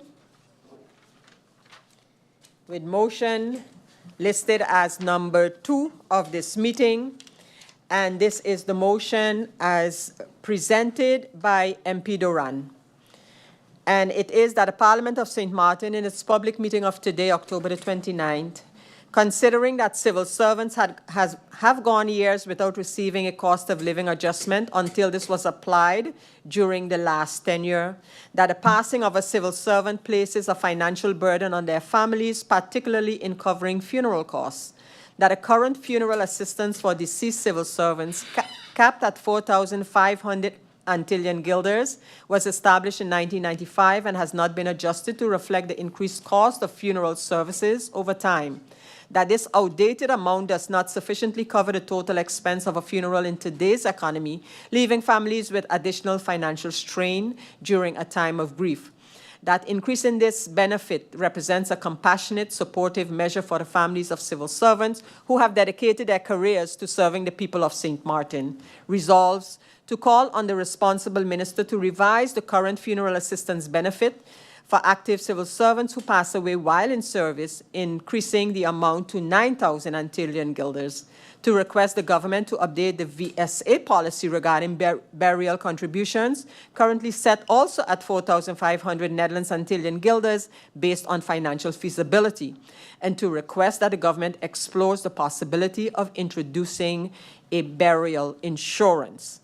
Further resolves that this increased funeral assistance is not deducted from any other statutory benefits to which the next of kin of the deceased civil servant may be entitled, and that a revised benefit amount to be implemented promptly to more effectively support families in their time of need. And goes over to the order of the day. Copies of this motion to be sent to His Excellency the Governor of St. Martin, Ajamu Bailey, the Council of Ministers of St. Martin. This motion is co-signed by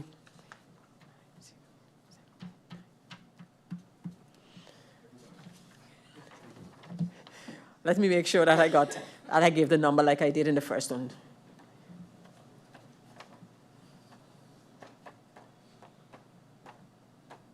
I come to 13. Would that be possible? I'm counting signatures and names. Could be. We have.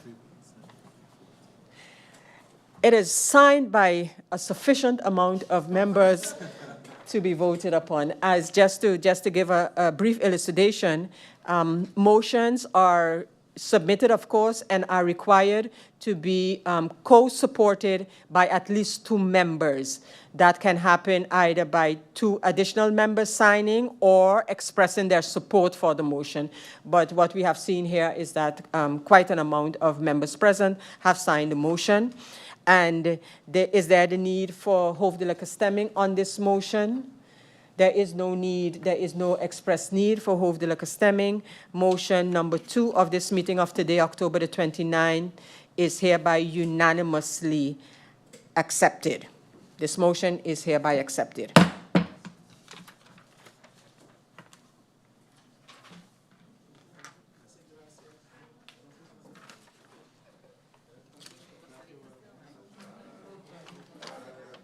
We go over to the motion number 3. And this motion is that the Parliament of St. Martin, in its meeting of today, October the 29th, considering that the residents and businesses of St. Martin have been significantly burdened by high utility bills from NVGB, exacerbated by the fuel clause, the throughput fee, and the double application of turnover tax, that the constant power outages caused by NVGB's operational challenges have not only damaged household appliances and electronic devices, but had to be replaced at the consumer's expense, that the numerous and daily load shedding have negatively impacted the reputation of St. Martin's tourism product and the overall economic stability of the country, resulting in loss of business and revenues, that the SHTA survey on NVGB impact on business sector showed that 41% lost business and 19% lost stock, that NVGB was affected by a ransomware attack on March 17, 2022, which resulted in the loss of 12 months of data from March 2021 to March 2022, causing incorrect and untimely bills to customers and incorrect or missing department collection reports. That this ransomware was no fault of the consumer, but actually created a burden for the consumer. That NVGB's inability to provide reliable and affordable services is directly affecting the quality of life for residents and the operational capacity of businesses. That the existing throughput fee is passed on in the fuel price charged to NVGB without the consent of the consumers and has continued to burden consumers unfairly.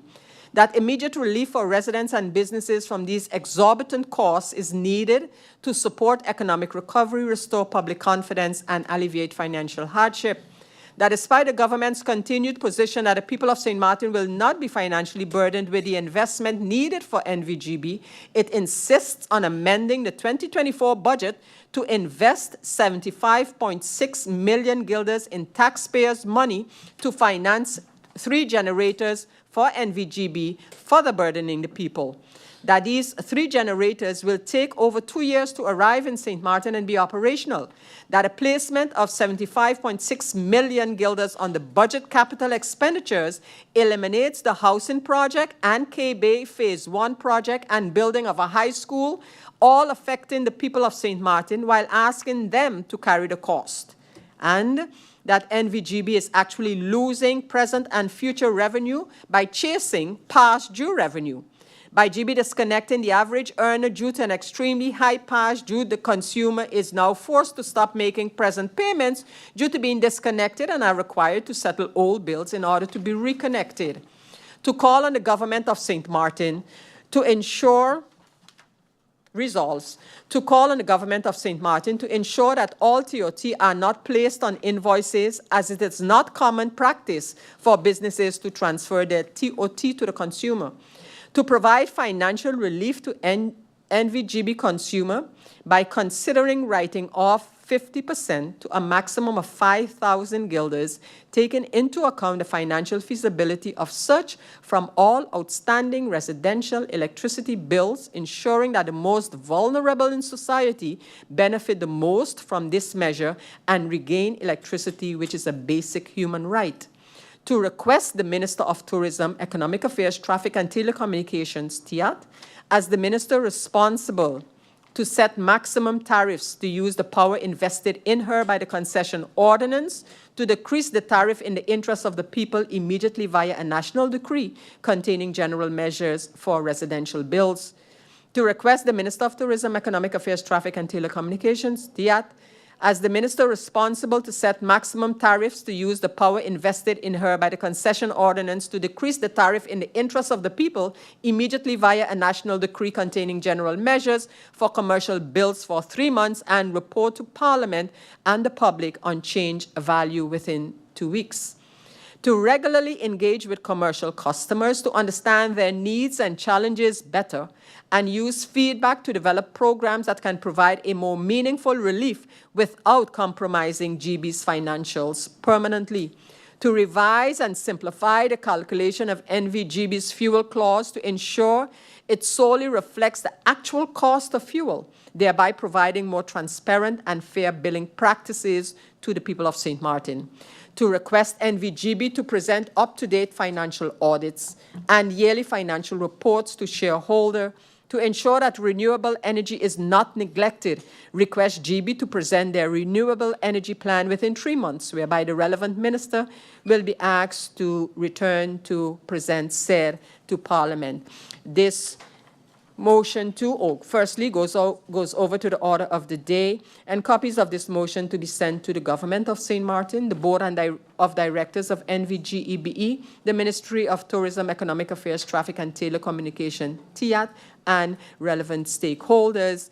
This motion too is co-signed by at least 7, if not 8 members. And I say that because some of the signatures are kind of intertwined with the others, but definitely with a big amount of support. And so, members of Parliament, we now are going over to vote on the third motion. And is there the need for hoofdelijke stemming? Hoofdelijke stemming is requested, and this would mean that I offer members of Parliament the opportunity to motivate their vote. Which members would like to have the opportunity to do that? I see MP Viren would like to have the floor.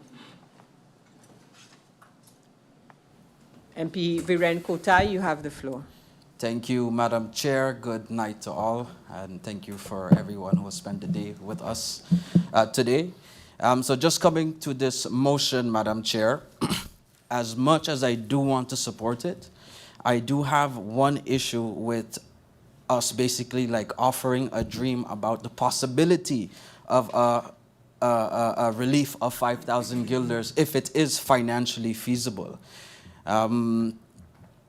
Imagine those who have been compliant all along from the hack to now. What would they say? I do see that there were tariffs, the reduction of tariffs included, which I do commend, although those who were fully compliant will still have an issue with the fact that the lack of fairness to them, because down the line they can decide then not to pay their bills. Further than that, of course we're here because of the neglect of the last 4 years. At the time of the hack,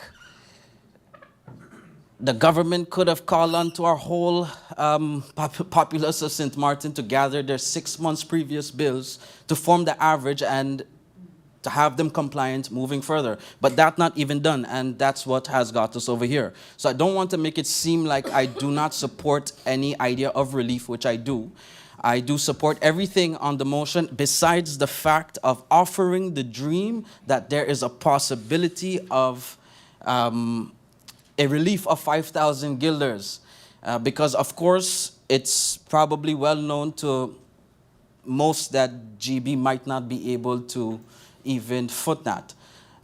So that's just my reasoning as to why I cannot support the motion. But with that said, if per se this does not pass, MP Otley, I'd like to table a more realistic motion in terms of relief to our consumers with you. Thank you very much, Madam Chair. Thank you, MP Kotai, for your motivation. I now give the floor to MP Ludmila De Wever. MP De Wever, you have the floor. Thank you, Madam Chair Lady. Good evening to everyone. We're almost done.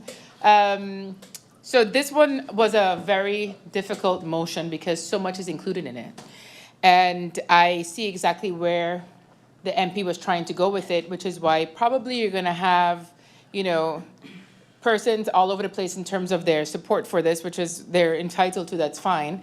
And I do hear the argument beforehand about putting GB in a precarious position, financial position.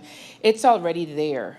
And GEBE has also decided on its own to actually take on the costs, take on the cost of the fuel charges for an undefined period that we don't know anything about yet. So I believe when you go through the details of this motion, that the motion actually gives you consideration if the financial feasibility is there. So because of the fact that it is basically giving us the task of what GB is supposed to do anyways, going through the entire sort of hierarchy of from Parliament to government, from government to the Supervisory Board of Directors, from the Supervisory Board of Directors to actual management. So it's just reinforcing the responsibility of all the roles involved in the motion. And because of that, I can support this motion. Thank you very much.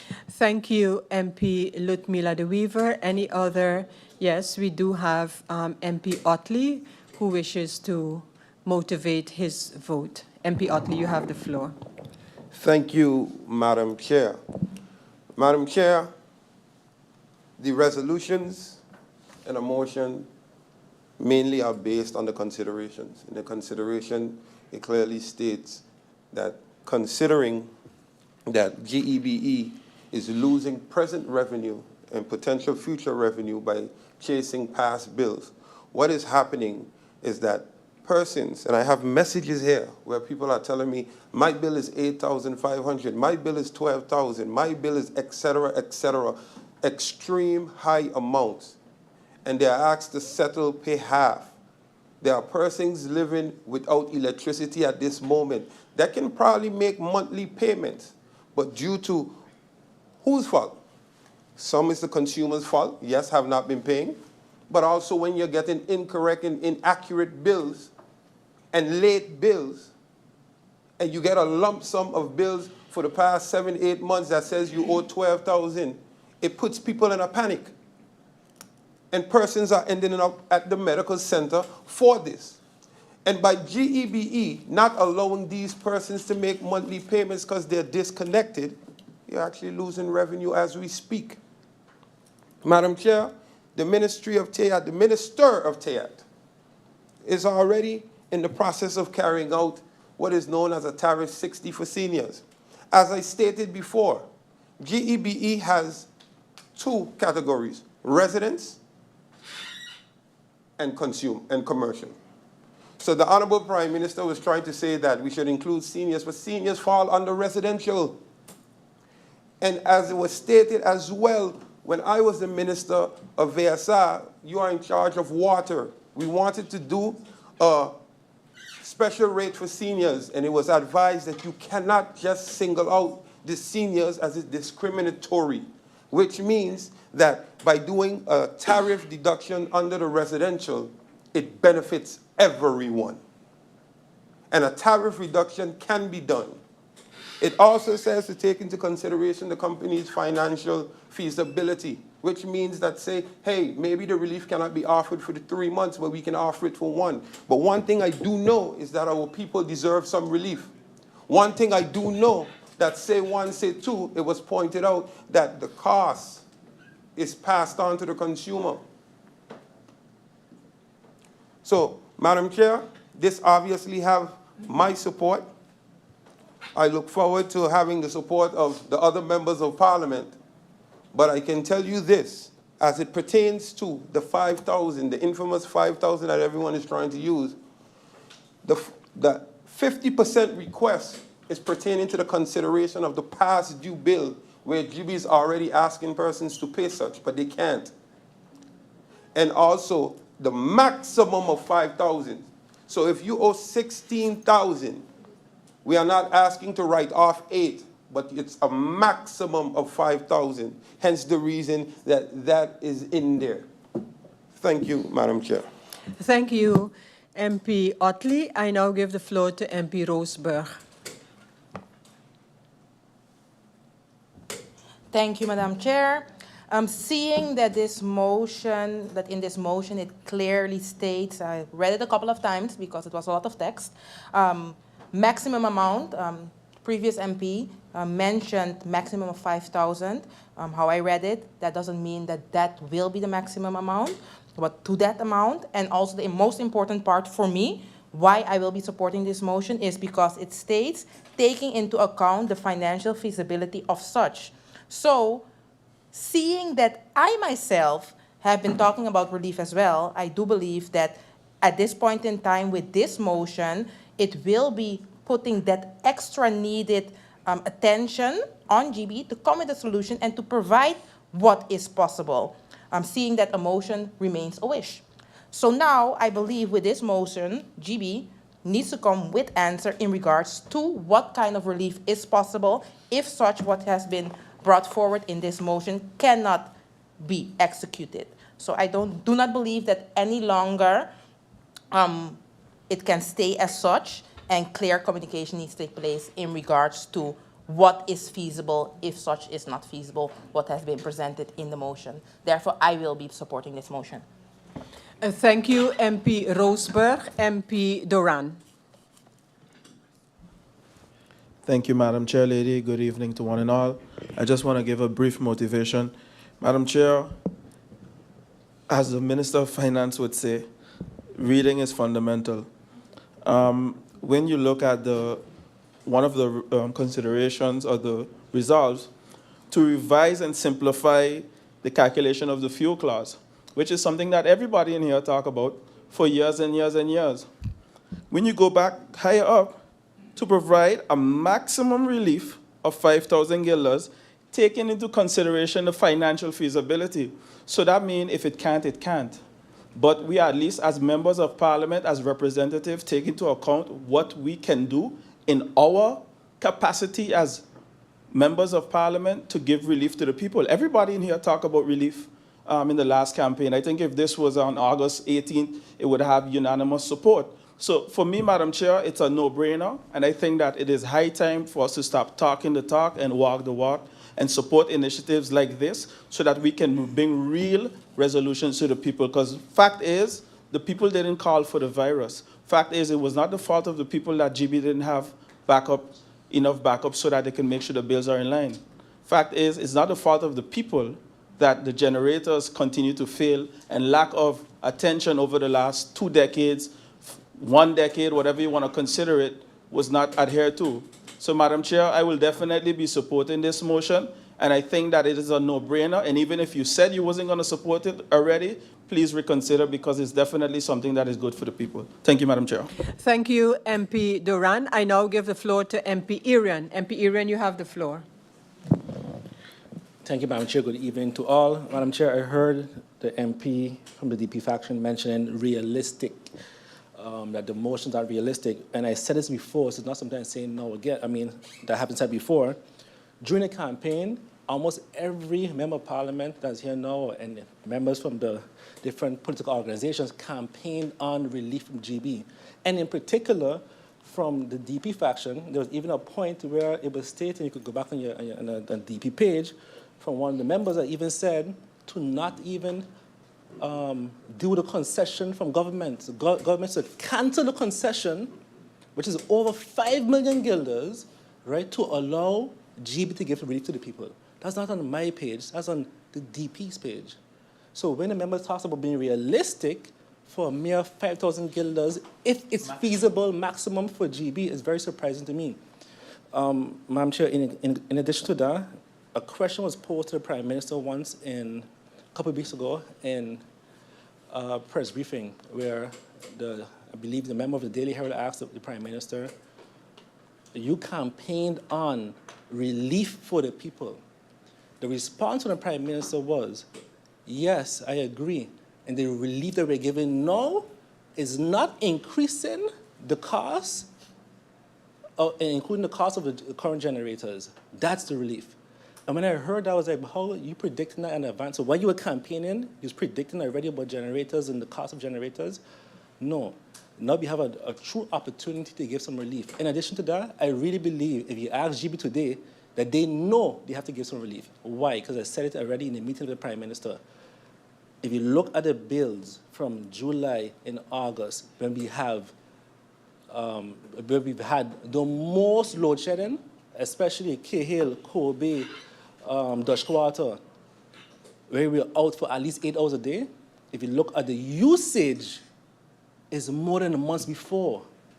And why? Because of the load shedding, ACs, UPS batteries, fridges, when they went out and came back on, they use a lot more energy. So our usage went up. So that means GB forced us into having higher bills. We didn't choose to have higher bills. GB forced us to have higher bills. So I would rather that the members of parliament bring a motion to deal with GB than for GB to deal with litigation from the public on this matter. Because I'm pretty sure, and I already heard about it already, that some people in the community are planning to go to court with GB because of this. So I would rather us as members of parliament and us as ministers take the right action to be able to give the people in this community, a little bit of relief. We didn't even ask for much, a little bit of relief. Thank you, Madam Chair. Thank you, MP Irian. I now give the floor to MP Grisha Heiliger Martin. Thank you, Madam Chair. The question is to give relief or not to give relief? That's the question of the night. Okay, you can hear me now? Yes, so the question of the night is to give relief or not to give relief. Of course, every member of parliament in here wants to give relief to the people of St. Martin. Matter of fact, prior to the hack, prior to all the load shedding issues we've had these couple of months, I've been the queen of asking for relief for the most vulnerable, which is my seniors, our seniors in St. Martin. So for sure, but do we want to give relief to the detriment of the company? We need to see if it's even possible. So I did my personal, I asked GB directly, and of course, they're looking at 5,000 guilders at 23,000 clients. That's about 115 million guilders. Can GB afford that at this point in time? I don't think so.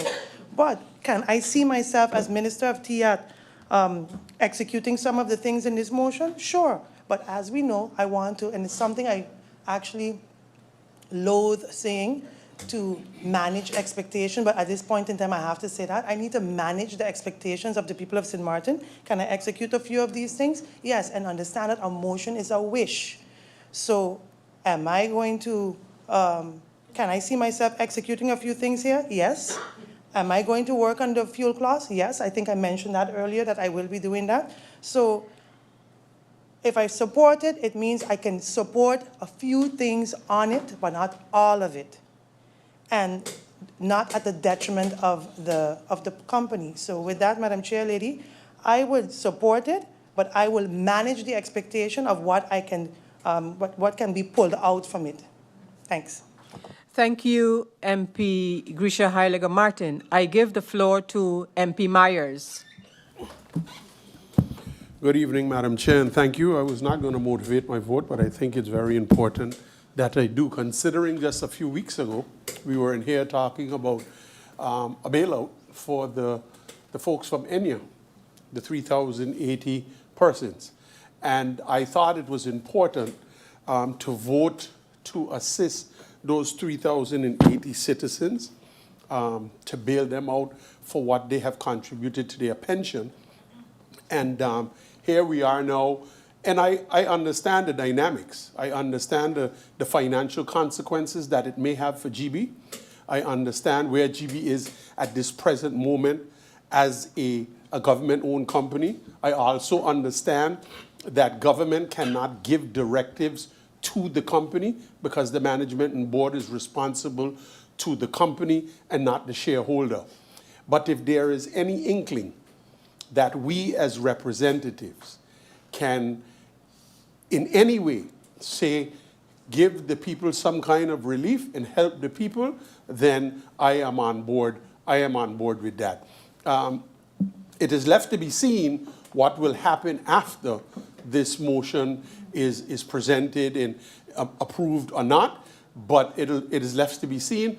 But I can support this motion because I believe not only where GB is at this particular moment, but where the people of St. Martin are, considering all that we've been through since this hack and subsequently the power outages. So that's my motivation, Madam Chair. Thank you, MP Myers. I now give the floor to MP Gomes. Thank you, Chair Lady. I'll just be brief. I can see myself supporting this motion for the simple fact of GBs being asked to consider relief. I think we all know the reality, however, of the possibilities of that. And I trust that the Minister of Theatre is going to do, as she has said, she's already working on the other elements contained in the motion. For me, I would have liked to have seen something with more teeth about warning then against how we actually got here, which is by allowing poor governance to continue from a board level, from a management level, because we protect people because they're St. Martiners.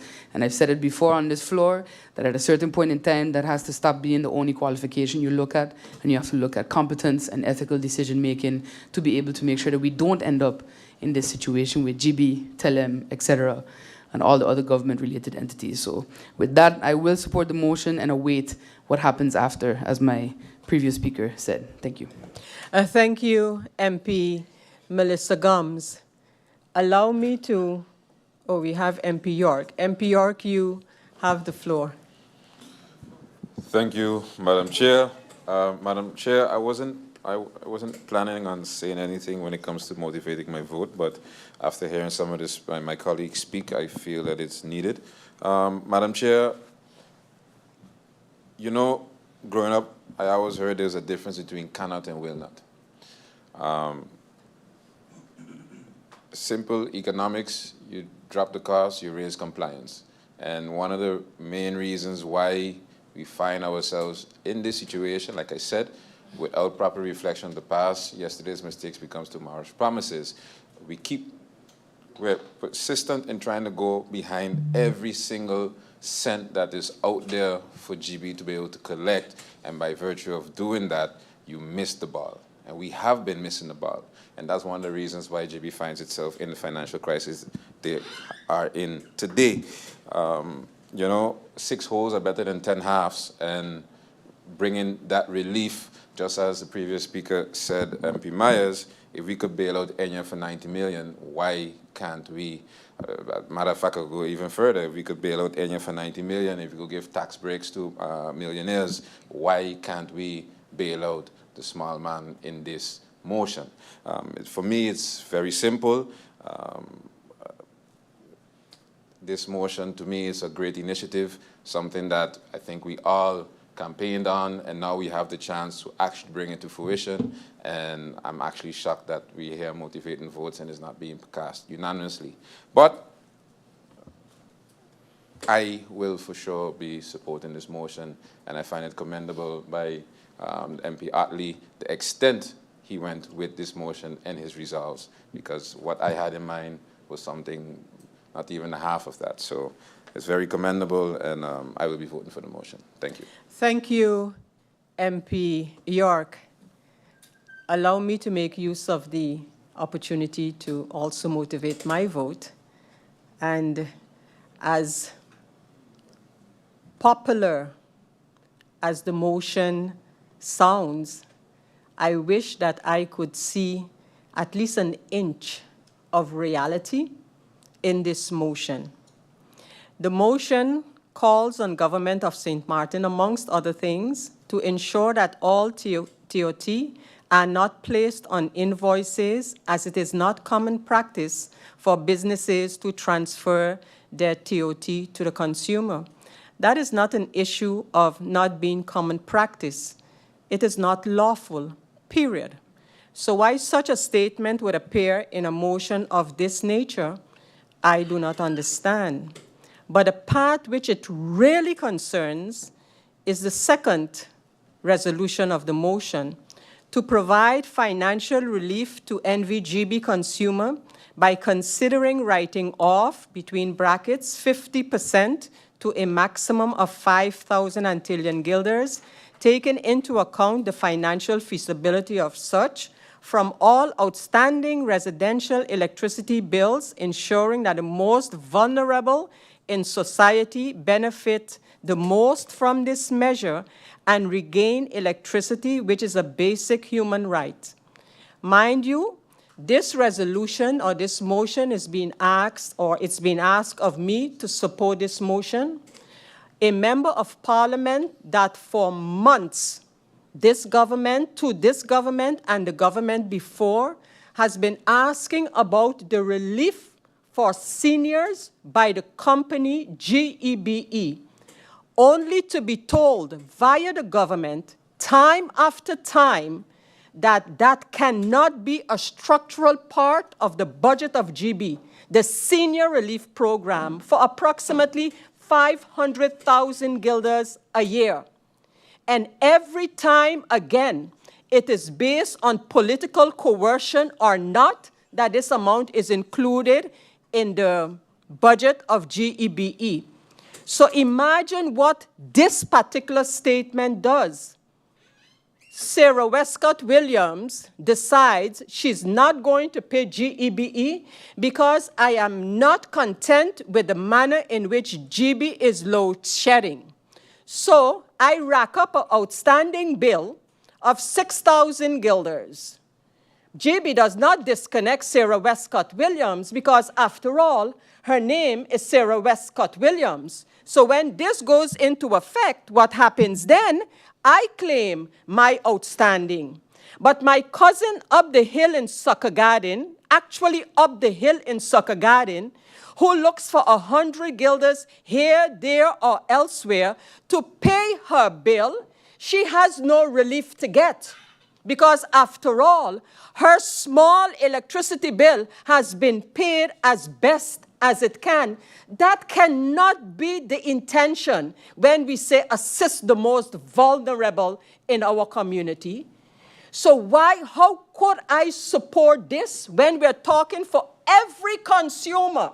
Sarah Westcott, her cousin up the hill, the one down the road, every consumer who for whatever reason did not pay now will get a write-off of 50% with a maximum of 5,000 guilders. And the government and the ministers are not prepared to come out and say, we have issues to fix in GB, and we are going to fix them. And we are going to make sure that those in need of relief actually get the relief. That's not what this motion is doing. Thirdly, if we are not clear about the connection with all kind of relief and the request by government for a loan of 75.6 million guilders, go explain that to those who you are requesting the loan from.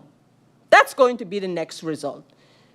So the members of parliament can ask for the support, of course, but unless the government can tell me that they're going to fix that situation, how many applications are there in GB for compensation for damaged equipment? Do we know that? Why are those persons turned back time after time? And will this help them? No, this will help Sarah Westcott, who for her own reasons would have an outstanding amount now to claim 50%. But those who need the relief month after month, the seniors in this country, cannot get it based on this thing. My approach is going to be different.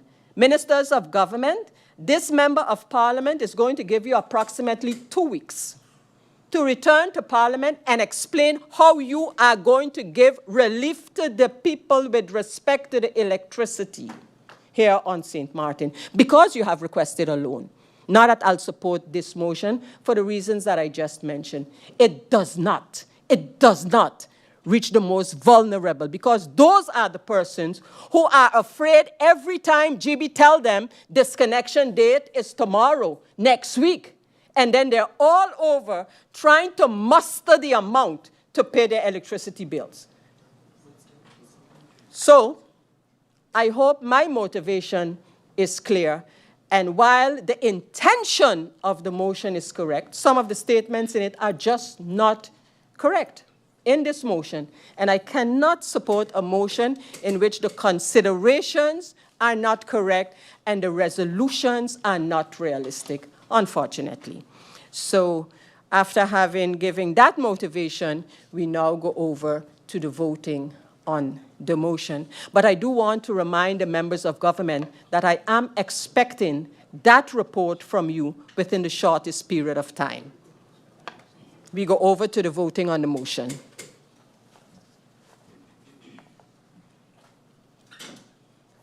And I start by number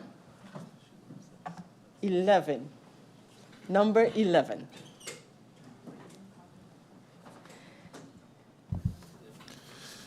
Omar E.C. Otley. For. Shamira Roseberg. For. Ludmila de Weaver. For. Darrell York. For. Richenel Brug.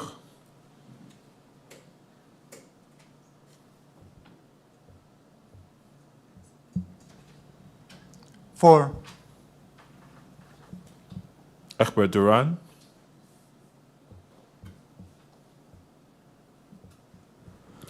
For.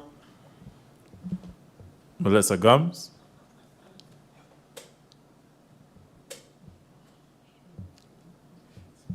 For. Grisha Heiliger Martin.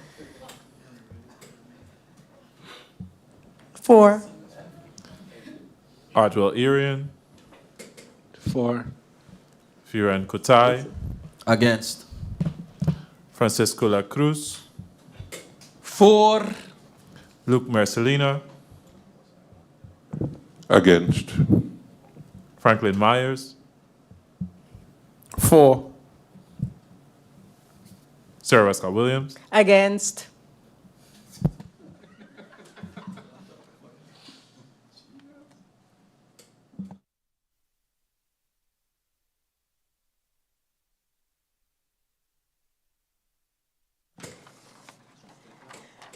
The voting on the motion number 3 for today is 11 for and 3 against. This motion has been passed.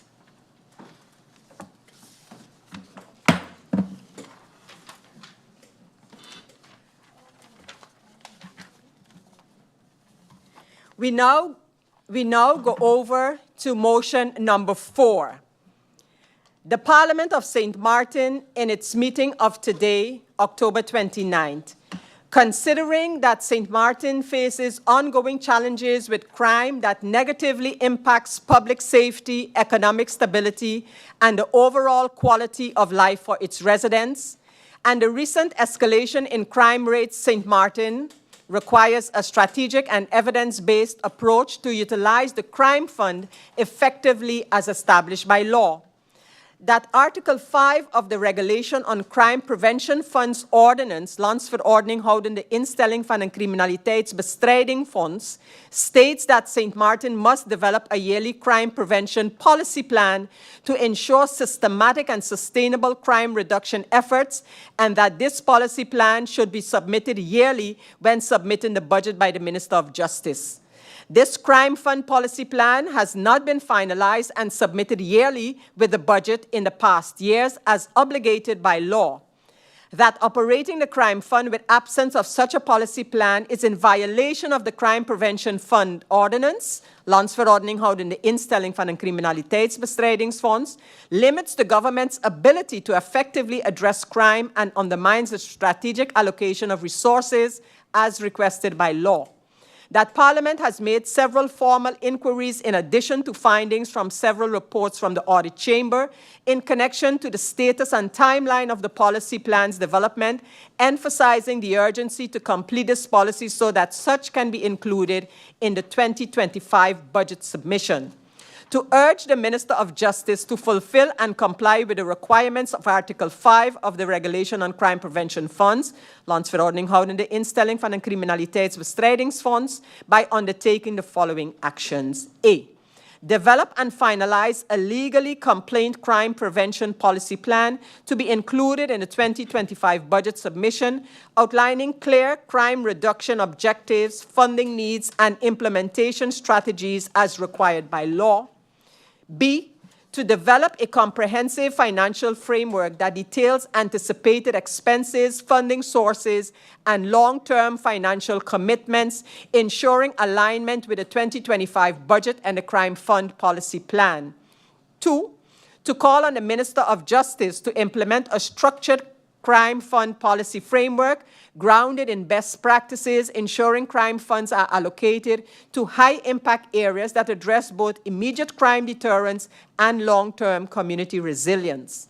To urge the Minister of Justice to consider incorporating the following funding allocations into the crime fund policy for inclusion in the 2025 budget submission. A, evidence-based prevention programs. B, law enforcement and crime solving. C, community-based violence intervention. D, victim support and trauma services. E, reintegration and rehabilitation programs. F, data collection and analysis. G, innovation and pilot programs. 4, to ensure that the Ministry of Justice will provide Parliament with progress reports every 6 months on the crime prevention, policy plans development, including key milestones, budget considerations, and adhere to the legal requirements specified in Crime Prevention Funds Ordinance, the Landsverordening houdende instelling van een criminaliteitsbestrijdingsfonds, and goes over to the order of the day. Copies of this motion to be sent to the Governor of St. Martin, the Government of St. Martin, the Council of Advice of St. Martin, and this motion is co-signed by a number of 5, 6, 7, 8, 9, 10, 11 members. Is there the need for hoofdelijke stemming on this motion? That has not been expressed, and that would mean that this motion is accepted unanimously. Motion accepted.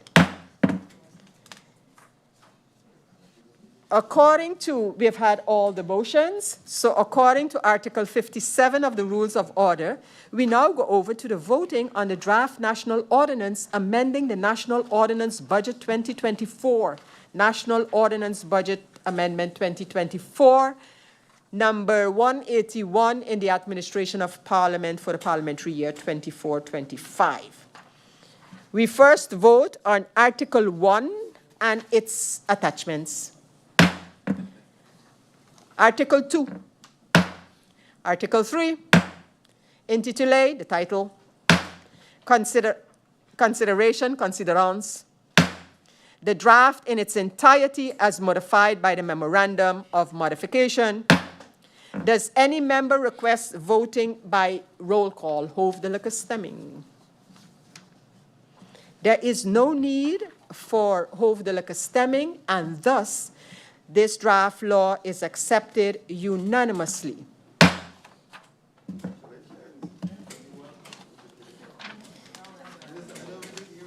According to Article 88, subsection 1 of the Constitution of St. Martin, Parliament shall notify the government that Parliament has approved this draft law in its public meeting of today, Tuesday, October 29th, 2024 at 22:51. I want to thank the Council of Ministers and their respective support staff for their presence here today and for providing the necessary information. Thank you all. Thank you, members of Parliament. Thank you to the support staffs of the institutions, Parliament, and government. And I wish everyone a safe evening and safe journey home. This meeting is hereby